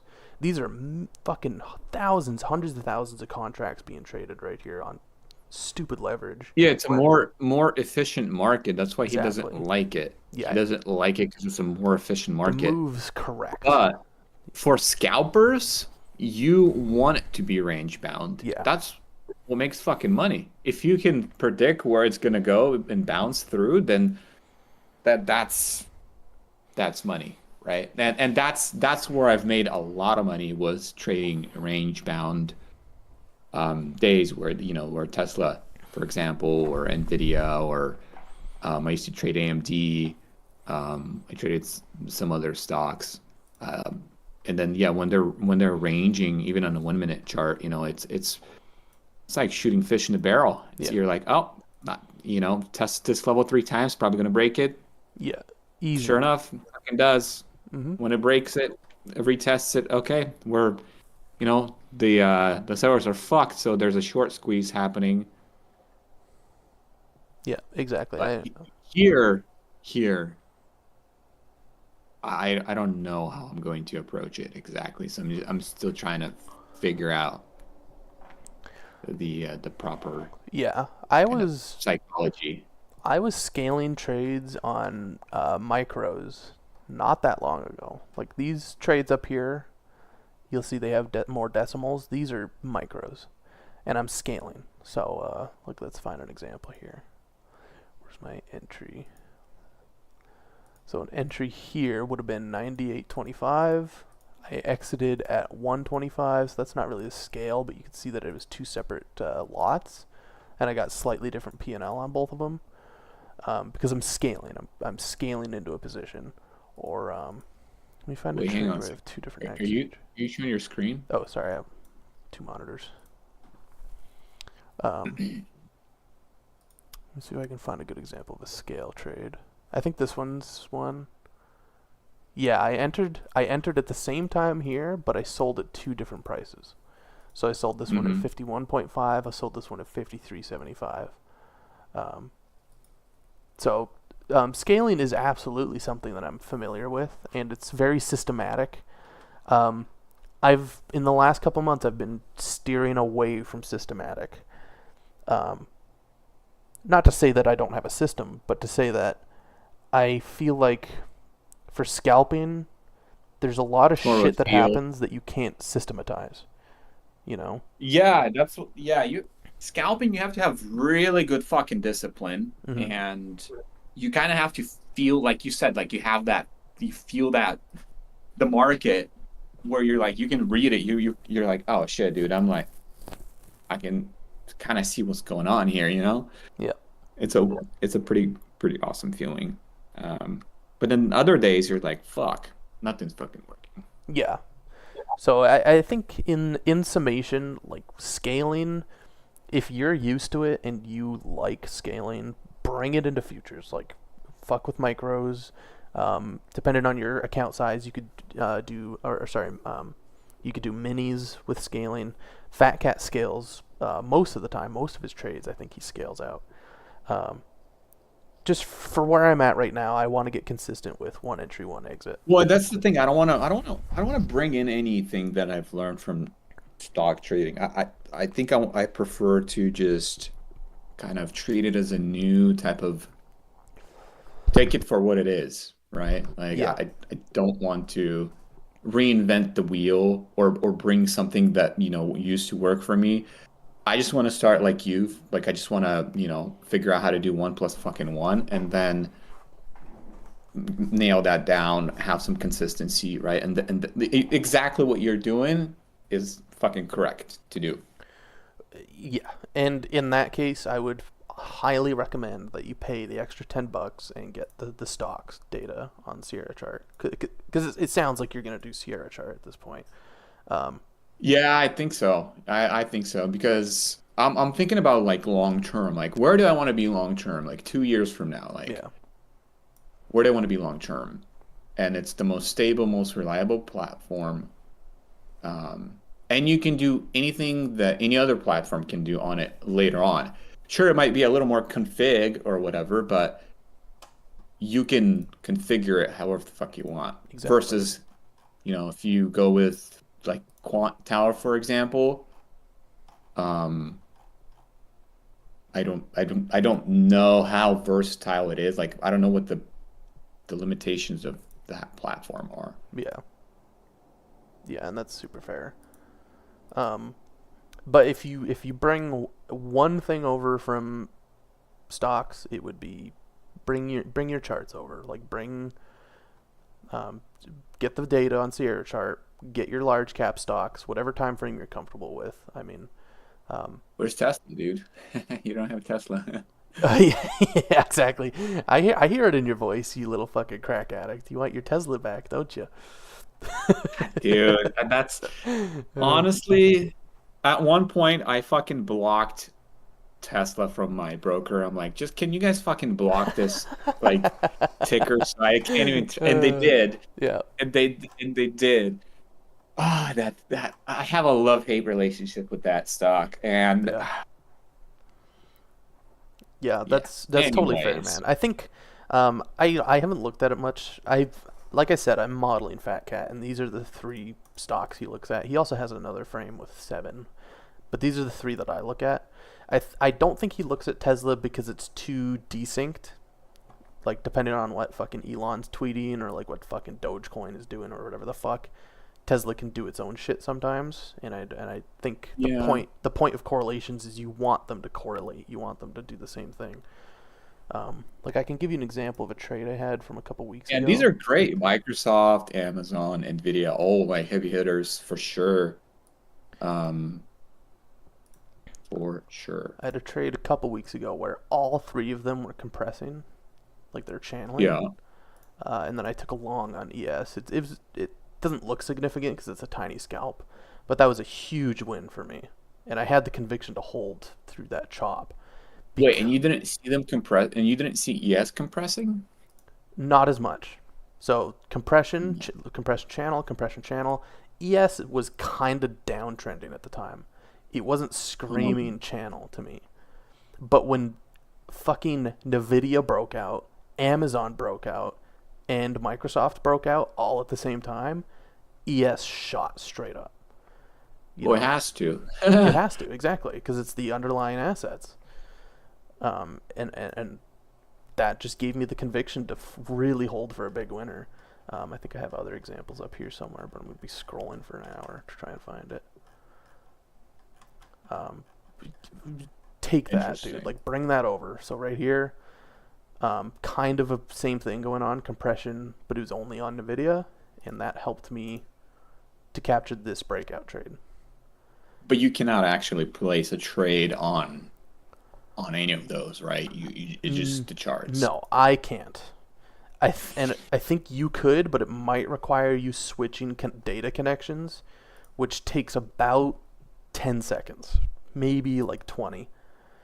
You essentially just have to go global settings, global Nah, I don't want to mix it, dude. Like, it sounds like a great idea in theory, but then you're probably gonna get fucked eventually because you're gonna start like I can already see myself trying too much you blur the Yeah. lines and stuff like that. Yeah, I get it. Yeah.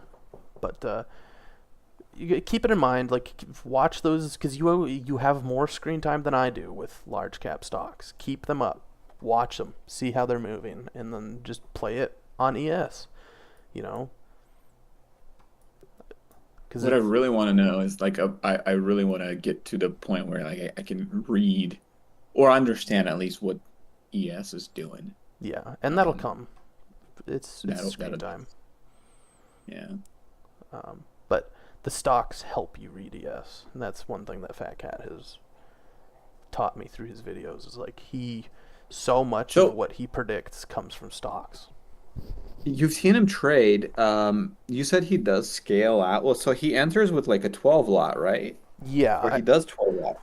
it's only on his really high conviction trades that he scales out. I think most of the time it's point to point, like he one and one entry, one exit. But if you go back and watch his what was it called, moonshot trade, Mm-hmm. he's scaling, and like quite a bit. I think he takes half off and then holds the others and then takes a third off and then holds the rest and then it turns into a lotto trade and he fucking makes like $14,000. Well, yeah, that's what I was trying to like kind of point to. Not I haven't seen that video, but like that would be sweet, right? To Fucking do that. And it is, but the again, that's to be the fucking devil's advocate. Fat Cat hasn't had a trade like that in over a year. I think it's been over a year since he's had a $10,000 day. But this Wow. is his best year ever. You get what I'm saying? yeah. They don't come off. He doesn't have the $10,000 days, but he's still making more money than he ever has. Well, that's the consistency side of Exactly. things. Yeah. So, That's cool. That's awesome. the Andrea made a good point. Lately, he's not finding as much in stocks as far as correlation. So it's a regime shift. He's not seeing as much correlations in stocks as he is in just trading ES, which happens. I know. Yeah, I've heard, and I don't know of anyone actually doing this, but I've seen people on YouTube. I've read articles where they're like, "Hey, the future is the whole algorithmic trading, right?" Yeah. And have you guys heard anyone that you know or knows anyone else that does that and has any success with it, or is it all discretionary? Trades algos? Yeah, there's people in this Discord that have. I think I'm pretty sure there's people in this Discord who have algos or have at least written algos before. But yes, 99% of people, of successful traders, at least in retail, are discretionary. And it's because on average, discretionary traders outperform algorithmic traders because no algo is capable of processing as much data as the human mind, at least in terms of memory. Well, they're just not. They're not fast enough to. Well, they're fast enough. Sorry. Okay, so why I bring this up? So when there was huge volatility, and I traded on Thinkorswim and I traded all large caps, right? And there's Yeah. huge moves. The algos couldn't fucking keep up with the massive volatility, and so they were getting fucked like crazy. And so when you were a retail trader in that space, you could just slam market, buy or sell, right? And you get instantly filled. And because of the crazy volatility, you're actually able to make the money. But then once the volatility dried up, you couldn't do that shit anymore. The algos would fuck you up. Yeah.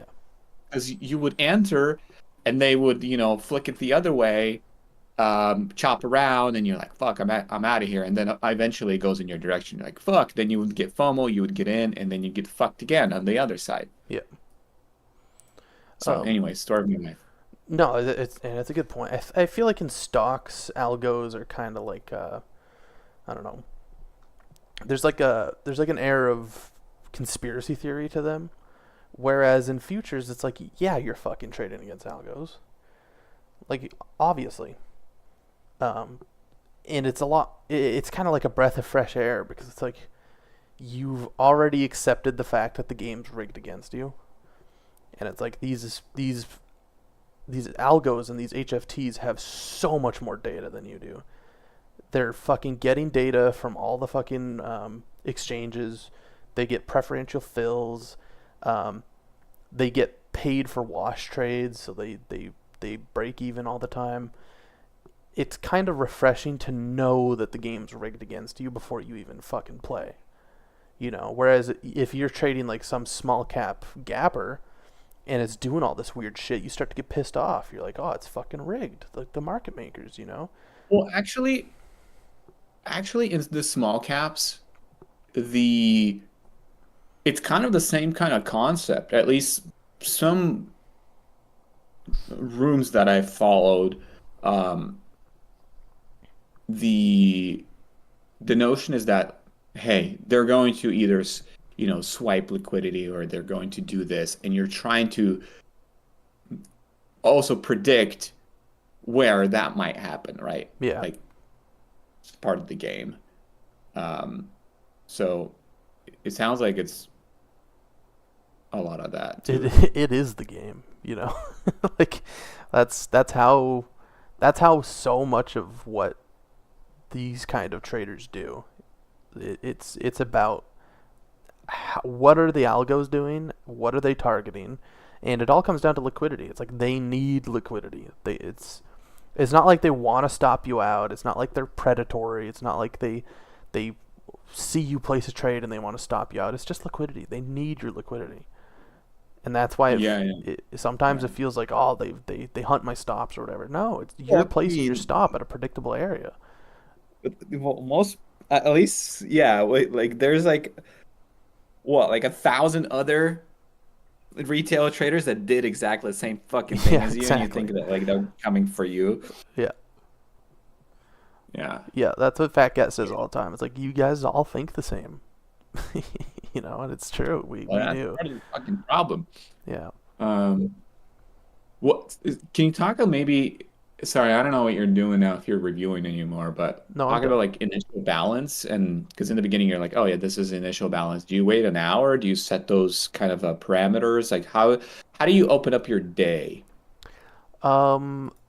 It's different for everyone, and I don't really know how Fat Cat does it, again, I'm not dick riding the guy, but I am modeling him. I'm trying to model my system after him.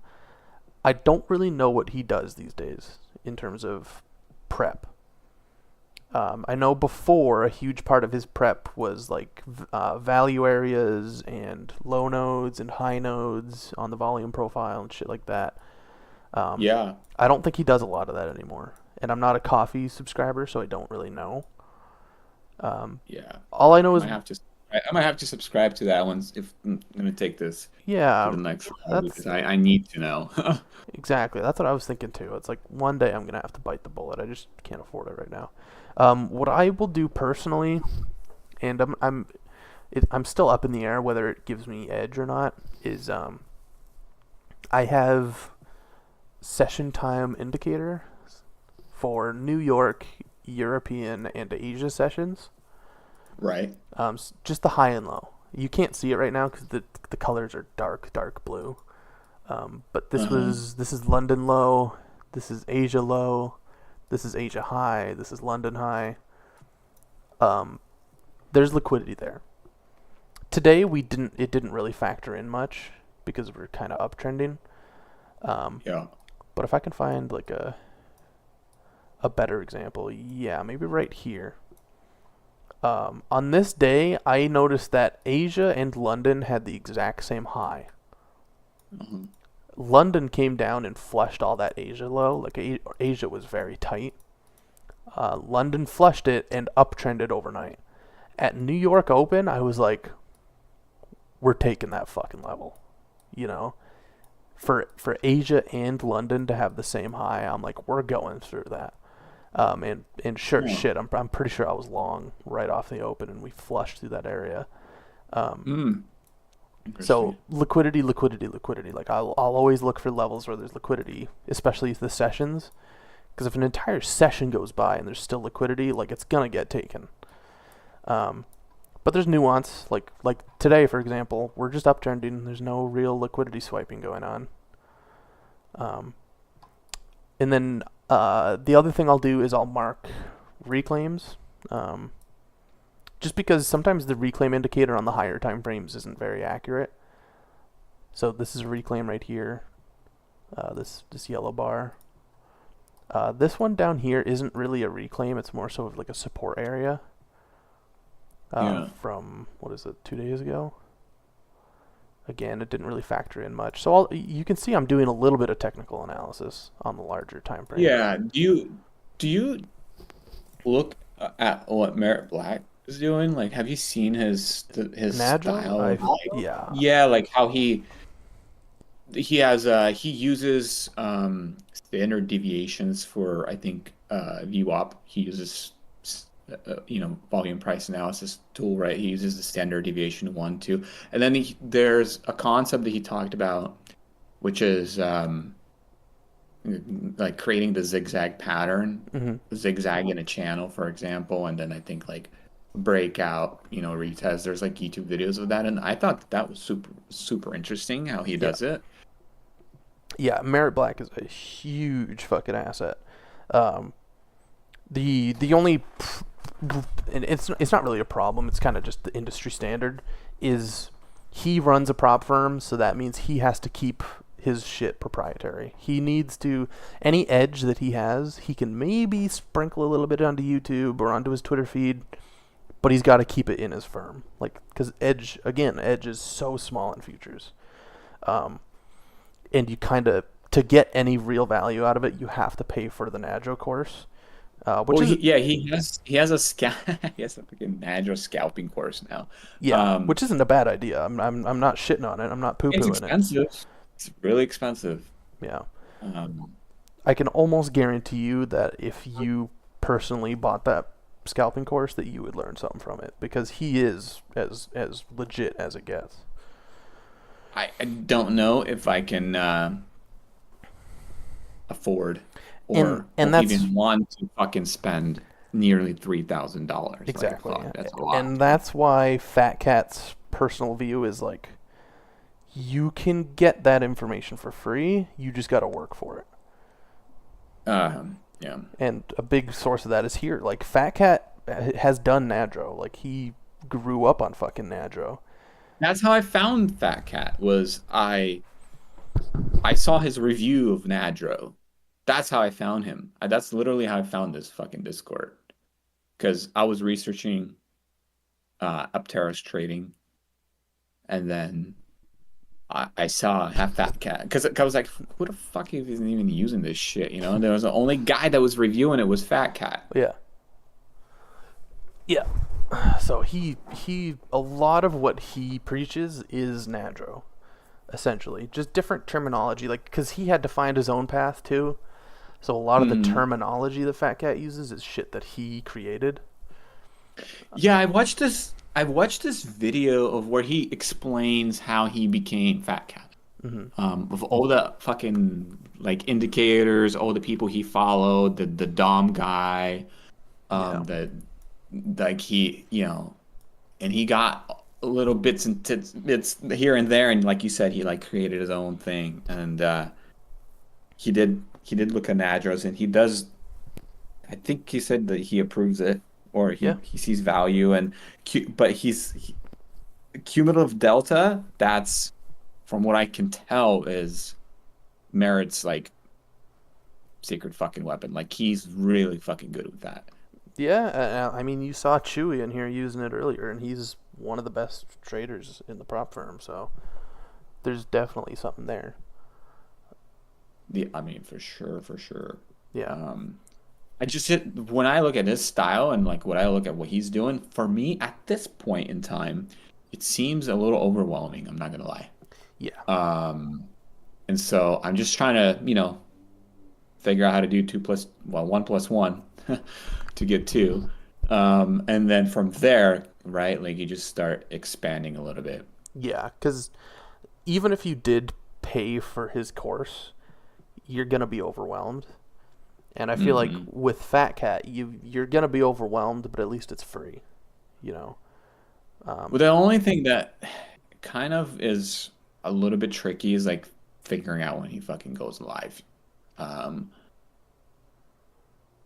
I True. haven't seen a consistent. Yeah, the last couple weeks have been pretty inconsistent for him with the prop firm. He used to be a lot more consistent, but he still does. They're just short. Like maybe But one he of the trades every reasons. day though, right? He Yeah, trades every day, so you like have to get his coffee for that probably.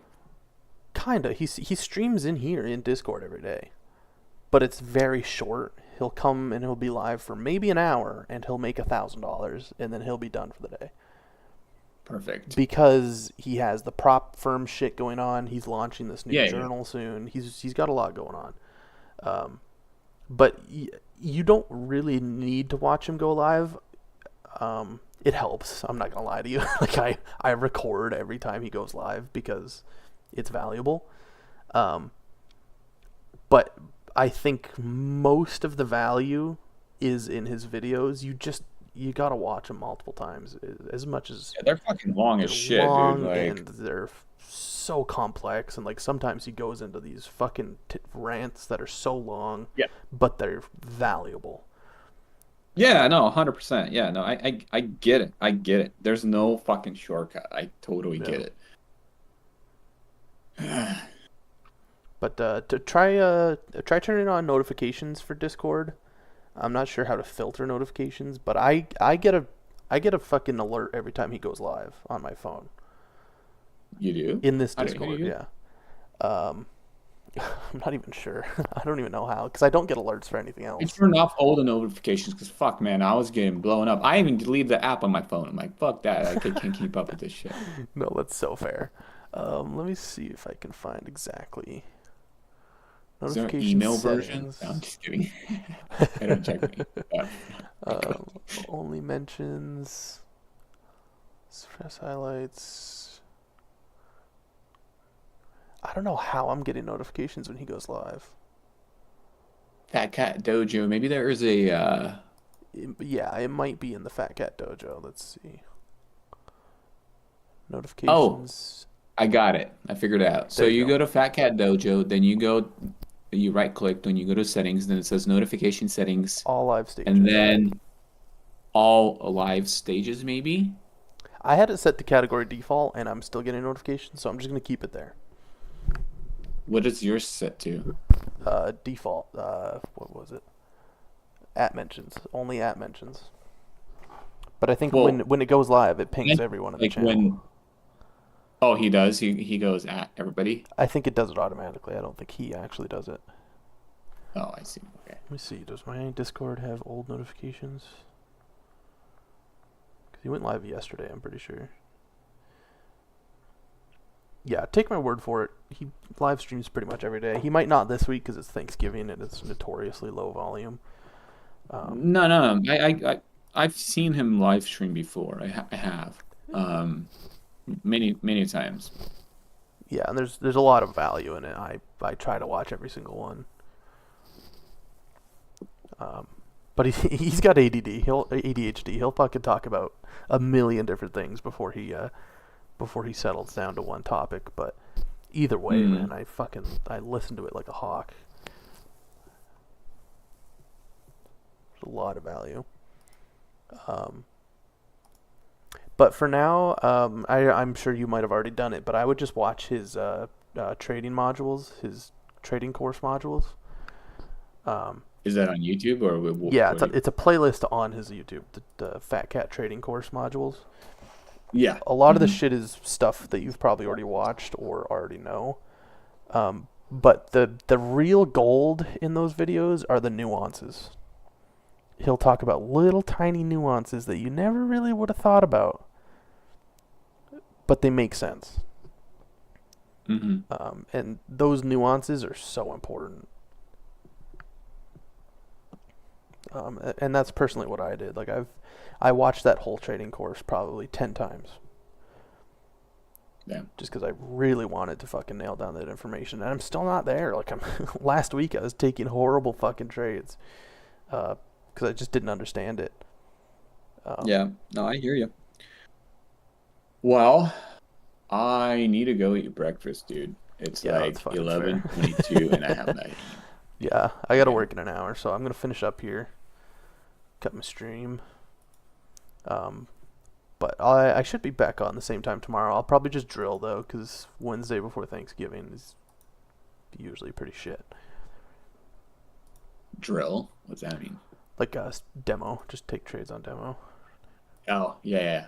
So what time do you normally hop on? What was it? What your Central Time, East Coast time? Eastern, yeah. So I usually try to be here by open, but it's not Oh, every day okay. because my schedule, my work schedule changes a lot.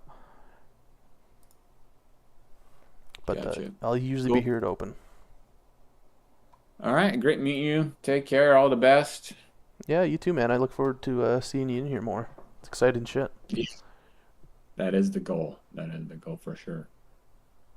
All right, man. Take care and shoot me DMs if you ever have any questions or anything. It sounds good. Yeah, I think I sent you something. Oh yeah, let me accept earlier. that. Yeah, I think I accepted it. Cool. All right. All right, all the best. Yeah, catch you later, man. See Yeah, ya. thanks.